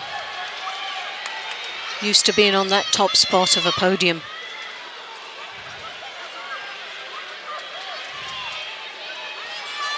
Here we will see some good Newasa again. Yeah. Oh. Look. Oh, but she managed to turn out. Tamizova did really well to react quickly enough to get out of trouble, but I don't think she is, unless it's Mate. It's a shame that they gave Mate because she wanted to do it again. You saw the right arm already slipping under her leg just to grab the lapel again and make the turn. I think what might have been seen is that it was across the face after that last turnover, and maybe that's what she called mate, because it seemed really strange. She was very quick, the referee, of calling the mate, but she was at an angle that she could see the face of the Russian.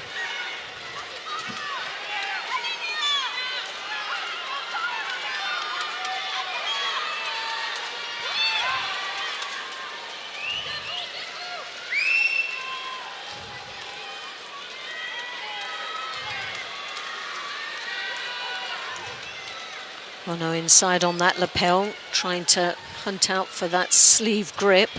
She's got it, but straight away Tamizova's in with the Anuchibata and then drops through with the Sianage. A good combination of techniques there, but still hasn't got her out of trouble. No, and I think she puts not enough energy in this gripping Tamizova to make it really difficult for Ono.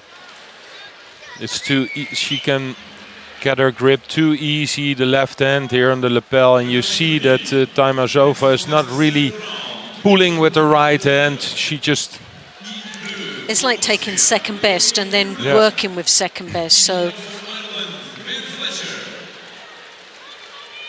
Straight away, she comes over the top. She's not really blocking Ono's strong defense arm on that left side. Ono comes underneath. She's got the lapels now. She's able to control quite nicely the movements of Tamizova. So Ono now gets a Judo, and she was looking at the referee like, wasn't this a false attempt? Yes. But I think it was good enough. Well, I didn't see anything wrong with it at all. No. There was a lot of movement there, and she broke the balance, and that's the most important thing. It was no drop. Well, that was a mate. Next, third round contest for women over 78 kilo. In blue for Slovenia, Rio de Janeiro Olympic bronze medalist Anna Marie Velenche. In white for Tunisia, Mihail Shihru.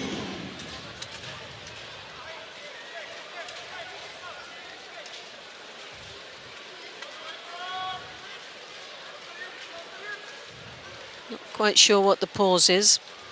Me neither. Maybe they're just looking if it was the mate or not, or... It looked clear enough that it was a mate. my goodness. Well, no, I'm very surprised on that because it really did look, you could see the referee's signal. And yeah, maybe she made the signal and afterwards she just called the mate. Yeah. So and it was the referee was flow. overruled in this one. It's also difficult. Yeah. But Tamazova's got work cut out for her now. She's got just over a minute remaining, and it's going to be very difficult for her to come back now. And here again, the Newasa we saw before. And that's a nice, again, once more, very clever move. Yeah, but now she has to make... Past the leg. Yeah, past the leg. And she turns out, but she still, you know, you saw with Still the working. knee. With the knee, she was pushing to the head. It's across the face now. There was some good movement there, but she really needs to secure the final end of that turnover. There was a lot of effort put in there and eventually had nothing to show for it. Very flexible, Tamazova, reacts well.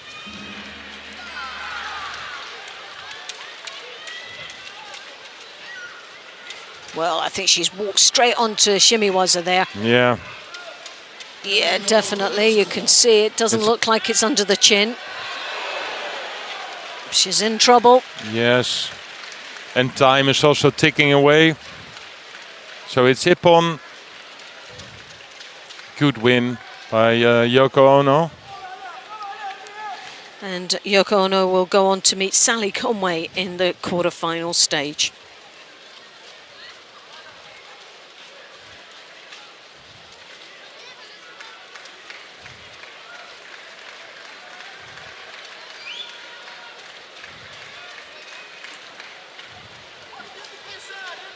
Well, we could go across. We've got... Well, we're just at the back end on mat number 1 with Silva Morales and Nagasawa at a quarter-final stage. Maybe because it's a quarter-final, we go across to see the back end of that. But then also we've got Maria Ivgay and Belendi. So this could be a good one.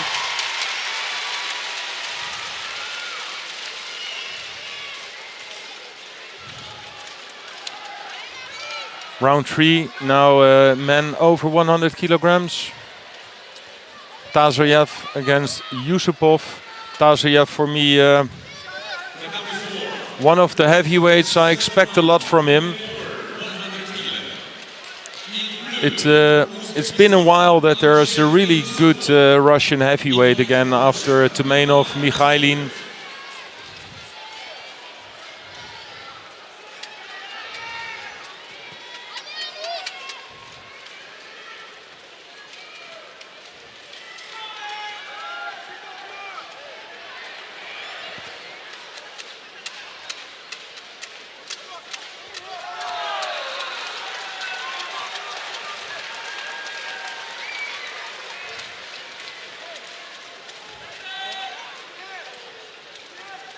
And the Russians are hoping that this could be the man that would have a chance of defeating Teddy Rina. Yeah, he was really close on a Grand Prix in 2019. Almost scored against Wiener. Yeah. Still... It's a great match, and in fact, I thought it was a score. Yeah, well, it was really close. Very, very close. But in the end, I think the right decision, because he did not really have the control. And for Wiener, the only thing that's really nice is that Tazoyev is not so big, and he's a right-handed player. But really good with his twisting in his hips, really strong in his core, and makes a nice twist for Ippon. Great change of direction, wasn't it? Really great core strength, and that switch from forward to a rear, but nicely controlled all the time. That was very powerful looking. Oh, And here we go. Here we go. This is the fight I'm looking forward to.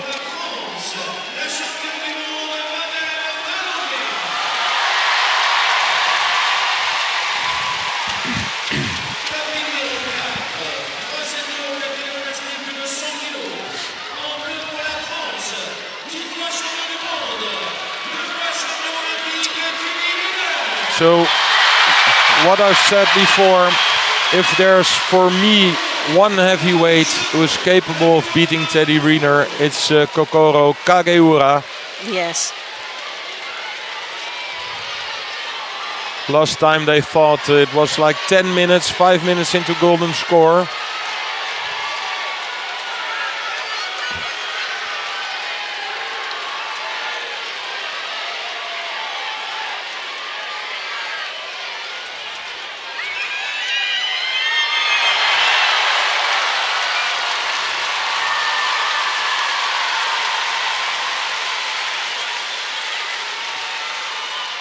Once again, he towers over Kageura. Yeah, Kageura is so dangerous with his left leg against the right-handed player. Oh! Oh! Well, what a start for Rina. Great opening attack there against the Japanese. Kageura has to have his wits about him. That was a very close call. Yeah, this was exactly the same technique Teddy Riner threw him the last time they battled.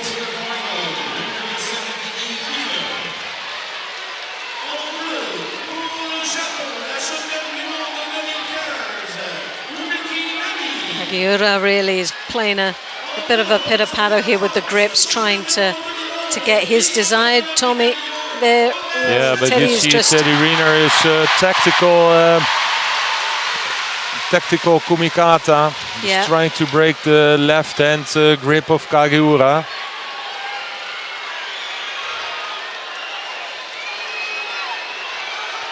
This is dangerous. But if he's going to be able to put in like an Uchimata from there, he's got to move the big man. And there's the shoulder throw. And that's a danger for Rina.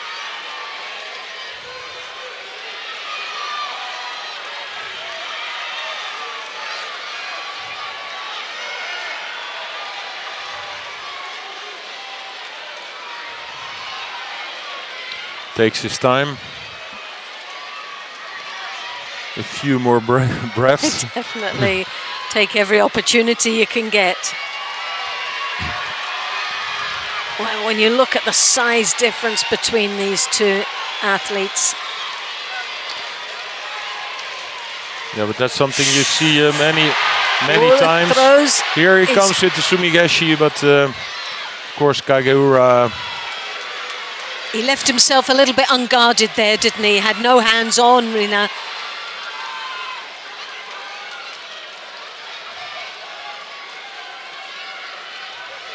Once again, Rina taking the match to him as he advances towards him. Leans in towards Kageura. He's got that lapel. There's a little bit of danger for me as it gives him the space for the Cianagi. He's allowed him in the inside. Yeah, but Riner is very careful because that leg comes over again. he knows the danger of Kageura, so he's not taking any risk.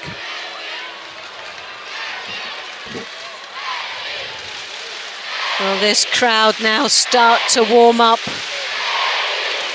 All you can hear is Teddy.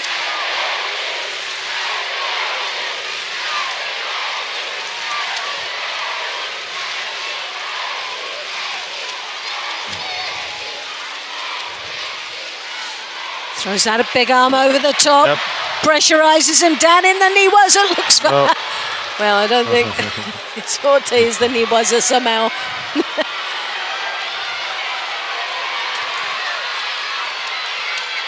Yeah, and that is, I think, the biggest problem for Kageura. I think he's a really good judoka, but he just lacks a bit of power.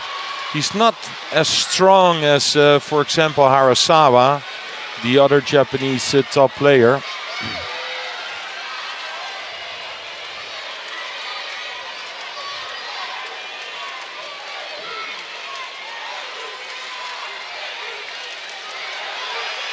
But they're almost battling for 4 minutes. No Shidos on the board. Throws that arm again round the back. He's dangerous there. He will go for the Sumigeshi again. Oh! A little bit of a 50-50 on that one, wasn't it? Wow.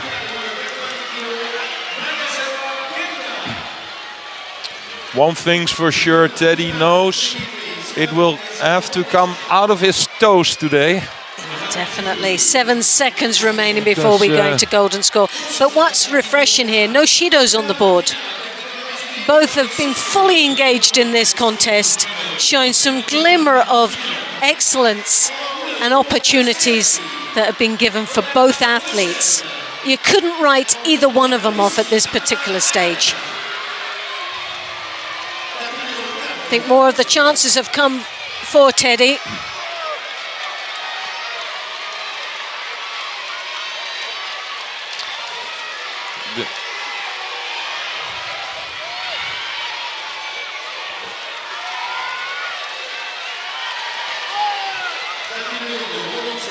Here you can see like Kageura has the moves, but not the power and the strength to really to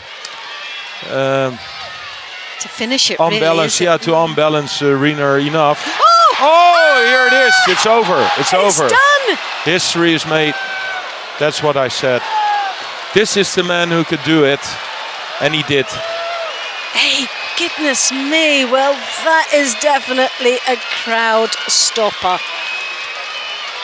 The silence. Right, well. Kageura. I said before, if there's one man who could beat Teddy Riener, that's Kageura. You called it. There was no doubt about it. You called that. And it just happened. And let's not forget, I think it's 9 years ago or something that I saw Teddy Riener lose, and it just happened. It is an absolute shocker, isn't it? But it was a great fight.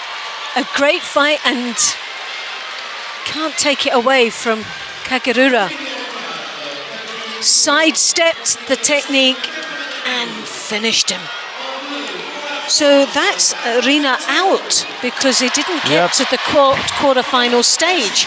So in a straight knockout situation, he doesn't even get a chance to come back to get a place on the podium, which is an absolute disaster.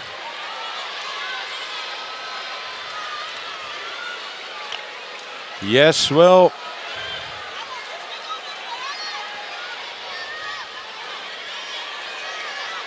everybody here, we can see the flexibility of the Japanese. He was just stepped away. You had a former Japanese player, his name was Shinohara, who did exactly the same technique against David Douillet in the Olympic final, and they did not give a score for him because in the end he did not have the control. But to throw, I said before, to throw a Japanese player in an Uchimata, it's almost impossible because they're so flexible in the hips. So every time when Teddy Riener made a Haragoshi from the outside, that was the way he could throw Kageura. But with this Uchimata, if you saw Kageura, he knows what will happen if somebody attacks him with a right Uchimata. He knows how to twist in his hips and counter-attacks it. And well, it happened, you know. We were waiting for this for years. Yes. There would be a moment that Teddy Riener would be beaten. And it's in on Paris. Home soil. It's in Paris, on home soil. And that has got to give a boost to the Japanese team. And this round's going to be very interesting. Kase and Giallo of France. Now, this young man from France is another one that I feel has got so much potential. He's got great judo and could be a real threat. But he's just got caught there with the Wazari. So he's got a lot of work to come back now. But he's got nice judo, and he's sharp, very, very sharp reactions. Well, I'm happy that you are already into this. I'm still at the back of my mind. Match, but in my back of my mind, I'm still thinking of what I saw. I know, it's a shocker, absolute shocker. I think like maybe 150 fights in a row. He did not lose, and part of me feels that. Is it that little bit of a nudge that he needs to sort of say, right, come on, I've got to pull this together? Because sometimes when you coast along, whether you're having a good day or a bad day, and you still can win. Yeah, but we are also, if you're judo lovers, of course, you want to see the big champions win. Yes. But you're somewhere in your stomach, you also want to see, like, if a big champion loses, you know, because then there will be another judoka, and the other judoka can make history. And that's everybody who was fighting Teddy Riner in the last years was thinking, if I am the one to beat him, I'm making history, because I will be the one who beats Teddy Riner for the first time in But still, years, for me, years. For me, hand on my heart, though, even looking at that and not taking it away from Kagegura, because it was a great throw, and he worked that contest very, very well. I just don't think he has the same sort of Olympic qualities as what Rina has. I think he's a real class. That's what I said. Kagegura is the one who can beat him because he's a left-handed player. He's got strong seoinage, strong judo. But he's capable of losing to other people. Yes, and then they have Harasawa, who is had better results, but is a right-handed player, and for Teddy Riner easier to win against Harasawa than Kagegura. And I think when you were talking about, you had a really important point that you made, is that Teddy Riner's weight. It's like 20 kilos down. That's what I think, but it will be more and more difficult. If it would be sharper. He's already in his 30s. Let's not forget all the big prizes he won, and it's getting more and more difficult, of course, when you're getting older. So also for Teddy Riner, it will be more difficult to get into his Olympic shape. But maybe for him it's also a relief. So, okay, this happened. But it's happened here and not the Olympic Games. Yeah, so it happened here. Everybody has seen it. It's on his home ground. Okay, he lost. I think he lost with pride afterwards. He just stepped off the mat. He's still a really great champion. And now this pressure, the pressure of him never losing, that's gone. So now, you know, he can go to a competition, his next competition, and it's different. Yes. It's different because he lost this one. And so I maybe think you're right. Psychologically, this will take the relief off, the pressure psychologically off him. And now he can just focus on the job in hand is getting to the games and going for the medal that really does count. Mm-hmm. And that's the Olympic gold. And that's really what he's setting his sights on. And at the end of the day, you remember an Olympic champion, but it's not taken away from the tournament itself, but the Paris Grand Slam will come every year, and you can always redeem yourself from the next one event, one Grand Slam to the next, but an Olympic Games, you can't come back from that, can you?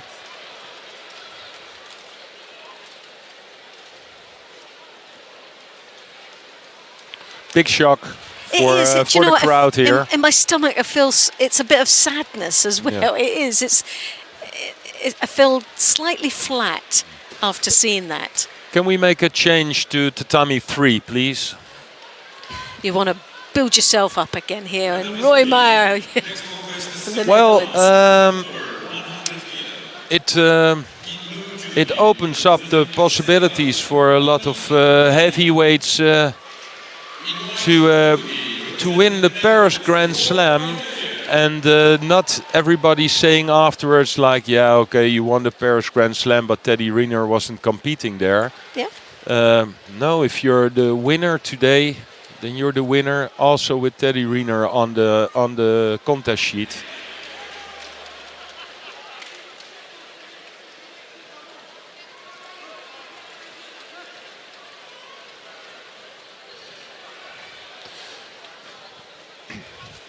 For me, this man from Senegal, Nadaye, Strong, isn't he? that would be for me would be a really tough opponent if you have this one, because normally, of course, Senegal is not the biggest judo country, but this man is strong and has good judo. It's really a tough opponent. He's actually been on the scene a few times Yep, now, a few years. yep. So every time we see him, he seems to get better and Yep. more confident, and he becomes more of a contender. And unpredictable with this judo.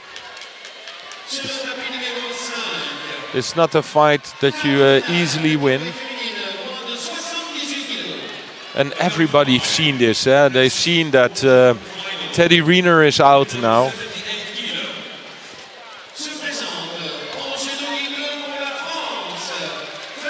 This is good. The referee gives him enough time to try to do something in his newaza. But his opponent's very, very solid. To turn on that around crank. like a guy who's 150 or 160 kilos, it's quite difficult. You didn't actually budge him at all in that. He just was sliding him slightly across the tatami, but never got any lift at all. No, he was just really waiting for the mate. That's like dragging a car across the mat, isn't it? You just...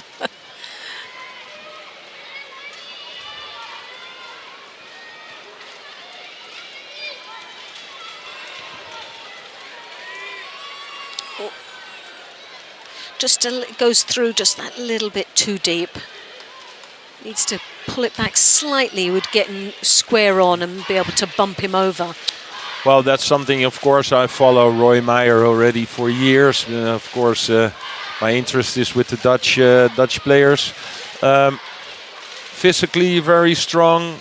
His condition is the last few years getting better and better.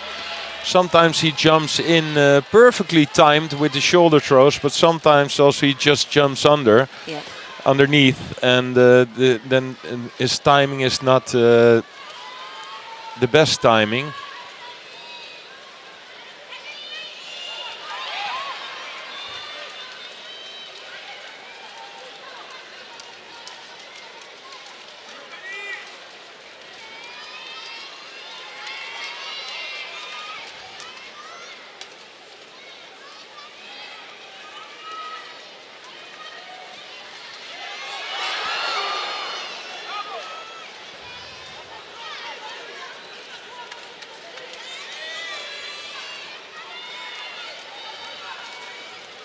Satsei attempt by Roy Meyer.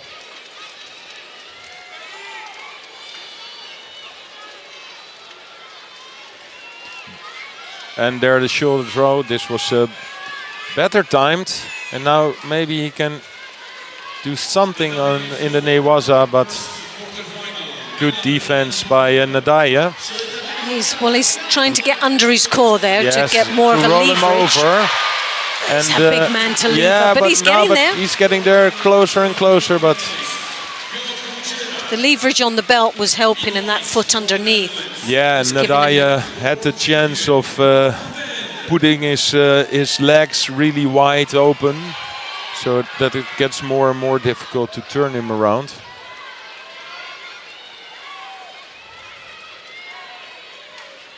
I think Roy Meyer is like 125 kilos or something, so you can imagine the amount of kilos Nadaye has. It's got to be at least 150. Yeah, at least.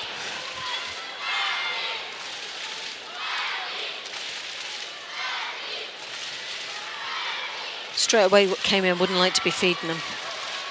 Very expensive. Sianagi.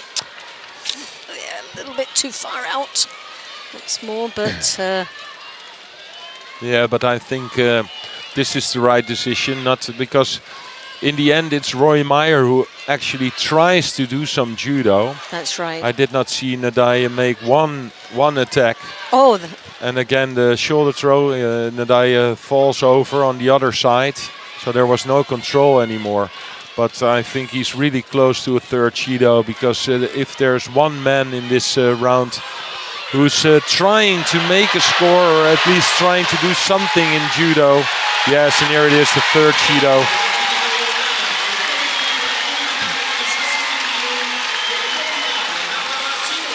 Maybe we can make a fast switch to tatami 4, where the reigning world champion is fighting Noël van der Tent.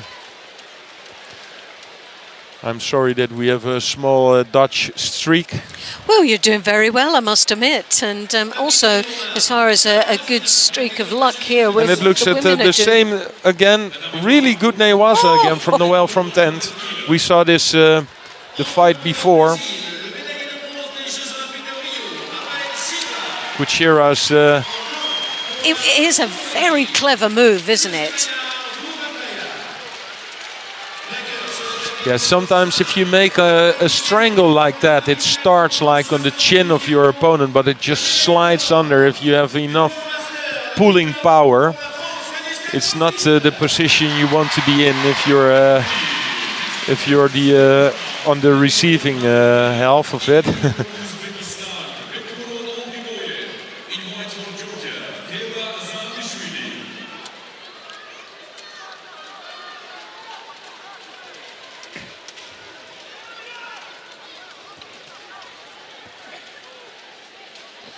Kuchera really strong with his left hand, but Noël managed to keep the distance with his right hand, controlling the sleeve. And with 2 Shidos on the board for Kuchera, he knows that only doing this kumikata won't help him.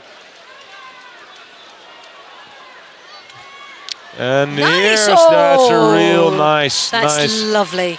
The Sianagi upper body move with the switch into Kochi. Nicely attempt there. Scoring a Wazari with 1 minute and 10 seconds remaining. Good time as well. It's possible to get the leg out, but I wanted to say not so much control of the upper body, but you see Kuchera with 2 Shidos on the board, Wazari down. That the best was gone. I think he threw in the towel on that one. He was like, yeah, whatever. That's it. Yeah. Quarterfinal, just get me in that repechage. Yeah, and it's Noël van Tent in the semi-final. Yep.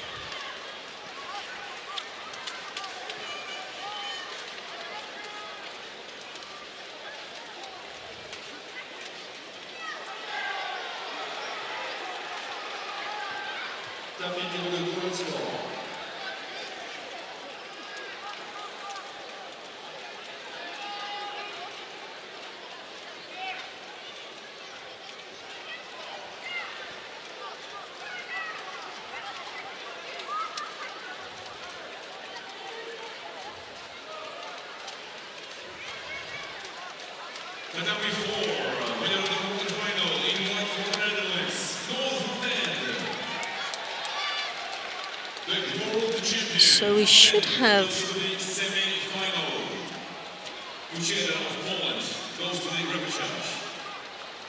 Lipiteliani coming up in the under 100 kilograms, yeah. Bodo Davkov. Tatami 4, next quarterfinal, men under 100 kilo. Tapis numéro 4, prochain pour la quart de finale, catégorie moins de 100 kilos. Welcome to Judo in blue for Latvia, Grand Slam and Grand Prix medalist, Yevgenis Borodavkov. In white for the Georgia. Borodavkov there from Latvia in the blue, Lipiteliani representing Georgia in white. This is a quarter-final stage in the under 100 kilograms. Yeah, Lipiteliani had a really tough match against Danilo Pantic before. Wazari down, scored an ippon in the end. Of course, Bartoliani still chasing that one big gold medal. Of course, a few European golds, won all the big tournaments, but 3 times silver medalist at the World Championships. I know, it's... And well, it's getting more and more difficult because there was a period where he was almost unbeatable. But now sometimes you see him like the last time he lost against Michael Corral, of course also a top player, but it's getting more difficult for him. He's not that, how do you say it, high in his level as he was before. He's not as consistent now as what he was. It was a foregone conclusion at one stage. I've always been there, and really with that major opportunity of winning that title. But as the years have gone, then there's more and more that are now building on confidence, exposure, and are now taking that lead.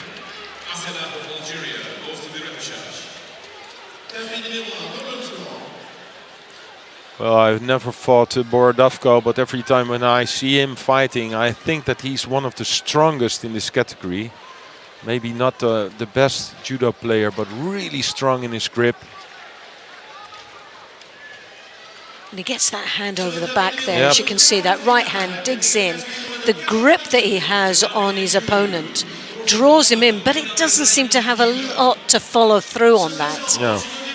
He grips up, he controls nicely, but then nothing happens. You can see when a fighter is really strong in his pulling power, when he's not like controlling the sleeve. And now Borodavko goes for the lapel with the left hand and then the right hand on the back. You see he's not... Look at that grip, it's amazing. And you just think, if you had a grip like that now, why? It's the other hand I don't think has as much control to be able to then follow through with a technique. And you see he's got the lapel, he pulls down on the lapel, more or less drags him down to the ground. Now he's left himself very vulnerable in the Niwaza. Yeah, we're still there, He just sits... He just stands up, leaving him hanging off his arm. There's a 100-kilo guy hanging on my arm, but let's just stand up. Just get that off. He most probably has got dumbbells bigger than that.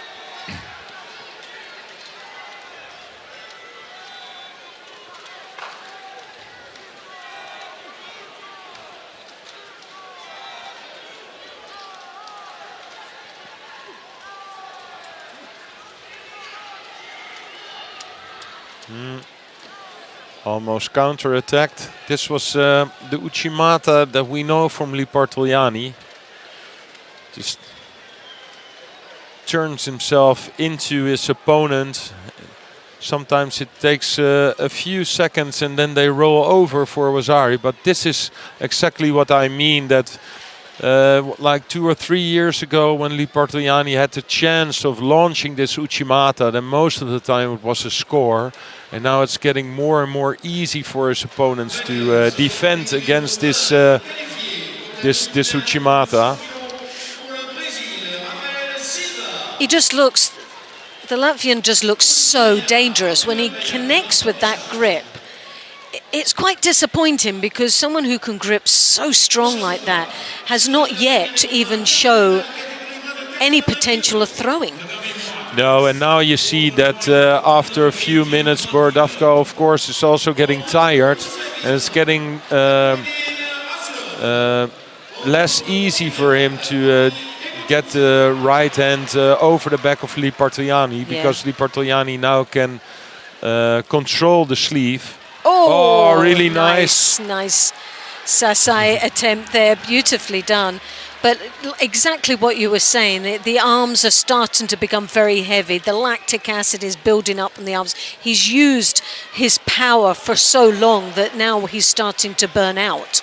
And nice finish. Bartoliani thought like, well, this golden score, I don't want to do it. Let's make this Wazzari 1 second before golden score. Yeah, he planned it. He definitely planned it.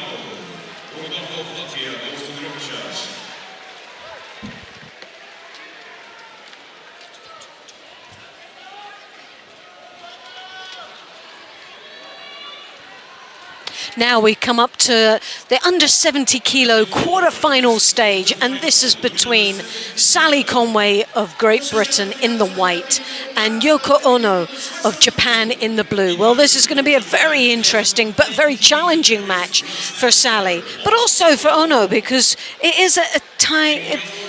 For me, Ono has great skills in the tachiwaza, but the big danger is when you get Sally in the niwaza. Well, there's no stopping her.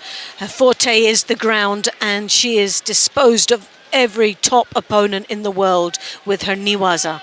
But can she do this again? The gold medalist from Tel Aviv, Olympic bronze medalist and world bronze medalist, but you have Ono that is in Osaka, took the gold medal. She's the current reigning gold medalist here in Paris and will be looking to get herself back on that podium in the #1 spot. The only one stopping her will be Conway.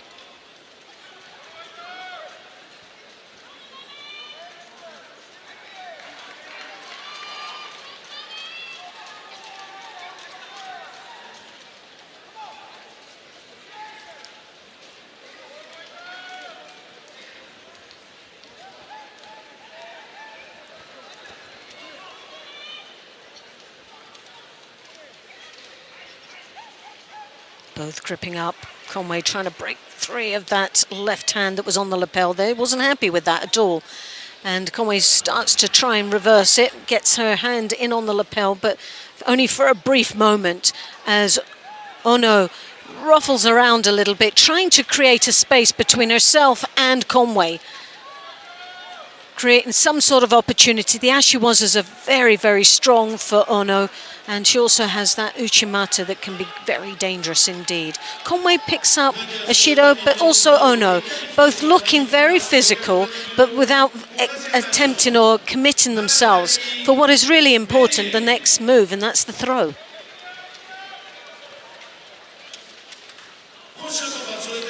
Ono trying desperate to get that left hand high. Conway takes that left sleeve, works with that sleeve, but finds it difficult to try and break free of the grasps of Ono. Ono once again on the lapel. Conway taking second best at this particular moment with that right hand just on that left arm, trying to control it as much as she can. She works the edge of the contest area, both working dangerously there. Ono straight down in the niwaza, and again has some very nifty skills in the ground. Well, Conway is looking a little bit flustered there. She hasn't really settled in, and we're way past the halfway mark. She needs to compose herself a little bit more. She's looking a little bit unsettled. Ono causing a few problems there, especially with that left hand that Sally knows too well to have to control, otherwise she could be in trouble. She attempts the sutemiwaza. Sally tries to draw her down into the niwaza. Ono prepared for this, blocks it quite nicely and defends well. Picks up though for that defensive action for such a long time another Shido, so we've got 1 Shido to 2. Ono chasing that left hand once more on the lapel where she wants it. She's got the sleeve. She backs Sally to the edge of the contest area. Sally has nowhere to go. She has to do something, and she goes for it. Kosota, beautiful direction. She only had really 2 directions to go. Back off the mat or go to the rear. Ono should have known that, and she wasn't prepared for that Kosota. She goes down into the niwaza. Great timing for Conway. Works her niwaza where she's so strong and digs in deep there, as well as the clock ticking away very nicely for Conway. 1 Wazari on the board, 2 Shidos to 1. And a really good score, eh? A very good score. And a surprise for Ono. If she was setting her up, there was only 2 directions she could go. And she took it to the straight. Oh, that Wazari. Is that she? Well, to me, it did look like a Wazari. Yeah, they've and not to put the a Japanese coach also, and it was a Wazari. Yeah, well, this is something, you know, if you look at the Wasari of Sally Conway, it was a bigger Wasari than this one. But yeah, this is what can happen in judo. Yes. And for Sally, she'll be really gritting her teeth on that with seconds remaining and gets caught with a Wasari against a phenomenal athlete who's going to really test her to the end here. Golden score. This is still a very open contest. It could go either way.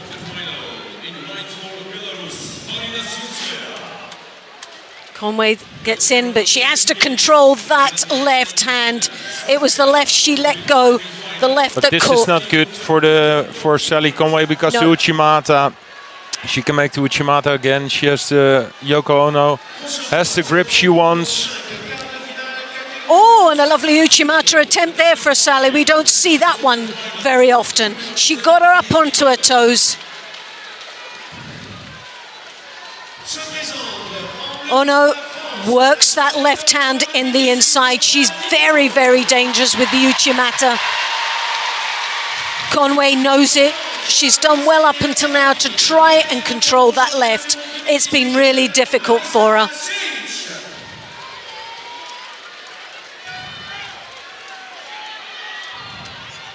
Ono working that left, comes in! What a nice twist to the other side. Just a standing soda. Oh, she just stood up with her, didn't she? And there was not even a slight flinch of bending of the knees. Maybe if she had bent the knees and got in a little bit deeper, she would have had the ippon. Maybe too upright for Ono. Sally under pressure now. That left hand once more on Sally's lapel. Finding it difficult to control the left side, as you can see. Ono flapping it away, looking to create a space. Tries to get in Comes or with the out, Uchimata. yeah. Oh, what a finish. You saw it coming already because Sally Conway did not know how she could control the left hand of Yoko Ono. Try to get into the inside, the outside. She was really struggling with it. Definitely struggling with that.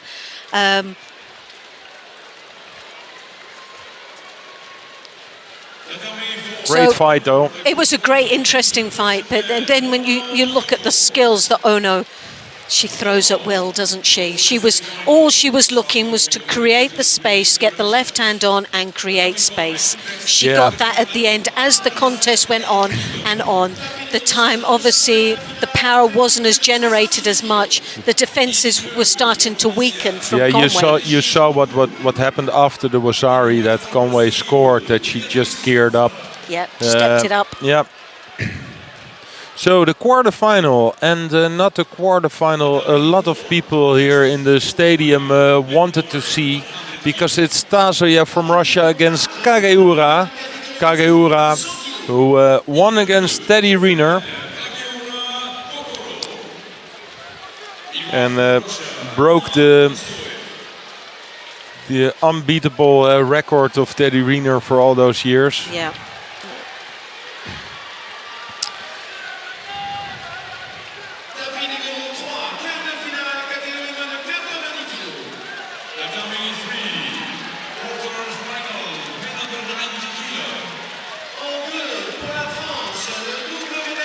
Sort of coming in, just trying to take him over there on the side, drops their head under on that left side of Kageura.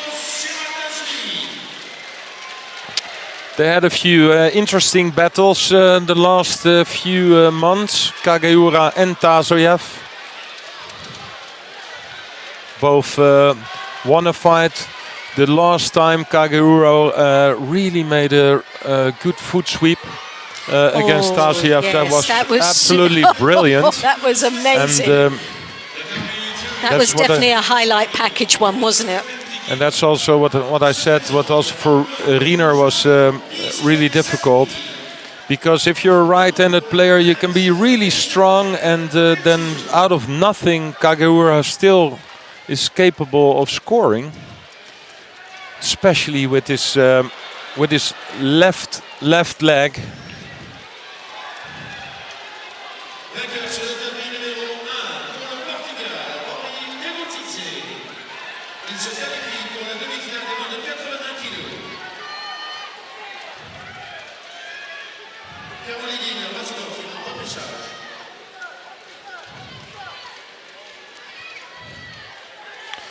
Definitely. Oh, what a Seoinage. Oh. It was in so deep. It was just perfect spotting on that, wasn't it? This is what I say every time. This Seoinage, left drop Seoinage is so strong, but then he lacks the power. He turns him on with the Sumigeshi for Wasari. That was good. Nicely controlled as he turned him over. Did not see this one before from Kageura. Yeah, it was a massive change to what we normally see, isn't it?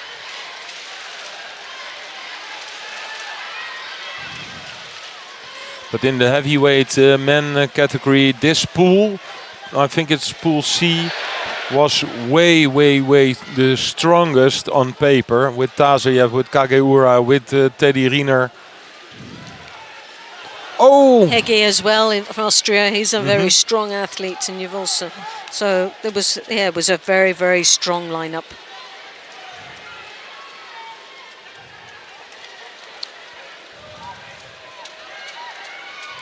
One and a half minutes remaining. Kageura maintains a good, strong lead. A Shido apiece.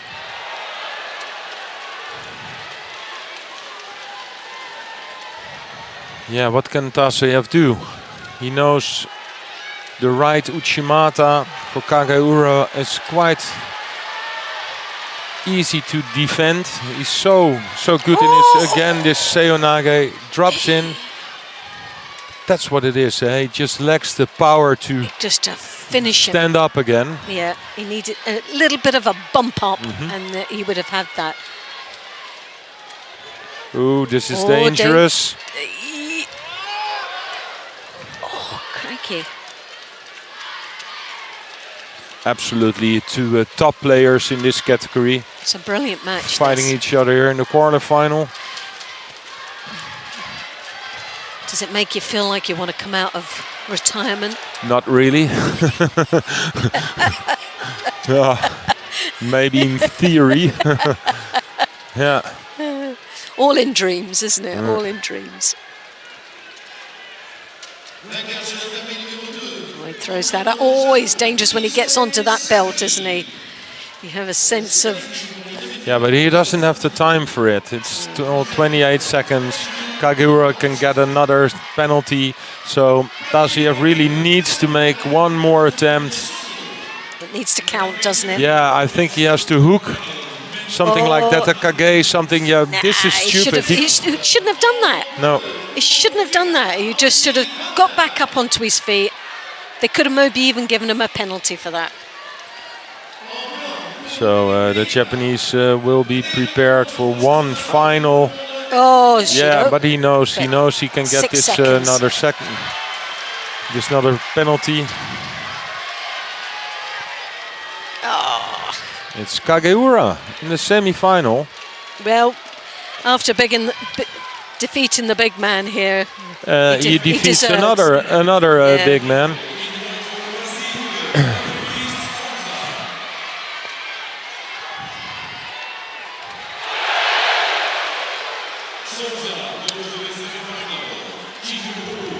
Let's make the change to tatami 2, if possible, where another quarterfinal for the heavyweight man with Henk Grol against Andy Granda. Andy Granda, for me, one of the heavyweights who doesn't really look heavy. It's more like a 100 kilo player. Henk Grol, of course, also was a 100 kilo player, top player, and now is doing some excellent stuff in the heavyweight division. And also he will see,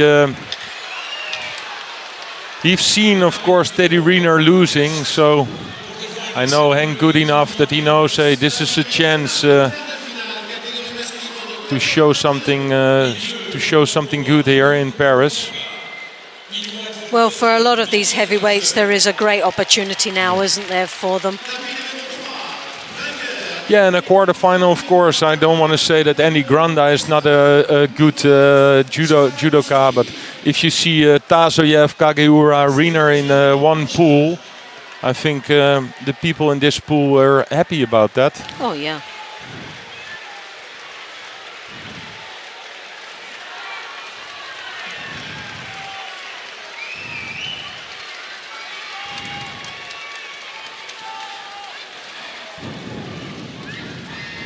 Derby 3, next quarterfinal, men under 100 kg.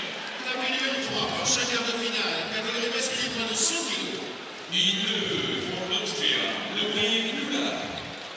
In white for the Netherlands, Michael Coel.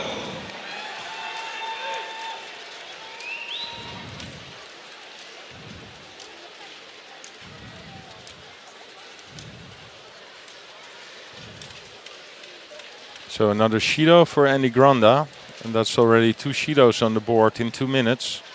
So he's the one who has to do something now.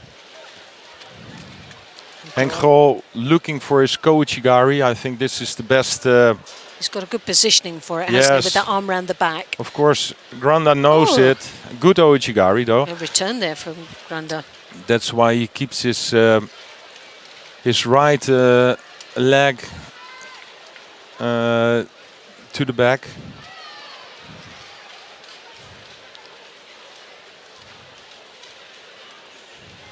Good strong positioning there from Grol.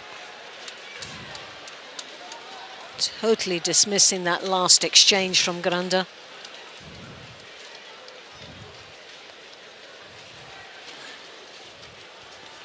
Yeah, well, sometimes you see the Shidos for false attacks, but if you make an attack and you just jump up and you continue, I think just let it go.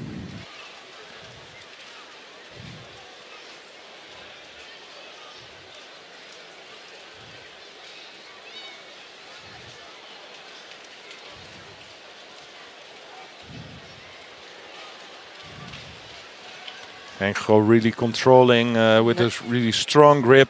Looks he knows powerful. If he just stands like this, yeah, it's enough. They will give the Cuban his third penalty.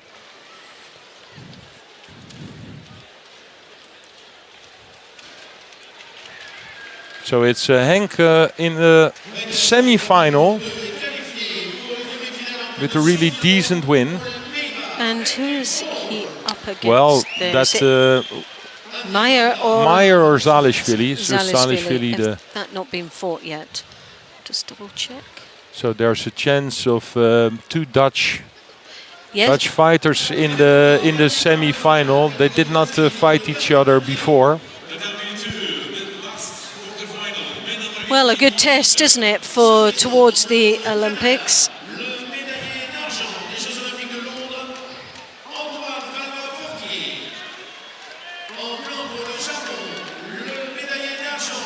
Well, this is someone I feel that has really sort of just got from strength to strength. Vala Fortier, for me, is an amazing athlete and always around on the results, and it just seems to get better and better, building on his confidence, and real contender here in the under 81 kilos. We spoke about his teammate earlier on, that it's quite good that there's a real battle and depth in this weight category, like a few weight categories that the Canadian team have. But they have got a good group at this moment, a good squad of athletes coming through quite nicely.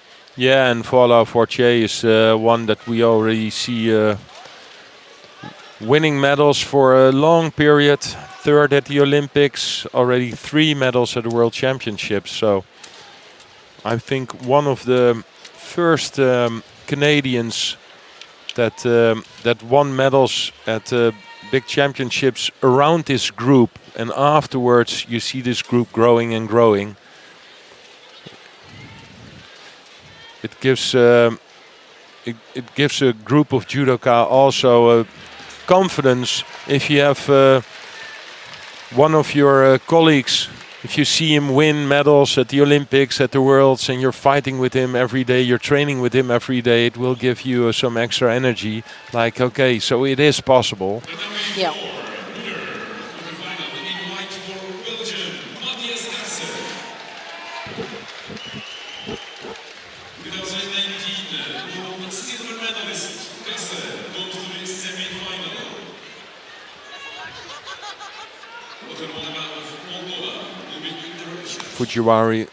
Fujiwara totally twisted in with this soda, but I think it's really difficult for him to throw Vola Fortier because you can see that that he's a lot taller.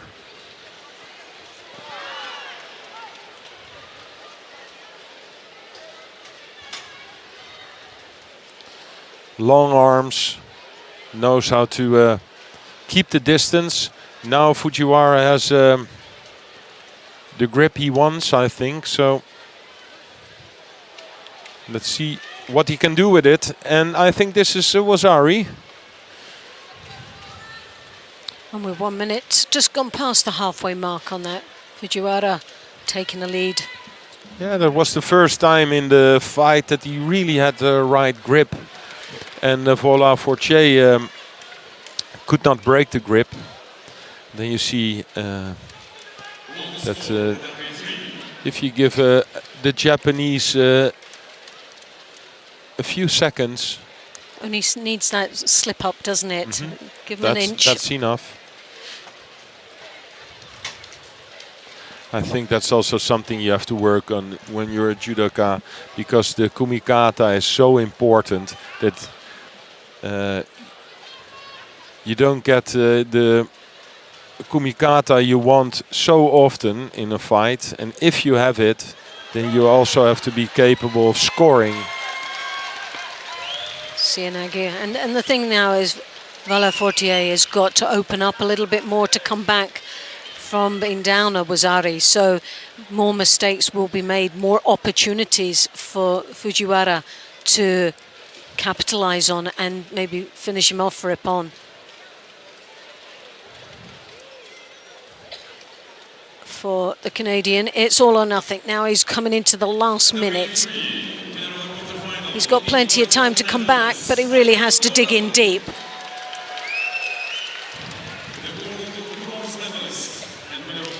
Oh, well, there was a great effort there for Vola Fortier there on the edge of the contest area. That long leg came across for Harai. He just didn't have the upper body control. He didn't have that sleeve to just edge his opponent over the top.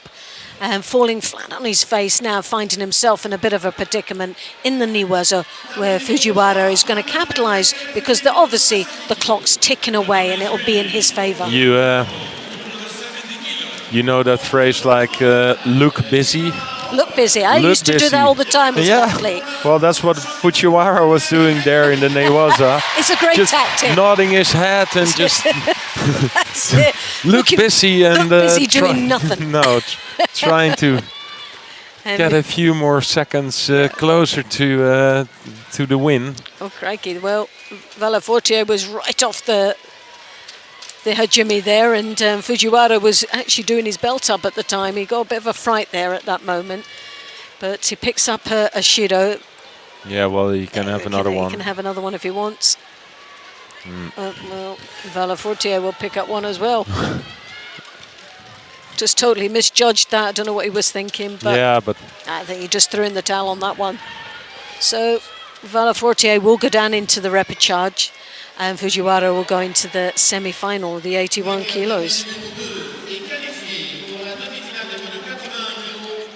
Let's make the change to tatami 3 for the quarterfinal on women under 70 kilos. Can we go to tatami 3, please? Thank you. It's Marie-Yves Gaillet against Gemma Howell from Great Britain. Marie-Yves Gaillet, the reigning world champion, but in trouble now on the... Well, this is another one from Great Britain who's got exceptional niwaza.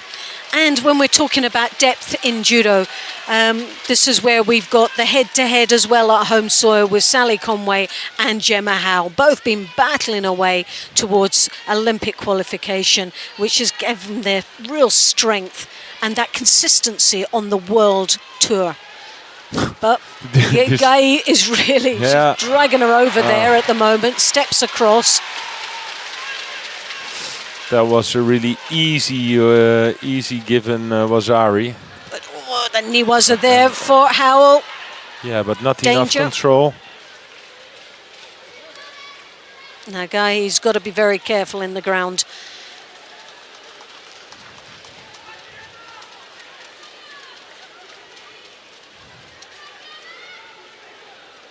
Nods her head. Gets some advice from her coach.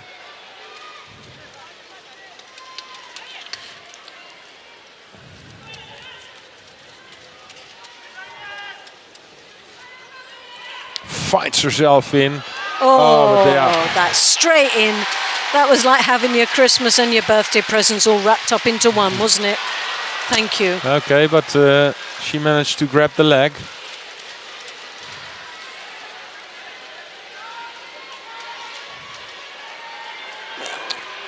This is going to be tough for her to hold that leg. Yeah. But Gaye now is She's waiting for the very Newaza. strong though, Gemma. Yeah. Very, very strong in the Newaza. Yeah, but if she's that strong in Newaza, I don't know why she just... if she feels so strong, like, I'm just going to lay down and you grab me into... Do you know what? You This just seems pin to me be down. a bit of a deja vu, because Conway does exactly the same. She comes in for a Sutemiwaza and finds herself being held down.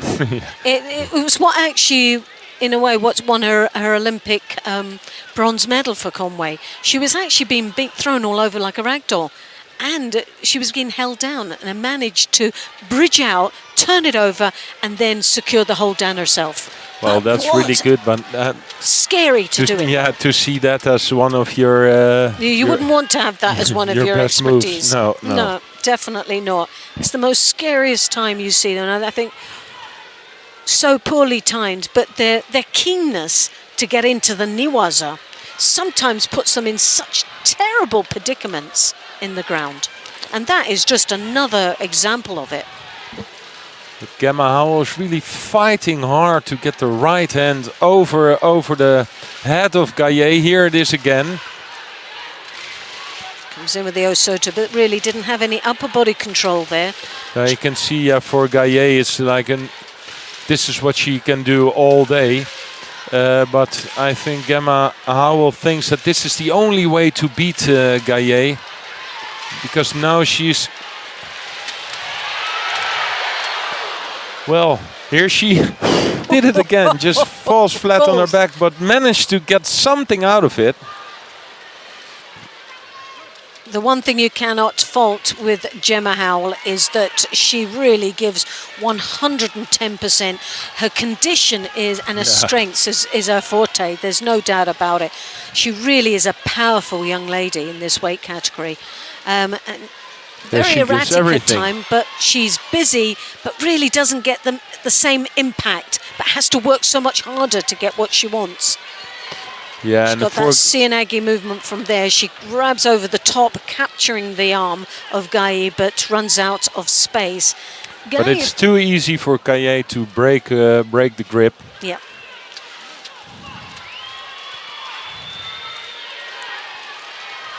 Here it is again, overhead, but then Gaye managed to break it again, but... there was the chance that she had, and... Well, what can you say? I think Gemma Howell tried everything possible. You got to give her 10 out of 10 for effort. Yep. There's no doubt about that. Put everything in it.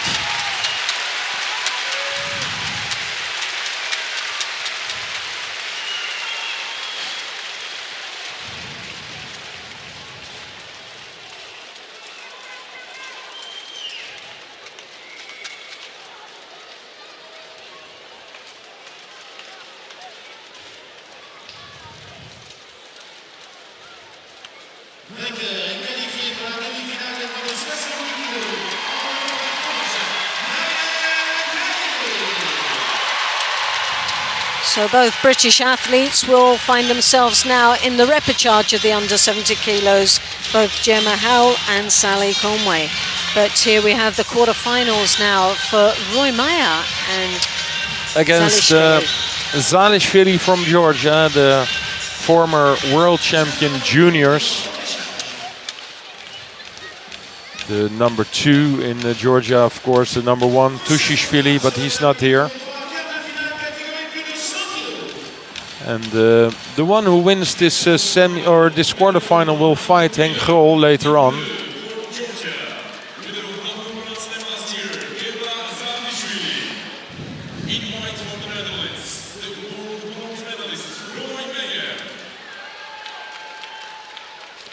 the Georgian looking a little bit apprehensive there. He looks like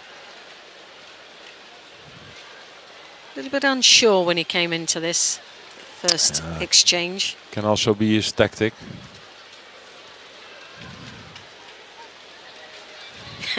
Yes, Make him feel like he's scared. Just look like or scared, or like I don't really care. But I think from the inside he does. Luring him into a false sense of security, as they would say. Well, that's also some sort of tactic you can use because when I was fighting, like you could, if you come up to a Japanese and you make yourself big and things, and then sometimes you can see that it can help you. But if you do this to a Russian or a Georgian, they don't care. No. The one thing I used to always say that the Russians were very good at that, where at times you'd watch them compete and they'd look absolutely exhausted within the first 2 minutes, and you go, they've got no condition, they look really bad. And then all of a sudden they spank the opponent over and you go, like 10 minutes later, they're still looking exhausted and they've got nothing left in the tank, but they're still piling on the pressure. And it was all that sort of body image and body language that was coming out. And it was, I think if I was the opponent, I would be thinking, I've got this in the bag. I know I'm going to beat them because they're just not fit enough. But 10 or 20 years ago, he had a lot of Russians and Georgians who were absolutely not so fit for 4 or 5 minutes fighting. They just give everything in the first 1 or 2 minutes, and then they were exhausted afterwards. True, yeah. But that really changed. If you see the Russians now definitely most of them are really well trained. So powerful. They're a team to be contended with. There's no doubt about it. Very, very strong.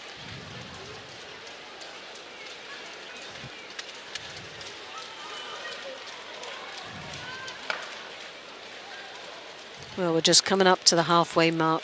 Just a Shido apiece for both athletes. Yeah, but Salishvili takes a lot of time every time. It's Roy Meyer who wants to get hold of him. Yeah, and he wants to make the fight hard. He's not really wanting to play game here, though, is he? He's not. Zalishvili just taking his own time. Gets his grip. Trying to place himself in the best possible situation there. Not allowing any room for manoeuvring for Maya to come through on that Sianagi that we've seen quite a few times.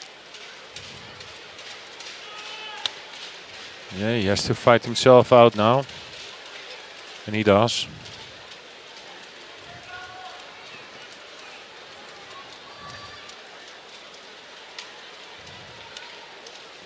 Now Maya's got a free hand here. He had the opening, but he only had one hand on that lapel. Very difficult to do much with just the one hand. Salishvili. Yeah, you know, sometimes they can give Shidos for attempts like that, but actually when you're really into Judo, you can see the difference between a false attack and just attack where the grip is broken. Oh! Now he came in for that Sodi, but if he'd switched it to the rear. Unbelievable! This was so close. There was a secondary attack there for Zalishvili, but he didn't see it. Yeah, and Roy Meyer afterwards thought maybe I can push him to the ground for Wazari, but he didn't want to take the risk. And again, everything is on it. No, this is not a Wazari. Oh, I don't. Well, this you know, it was. No, it wasn't, because it wasn't him executing it. It was Roy Meyer Roy pulling Meyer him back. tried to pull him back for Wazari, so right decision to wave it away.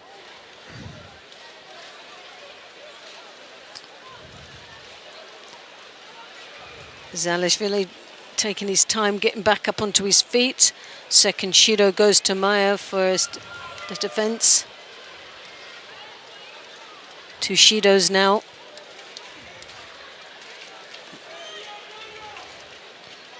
Meyer needs to create a bit more space between him and his opponent. get a little bit more light on his feet. He works well when he's a little bit more lighter. The pace is sort of very slow for Meyer, I think. Suits the Georgian, but I don't think it suits the Dutchman. No, but I think in stamina-wise, it's Roy Meyer who has a little bit more in the tank Yeah, I think than so. Salishvili. So now he's creating a bit more space here, Meyer. You can see pulling on that. And there he goes Turn. again. Yeah, so this is a good attempt by Roy Meyer. Yep. And we will see Salishvili taking a lot of time to stand up. And this is not what you want to show to the referee. He's sending out the wrong messages to the referee.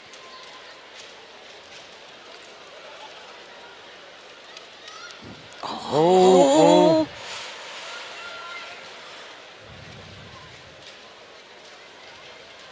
Well, again, for Zalishvili, there was a secondary There opportunity. it is, Oh, real yes! big one. Oh. Well, that was a great combination there for Yeah. Meyer.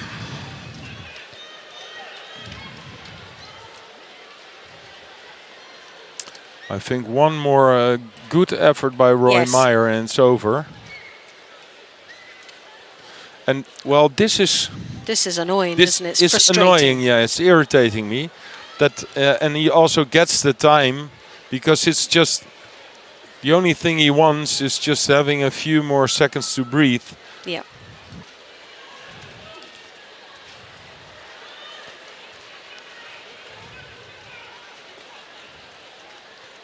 Meyer, if he puts one more in. Yep.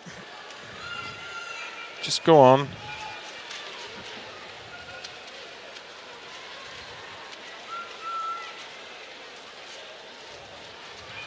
Working again, trying to create Yeah. a space between him and his opponent. Comes in. Oh. Oh, that was a Okay. bit messy.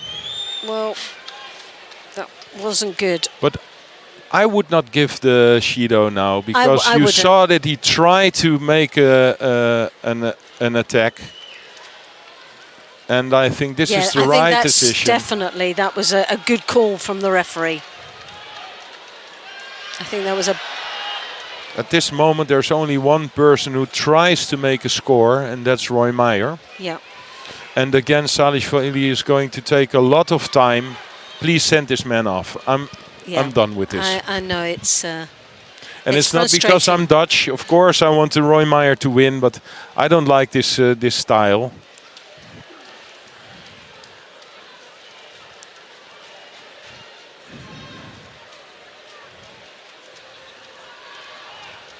Well, okay. Now he made First attack. yeah.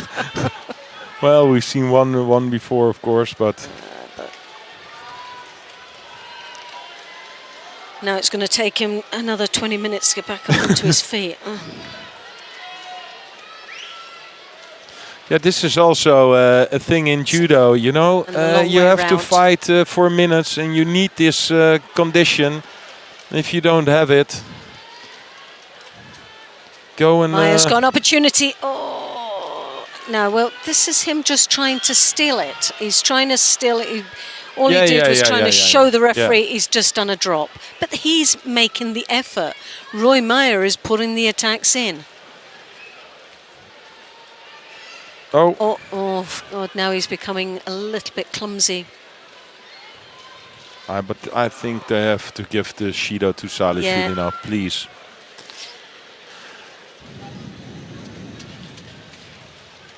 Yeah, we go on. Hey, gosh. Oh, well, he's Okay. rescued himself. Oh! And then again, oh my God. Zalishvili comes back at the last stage there, 2.5 minutes in golden score. Meyer just walked onto that. It was a double attempt, a good double up on it, but oh my goodness. This is not like Salishvili who won this quarterfinal, but just Roy Meyer who gave it away. Roy Meyer just blew a gasket there, didn't he? He put everything in and at the end of the day had nothing at the last stage to give. And this is really interesting because it's now Zalishvili who will fight Henk Grol in the semi-final, and we will see Roy Meyer in the repechage.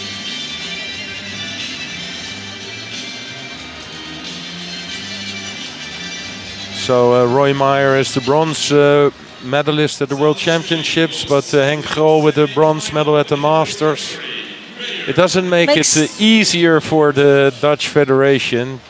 Yeah. But they will continue. Well, I think you need to drown your sorrows with a cup of tea, dear. And what we're going to do is have a wee break, but our team, our colleagues will be back. Annette will be taking over now, along with Sheldon Franco Rook. So from us, we'll see you a little bit later. Bye.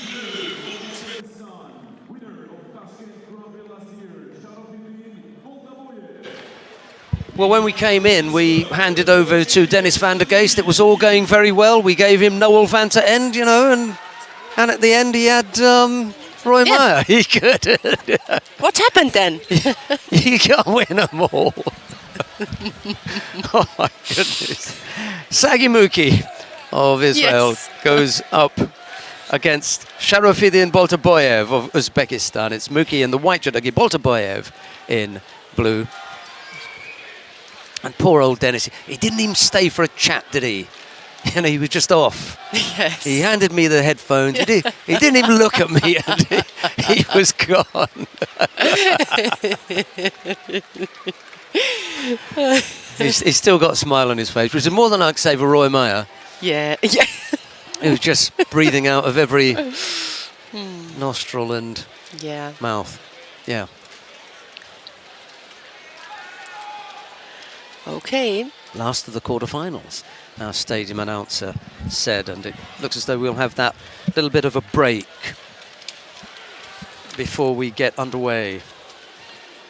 It's all nice and tidy here. Well done to Dennis van der Geest. He took all his papers with him. I don't think he's... he's left his papers over there. Yeah. He's not going to be friends with Greta, is he? All those trees that cut down... that he uses. Almost caught him with the Ashiwaza there. Single Shido against Muki. He picked up a Shido in his contest with Alexios Thanasidis and then picked up a second. So he was sort of flirting with danger for a while, was Sagimuki in that particular contest. Anyway, he came through it in the end. Won it on penalties. Thanasidis went on to pick up 3 penalties. One was for avoiding to take a grip, and then he collected 2 for passivity. It's a shame, really, because he's also a really exciting fighter. Yes. Alexios Thanasidis. I like watching him, and I went down to chat with him and the coaching staff afterwards.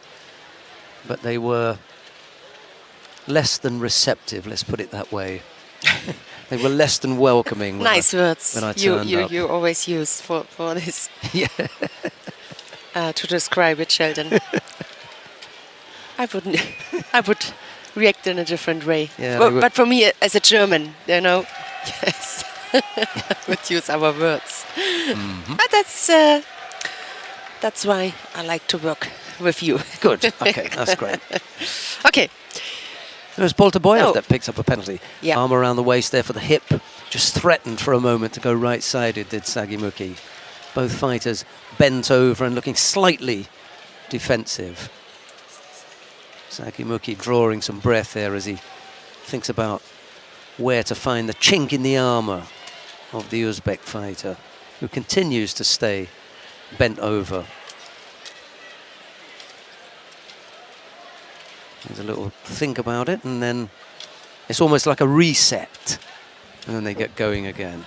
Referee's not involved in this, just indicates to them, get on with it then. Amano Akiko it is of Japan, who happened to be the referee of Sagimuki's contest that we were talking about. Almost a chance for the Tsukeshi. There, we've already seen one counter that put the big man out, didn't we? Oh, yes. Teddy Riner getting countered by Kageura Kokoro. I don't think this would have been as spectacular.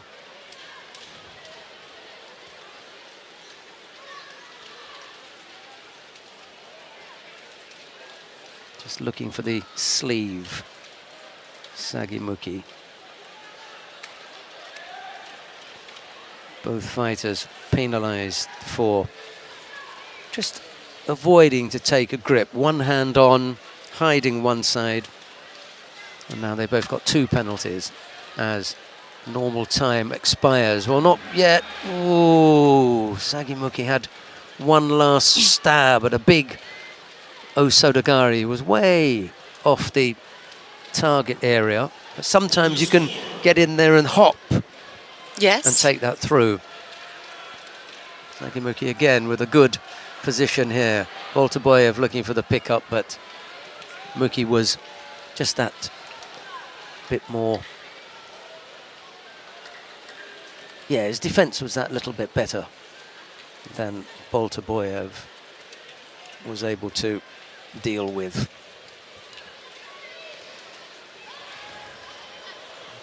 He continues to attack. Does Muki? Oh, Shimiwaza. Whoa! Yep. That was close. That was close. Mm-hmm.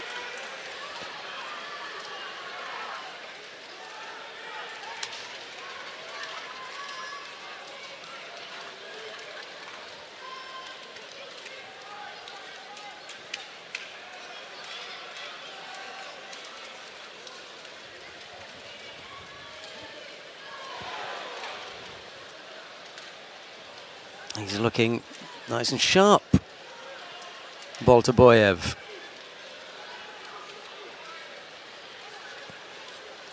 Moving nicely, threatening the world champion, who's the one who's coming forward here.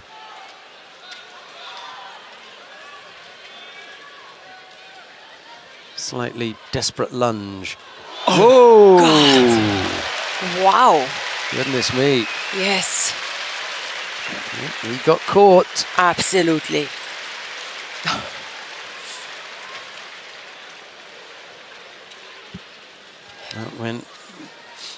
That was like something at McDonald's. You went large.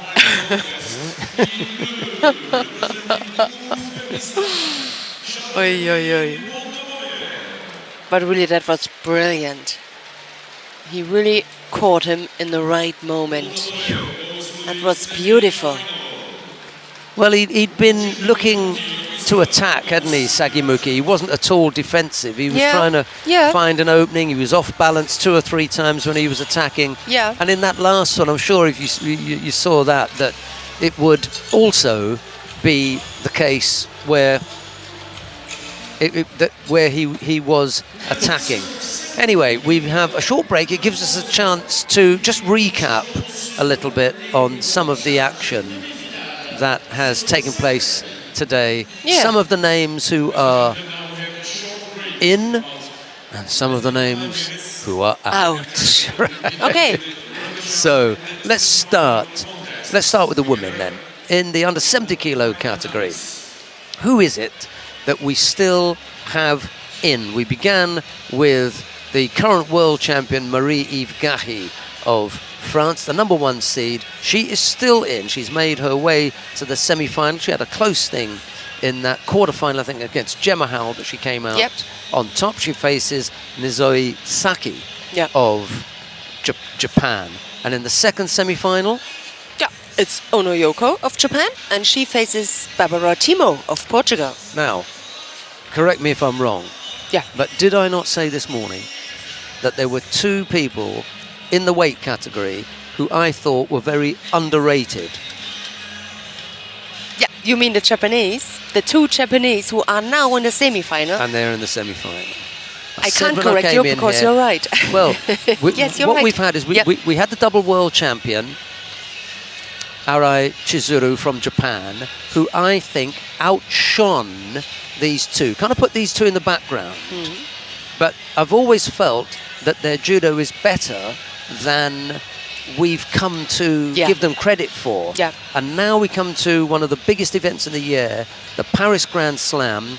The world champion is here. We've got another top draw French fighter in there in Margot Pinet. We've got some youngsters in there, Alicia Belande. We've got the world silver medalist Maria Perez. Sally Conway is an Olympic bronze medalist.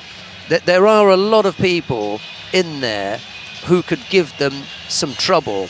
And yet, if you look at the semi-final lineup, 2 of the 4 are Japanese, and they're the 2 that we mentioned this morning. So, dun, da, da, da, that was me blowing my own trumpet there. That's what it's called. Right. Let's talk about the under 78 kilo category then. Who have we still got in there? So we got a number 1 seed here, Madeleine Malonga of France. She's up against Audrey Chomeo. Right, who was the number 4 seed this morning? So the seeding in the top half of the draw has worked out. Next, Clara Opoteca of Slovenia number 3 seed. is up against Fanny Estelle Poursuite. Now, did I not say this morning that there was someone in the under 78 kilo category dun, da, da, da, that you had to look out for, and that was Fanny Estelle Poursuite. Yes, you did. Okay, so I'm delighted to see her in there. 3 of the top 4 seeds have made it, but Fanny Estelle Poursuite has taken that position of Kaliema Antomarchi, the Cuban, who she beat in a really good quarter-final. Right, plus 78 kilo category. Who have we still got in? Rochelle Nunes of Portugal is up against Marina Slutskaya of Belarus. Okay, so we lost the number 1 seed, Maria Suelen Alterman. Slutskaya was the number 4. She did what she was supposed to. Yeah, and Romana Dico of France. She's up against Beatriz Sousa of Brazil. Right, now, Roman Dico was unseeded, yeah? Now, did I not say this morning that there was someone in the plus 78 kilo category that you had to look out for? Yes. Dun, da, da, da. Right, yes, it was Roman Dico, and there she is in the semi-final. We haven't even got time to do the men, have we? As usual. Very, very quickly, Let's it's go. absolutely impossible not to mention the biggest story of the day, the biggest story of the week, the biggest story of the month, the biggest story of the year so far. Teddy Riner lost in the quarterfinal to Kageura Kokoro of Japan, and it was round 3, so he didn't make it into the repechage. He doesn't make it into the repechage. He lost and he's out. So that means that if he wants to qualify for the Olympic Games, he's going to have to find other competitions to get the points. It means he will have to fight now. He will have to fight, or he doesn't make it because I think he's 38 or something. He has to fight. Yes, you are absolutely if he'd won the Paris Grand Slam, job done. So the plan did not Plan work. B. Plan B now. So we are going to see him somewhere else. Coming up next on map number 3, the semi-final in the under 90 kilo category between Noel van der End of the Netherlands, the current world champion. He goes up against Nagasawa Kenta of Japan. It'll be van der End in the white judogi, Nagasawa in blue. And with commentary on this one, it will be Annette Berman, myself. Map 2, by the way, Nicolas Sherazadishvili of Spain goes up against Mamadali Mediev. If you want to watch that one, just click on 2 and you'll get that. And then down on map number 1, one of the repechage contests, Piotr Kutsera of Poland goes up against Ivan Felipe Silva Morales of Cuba. Down at the other end of the competition hall, Axel Clerget of France goes up against Mikhail Özil of Turkey. And right at the far end, in the under 78 kilo category repechage contest, it'll be Antonina Shmileva of Russia. Her opponent is Umeki Mami of Japan.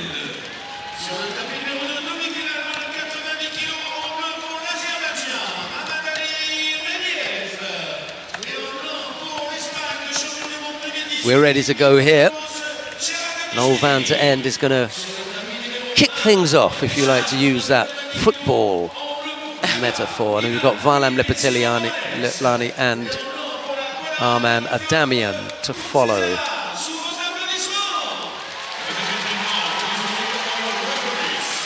We have had some good judo today. Yes. It wasn't all disaster for Teddy, because he did have a good second round contest. Yes. I thought that was nice and strong, and that bodes well for the future. But there has to be a future now, because he can't just sit back, walk away with the Paris Grand Slam title, 1,000 points, and say, yeah, don't really need anything more than one more run out, maybe at the Europeans. I'll just do the Europeans. Yep. Nope, that's not going to work now. He may have to do the European Championships and at least one other, possibly even The Düsseldorf Grand Slam, maybe? well, I don't know about Düsseldorf. It's in 2 weeks already. I don't know.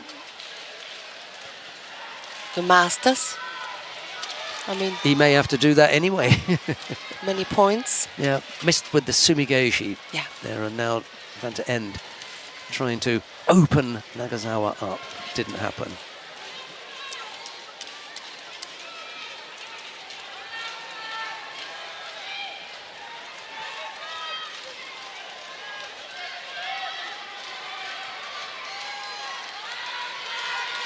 No first minute surprises in any of the 5 contests that we've had. That's quite odd.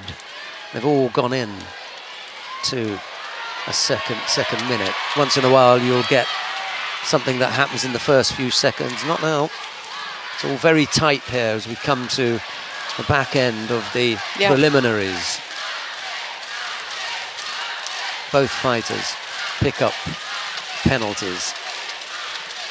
That signal there from the referee is avoiding to take a grip. There's a second signal that they give sometimes, but that one too also means that they're just hiding one side of their jacket, very much as they're doing there. And this time it's it's Fanta End, who, I'm looking at Lipitiliani's name because he's up there next, but it's Van to End who picks up the penalty for just being that little bit loose with the competition area and stepping out.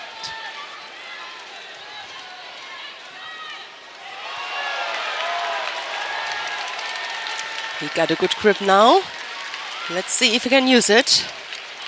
Left-sided. Both grips, both hands there on the collar. Thank you very much for that comment about the commentary earlier on with my colleagues, Loretta Cusack-Doyle, and the Frenchman, Dennis van der Geest. He's actually Dutch. Just a little correction. I'm going to tell him that when he comes back. Yeah, tell him. You were mistaken for a Frenchman. Oops. Nagasawa picked up the penalty for a false attack there, and that evens things up as far as the penalty stakes are concerned. We've got 1:25 left to go. I still think it's nicely balanced, and it's unfortunate that they've got 4 penalties on the board because it hasn't been that kind of contest, really. Yeah. It's not an ugly contest, but those yellow cards just make it slightly unattractive.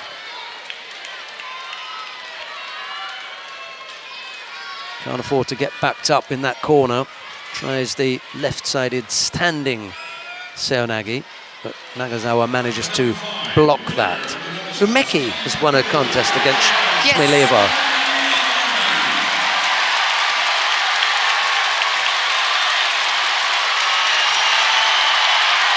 Crowd is happy. Axel Clearshea got his opponent into the Osei Komi, by the way.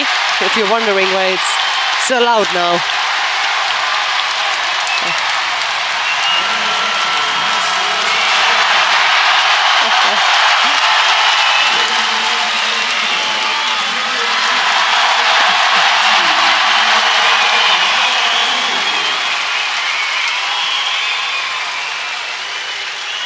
Axel Clearshea brings the crowd to their feet. I thought that was okay from Noel van te End.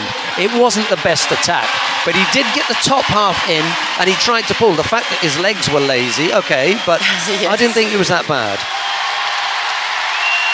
Uchimata from Nagasawa almost had van te End going over.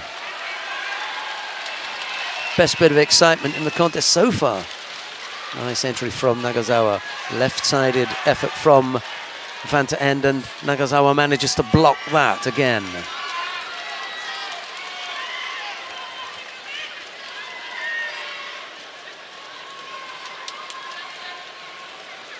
Both fighters have to stay active. A turn. Well, it will be golden score now.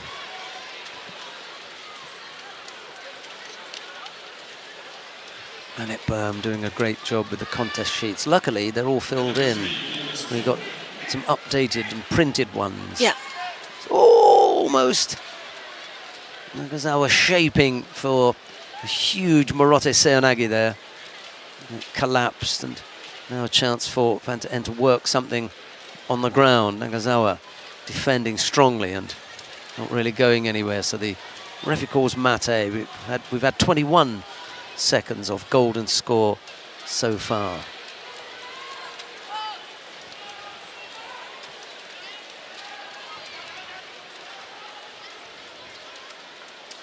Van to End trying to look positive, trying to get something going.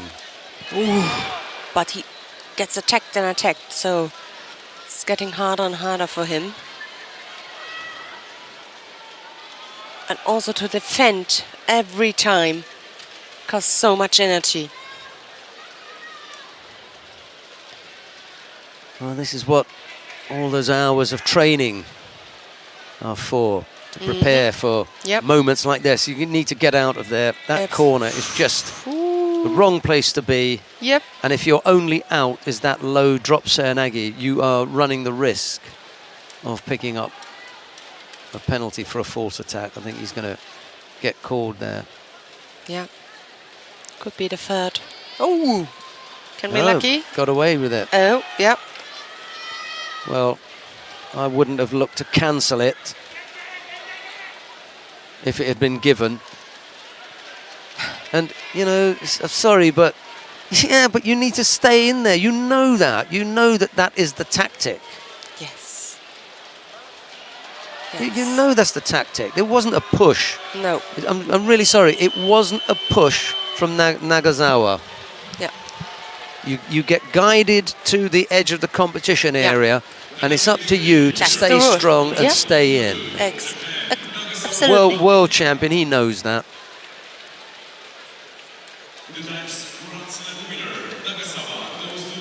Because you know what your opponent is trying to do.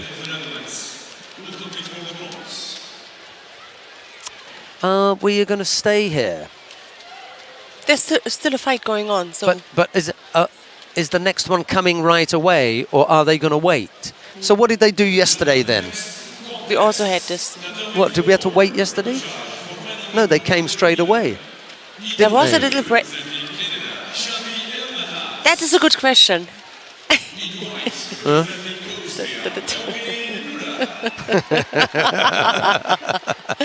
Oh, Sheldon. Das ärgert mich, du, das ärgert mich. Judo. Right, coming up next, Valam Lipatiliani of Georgia faces Arman Adamian of Russia. It'll be Lipatiliani in the white judogi, Adamian in blue. They're small things that get up my nose. But we have fun here. We have fun. Absolutely, yeah. But yesterday, it just occurred to me that they brought them on. Yes. They didn't have this break and started two semi-finals at the same time or anything. So I was just thinking that we'd have the same. Yeah. Because I would very much have liked to have seen Michael Corral and Peter Palchik. That would have been a good one. Is that not on mat number 2 now? I think they're lining up on mat number 2, aren't they? But we're staying here with Lipatiliani and Adamian. This is a top draw fight. Although, to be honest, Michael Corral's a world number 1, isn't he? Who's the world number 1? Who's the number 1 seed here? Yes, Michael absolutely. Corral. He's So we should give him due respect and go there.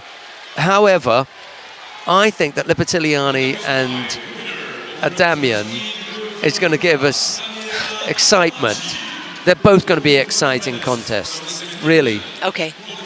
They both are. And given that Corral is the number 1 seed, what I'm going to do is to say to people at home, if you'd like, let's stay here. I'm going to risk it. People may throw banana skins and things, so I'm going to stay here. Yeah. I agree.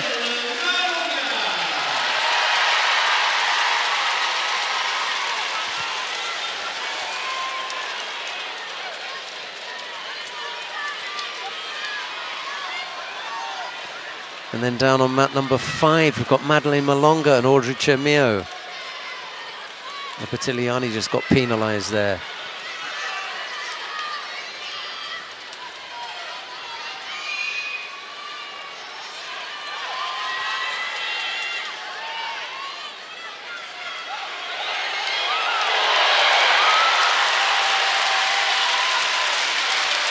Malonga has thrown Chermio for Ippon. Yeah. Well, one more hurdle to jump then for Madeleine Malonga.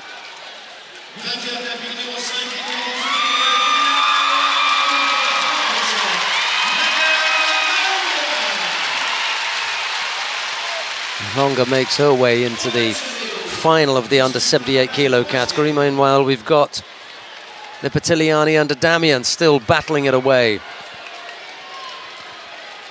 Lipitiliani can't come up with the pickup. There's another French fighter going down on mat number 5. This time it's Fanny Estelle Pozvic who'll be up against Clara Apoteca, and Lipitiliani picks up a second penalty here. Already, with 2:20 seconds left. Already the second penalty. Oh, he needs to lift up his leg for the Uchimata. If you look at where his hips are, they are stuck in the chest of a Damian. He's looking to turn him Yeah. over. He does. Osai Komi, Ooh. it's not the strongest. Remember yesterday, Yeah, the Russian in the Yeah. final against Yago Abuladze. Yes. Good boy. Yes. Well, good man, I Yeah. should say. Good man. Both fighters want to work a turnover here. Elimeti Karikanta giving a bit of time. Hey, this could still develop. Yes, it can. And now it's the Osai Komi. Ooh. Osai Komi. Tav was screaming for the mate. You know why now. He could see that coming. He didn't want Lipitiliani hanging on to his man for this very reason. That is a place in the final of the Paris Grand Slam. Yep. Yep.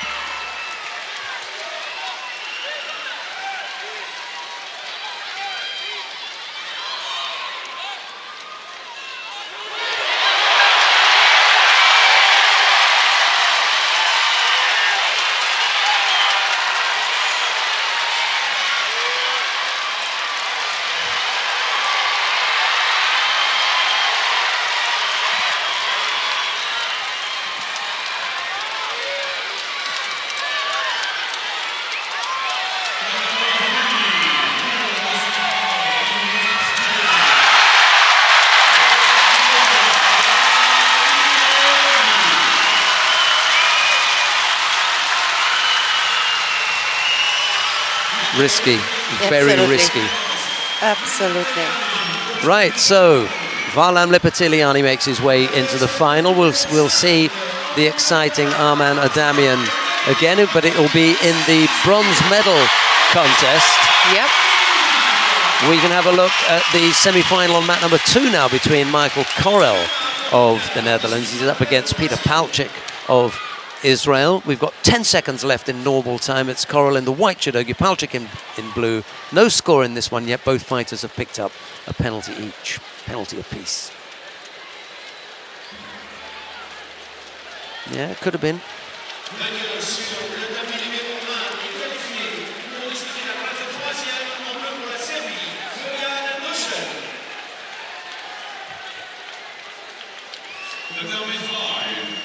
Next contest, repêchage, numéro 78 kg.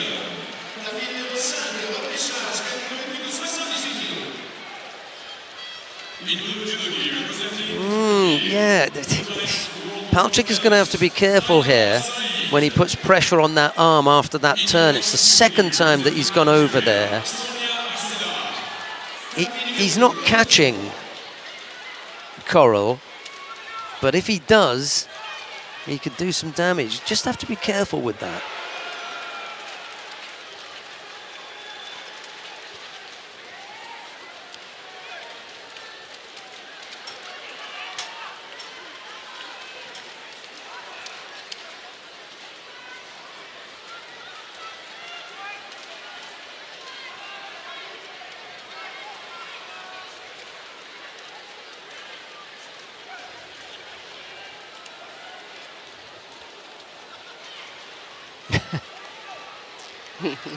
Only Coral picked up the penalty. Yep. Much to the displeasure of the Dutch coach, who thought that Palchik was as guilty. Anyway, 2 penalties against Coral, just the 1 against Palchik.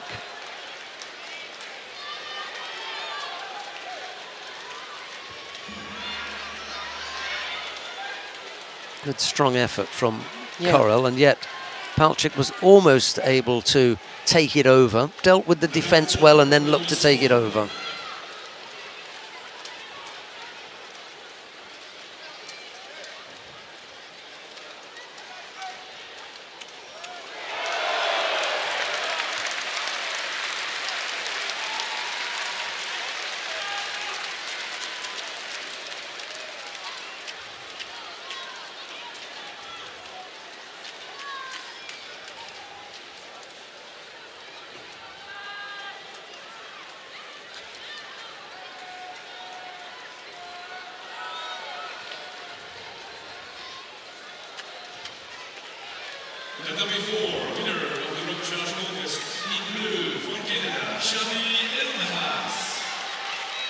Well, they've seen a gripping infringement. Yeah.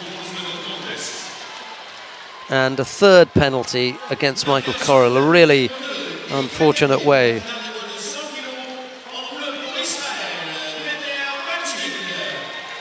Yeah. You can see the way it is between the fighters, can't you? It's like, well, sorry, I didn't have anything to do with it. They're saying to each other, look, sorry, this time I won, and maybe next time you'll win. But let's not get out of hand with the officials, because that's what they've seen. You were gripping my fingers.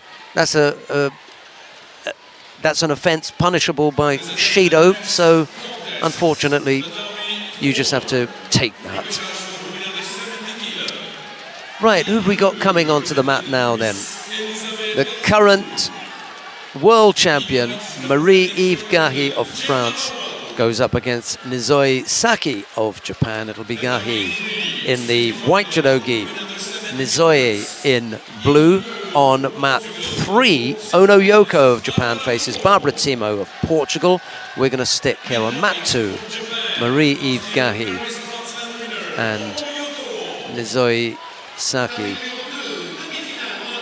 That's the contest between Sonia Asella and Kyra Sayed. No score in that one as yet. Just a single Judo against Asella. That's a repechage contest in the plus 78 kilo category, and a very popular fighter here in France, Kyra Sayed, because she had previously competed for France under another heading, Ketty Mateur. Yes. Right, we're ready to go then.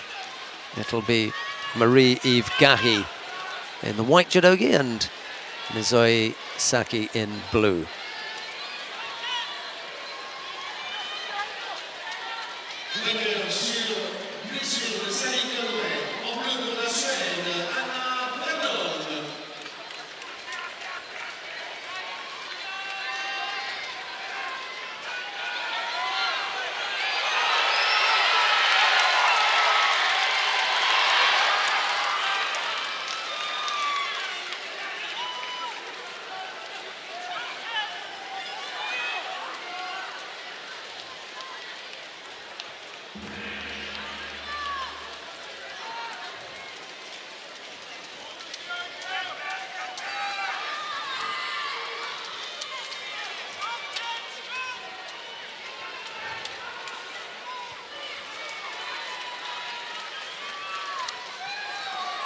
Number 5, winner of the repechage in white judo for Algeria,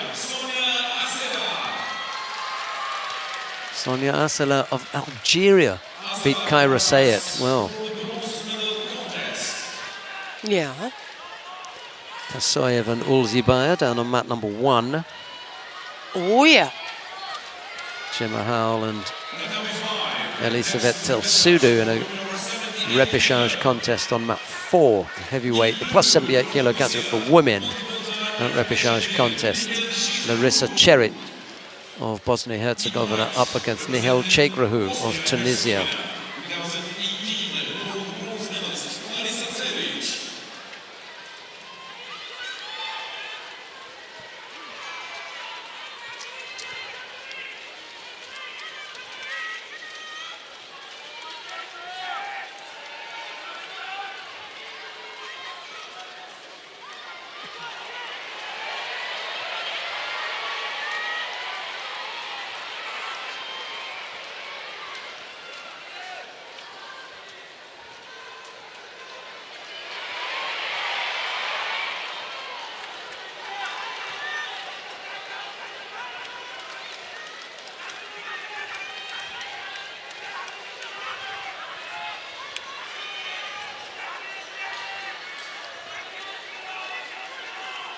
Single Shido picked up by Nizoi.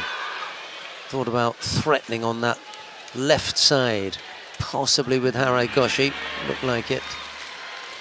But Gahi managed to block that.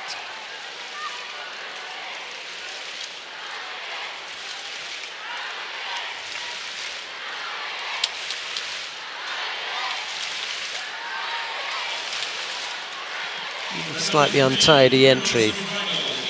A little bit, yeah.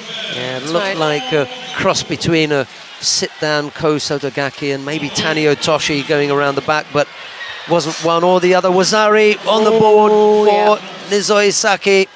Minute and a half to go. There's plenty of time left, but you don't want to go down Wazari against one of the Japanese. No.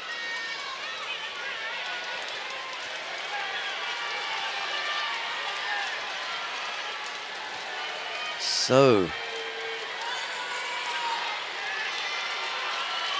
Gahi going to have to dig deep here. Absolutely.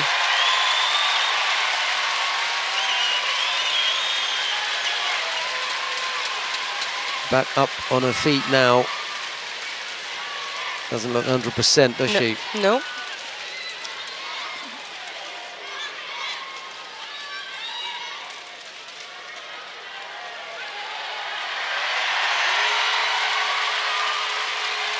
So don't waste any time here. Just get immediately a grip and then get into an attack.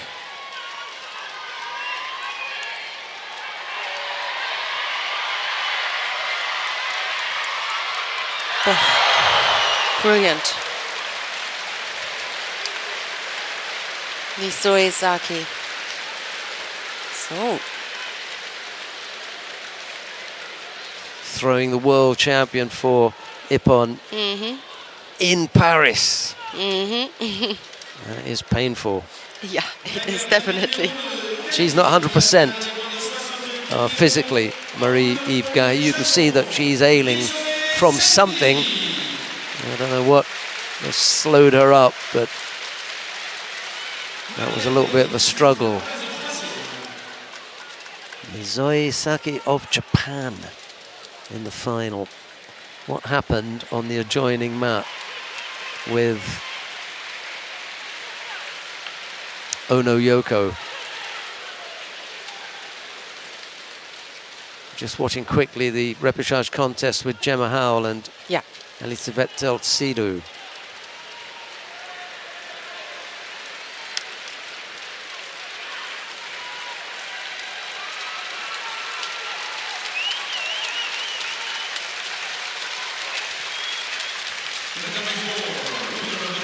Did we see what happened with Ono Yoko?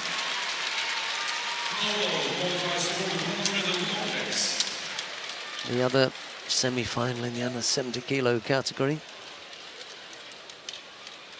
Ladies and gentlemen, next contest. Tatami 4. So.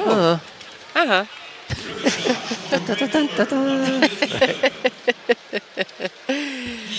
Right, Larissa Čerik of Bosnia-Herzegovina faces Nihal Čekrahu. We've got 40-odd seconds left of this one. No scorers yet. 2 penalties picked up by Larissa Čerik.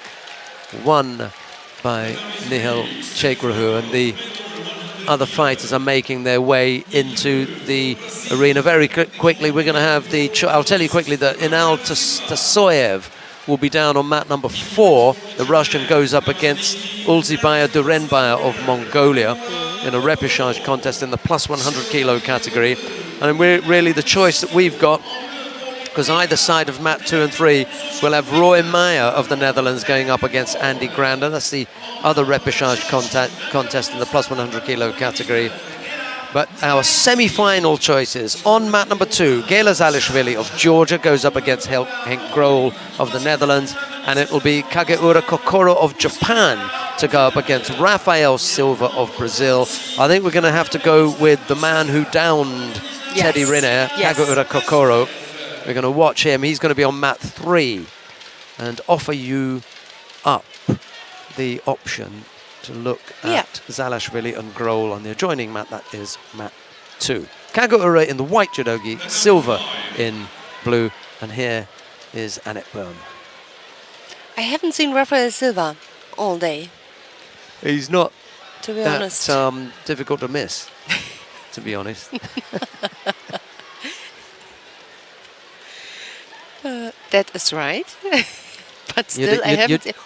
You'd have to be standing quite a long way away to miss him. Kageura just getting a bit of a bump there in the... I think they refer to that as the lower abdominal area. Delicate way of saying that is going to hurt, isn't it? You can't ask me that, Sheldon. Nope. However, there are a few things. There are a few things that I haven't experienced that you have.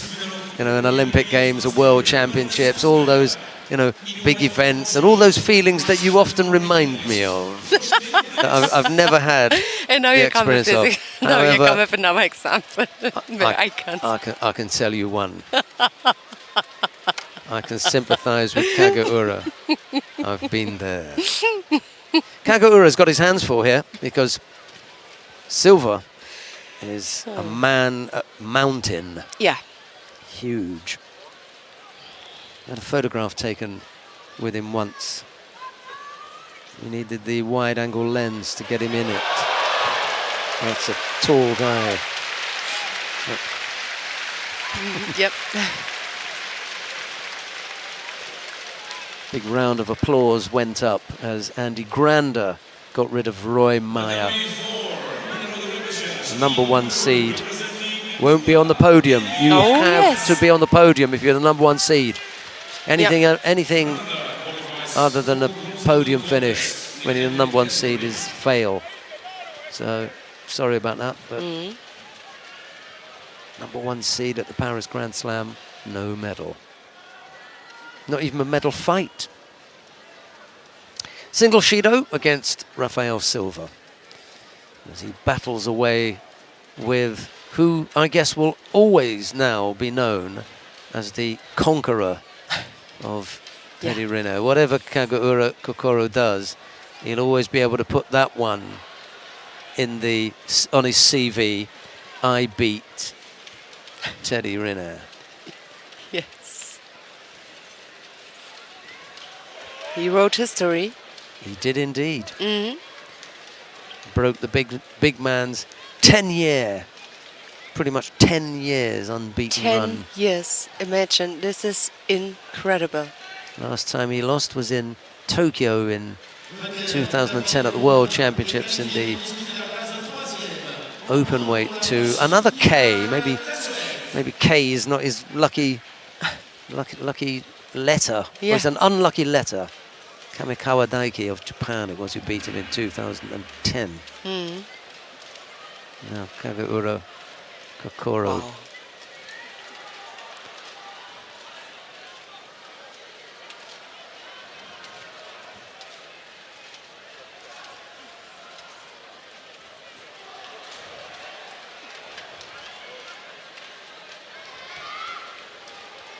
Kagaura, I think he's employing the right technique, looking to get as low as possible underneath Rafael Silva and roll him over. He's not going to catch him with Ichimata, is he?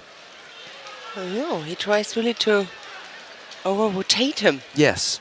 Wow. Yeah. Kagaura just got to be sharp in the counter as he was with Rinne.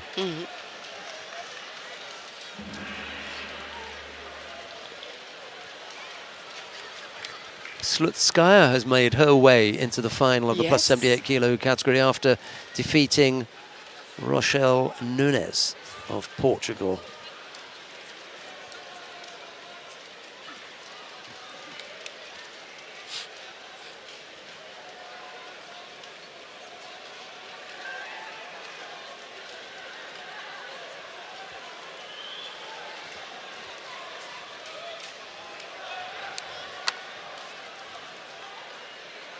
So, the last seconds now here on the scoreboard, and just a single penalty. Low attack here on the left side. Kagaura knows if both are attacked. Just as he put in the attack.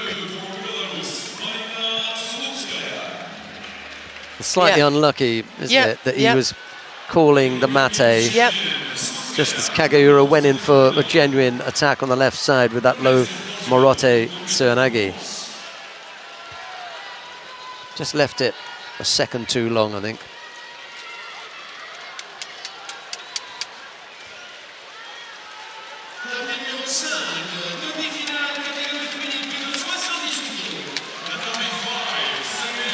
Oh, golden score.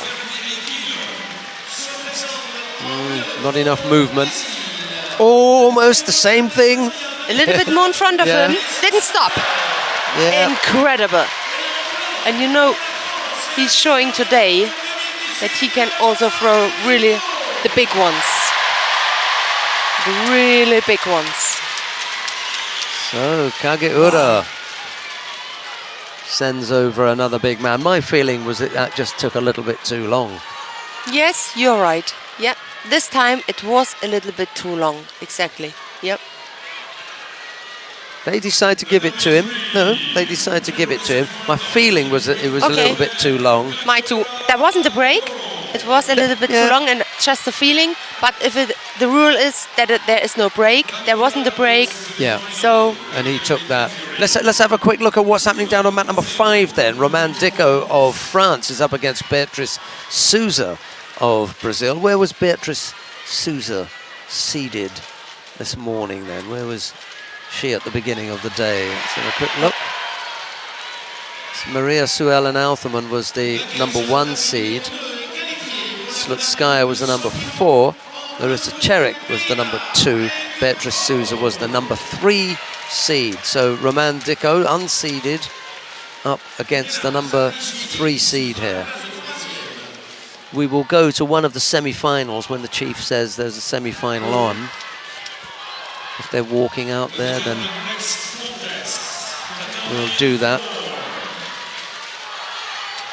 I suppose Boltaboyev and Fujiwara would be the go-to contest, but hey, this is a semi-final as well, so there's no need to move away from here. I think we're going to stick with this one. Yep.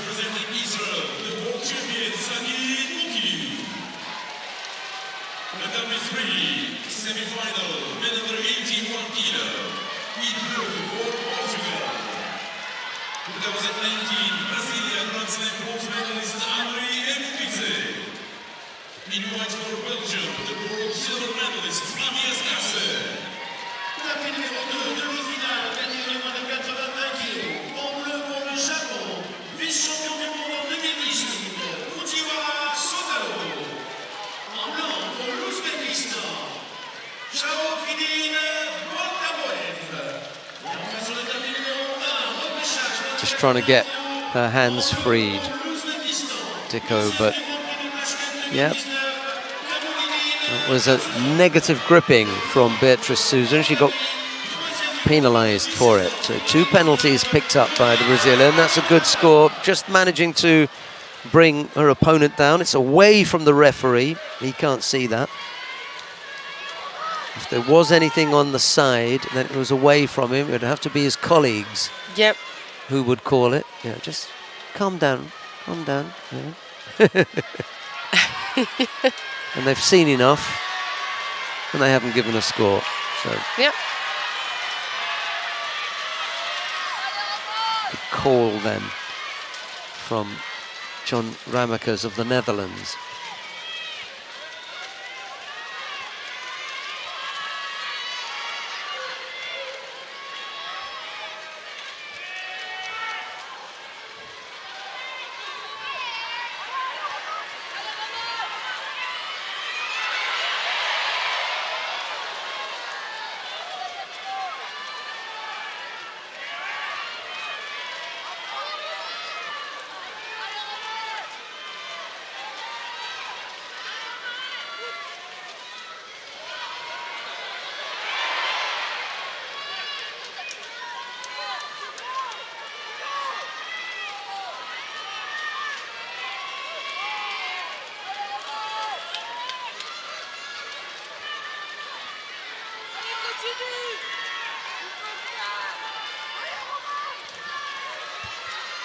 Half a minute left to go.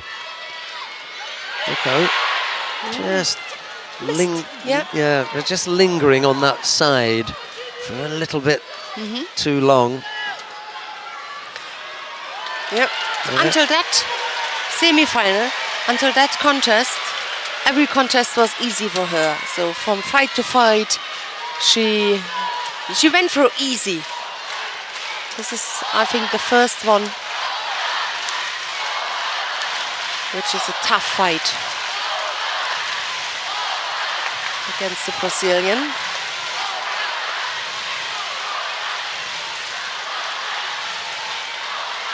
Not the best grip here on both sleeves.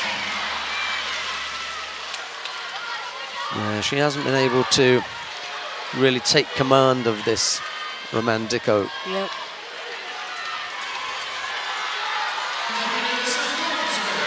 However, the bad news for Beatriz Souza is that she's picked up 2 penalties during normal time. And that always makes it very difficult in the golden score period.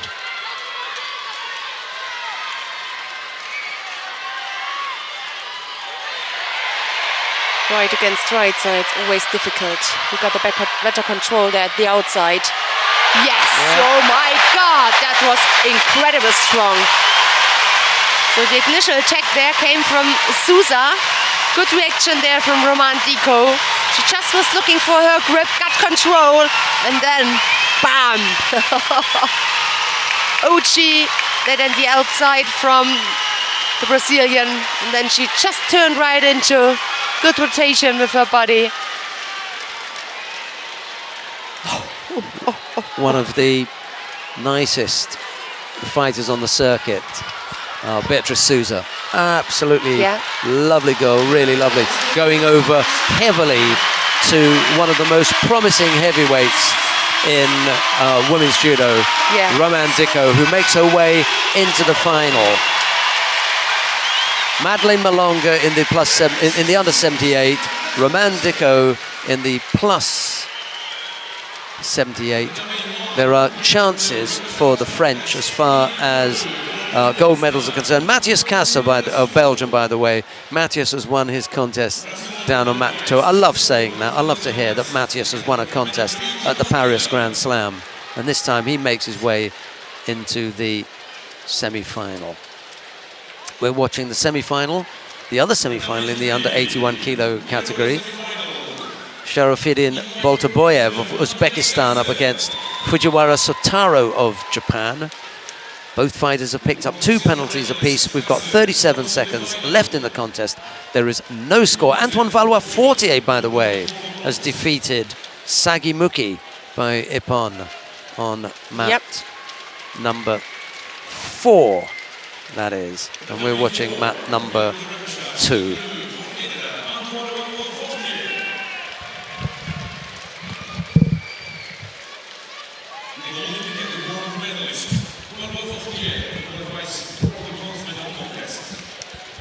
Well, stay with us because we've got this contest just to finish up, and then Annette Berm and I will have a wrap-up to camera. You'll have the pleasure of seeing the pair of us.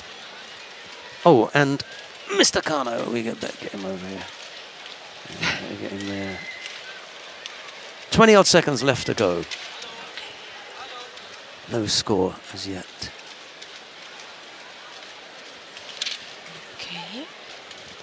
Who was it that Boltaboyev beat beautifully? Oh, it was Sagimuki, wasn't it?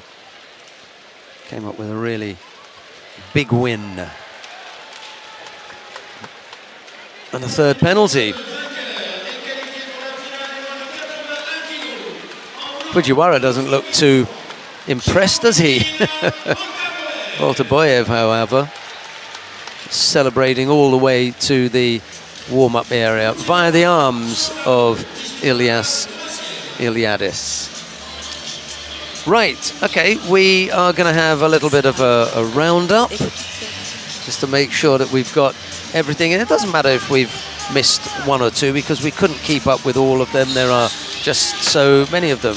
Yeah. Yes. Okay, that's it.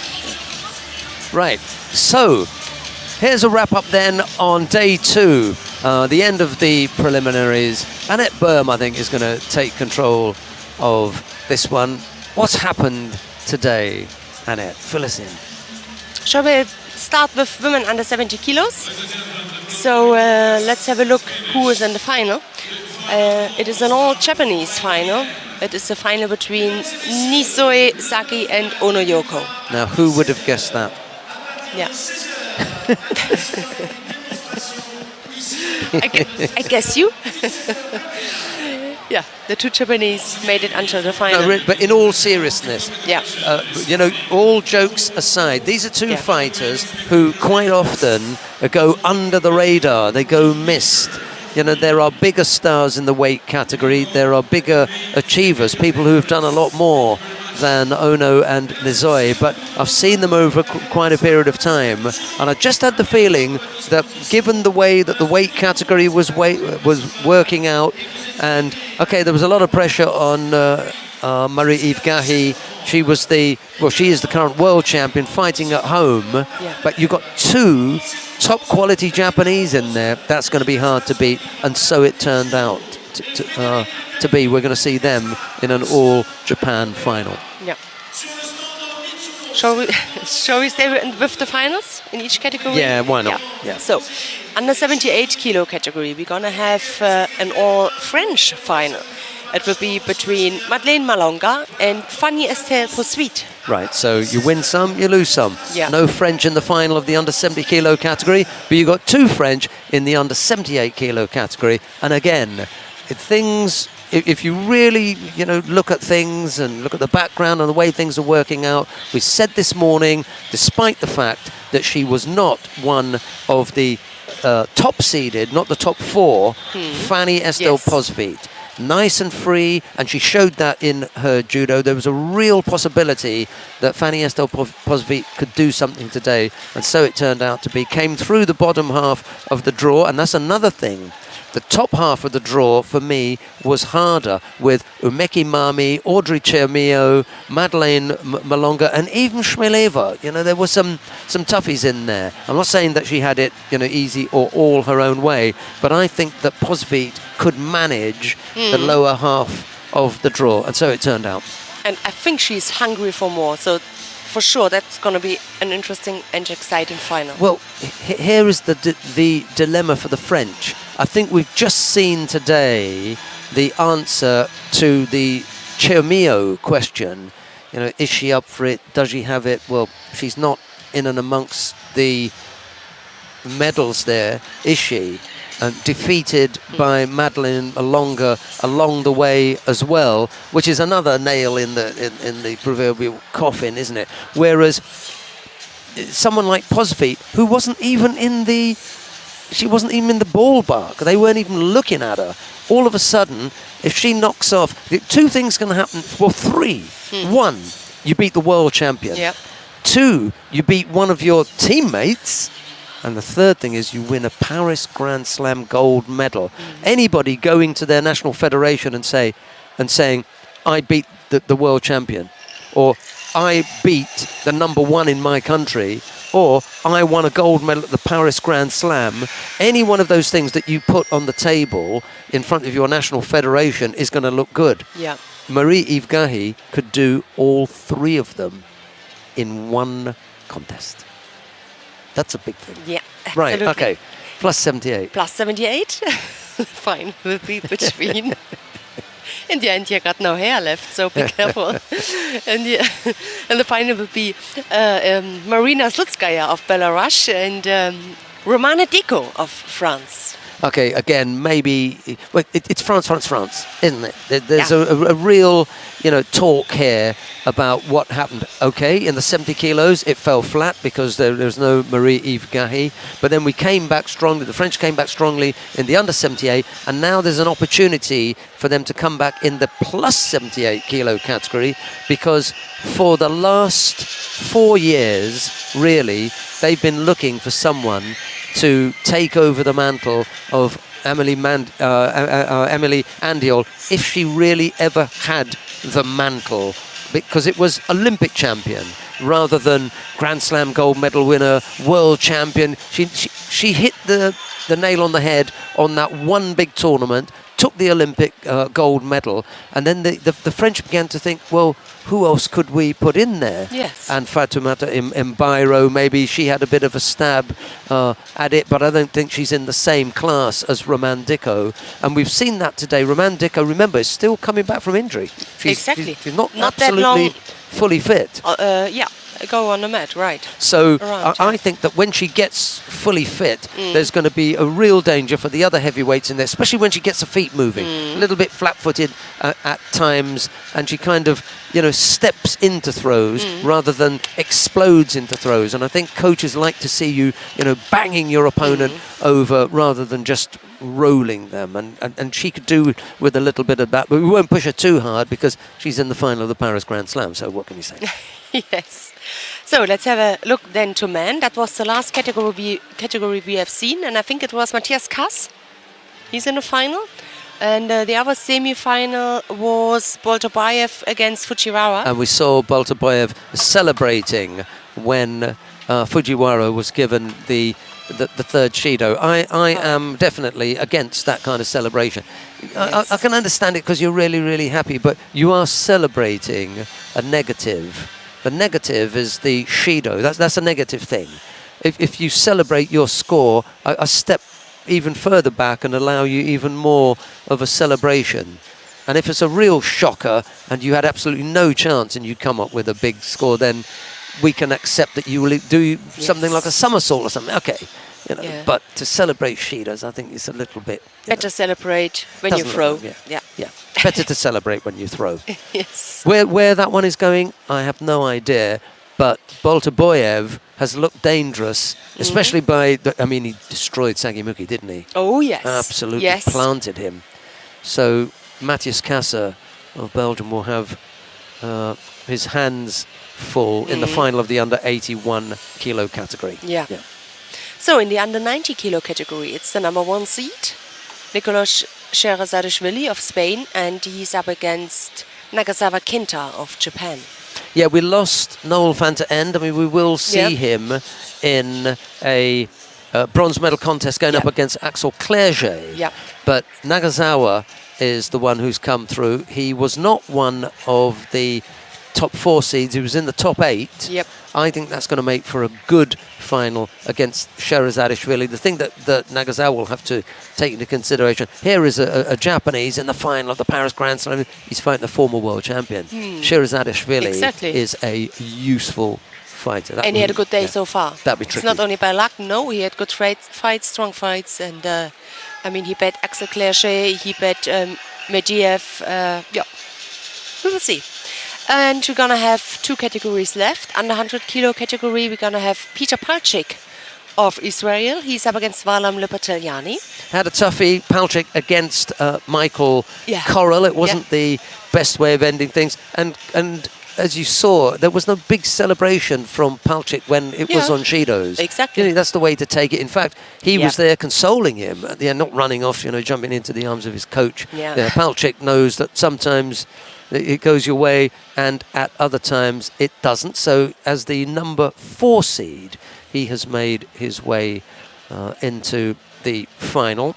Lipitiliani, the number 2 seed, he's there as well. The only one that we lost was Georges Fonseca fairly early on. Adamian has still got a chance to come up with something, and so does Corral. So if the podium was Corral, Adamian, Lipitiliani and Palcic, well, it is going to be Lipitiliani and Palcic. We just don't know in what order. But if that was the podium, I think that would be fairly fair today. Absolutely, absolutely. So men heavyweight, the last one. Well, Annette, tell us the biggest news about the plus 100 kilo category. The biggest news is that Teddy Winner lost 10 years after he didn't lose any fight. He lost today, and he even didn't manage to make it into the rapid charts. That means to get it onto the podium. But I think in the end he's happy. Better to be completely out than to lose, than to continue and at the end with a third place on the podium. You know what I mean? So that means he lost a fight before in the third round. He lost to the Japanese Kageura Kogoro, and this Japanese is in final against Tank Roll of the Netherlands. Right, I mean, it's a terrific result for Grohl. One could have expected someone else from the Netherlands to be in there because the number 1 seed was Roy Meyer from the Netherlands. Didn't work out for him, not on the podium, not in a medal fight, unlucky for him. No Inal Tasoyev, except in the bronze medal contest. He could still make it. Tasoyev, silver, Kageura and Grohl. Maybe Grohl is living in rarefied air there, but if Kageura does not win here, it'll be a massive disappointment, having come to Paris, beaten the big man, and then losing out in the final. So that would be bad. We're going to be back at 5 o'clock with all the medal matches. It's 20 past 3, so it's a nice long break for the athletes. But from Dr. Kano, Annette Berman, myself, it's bye-bye for now. See you then.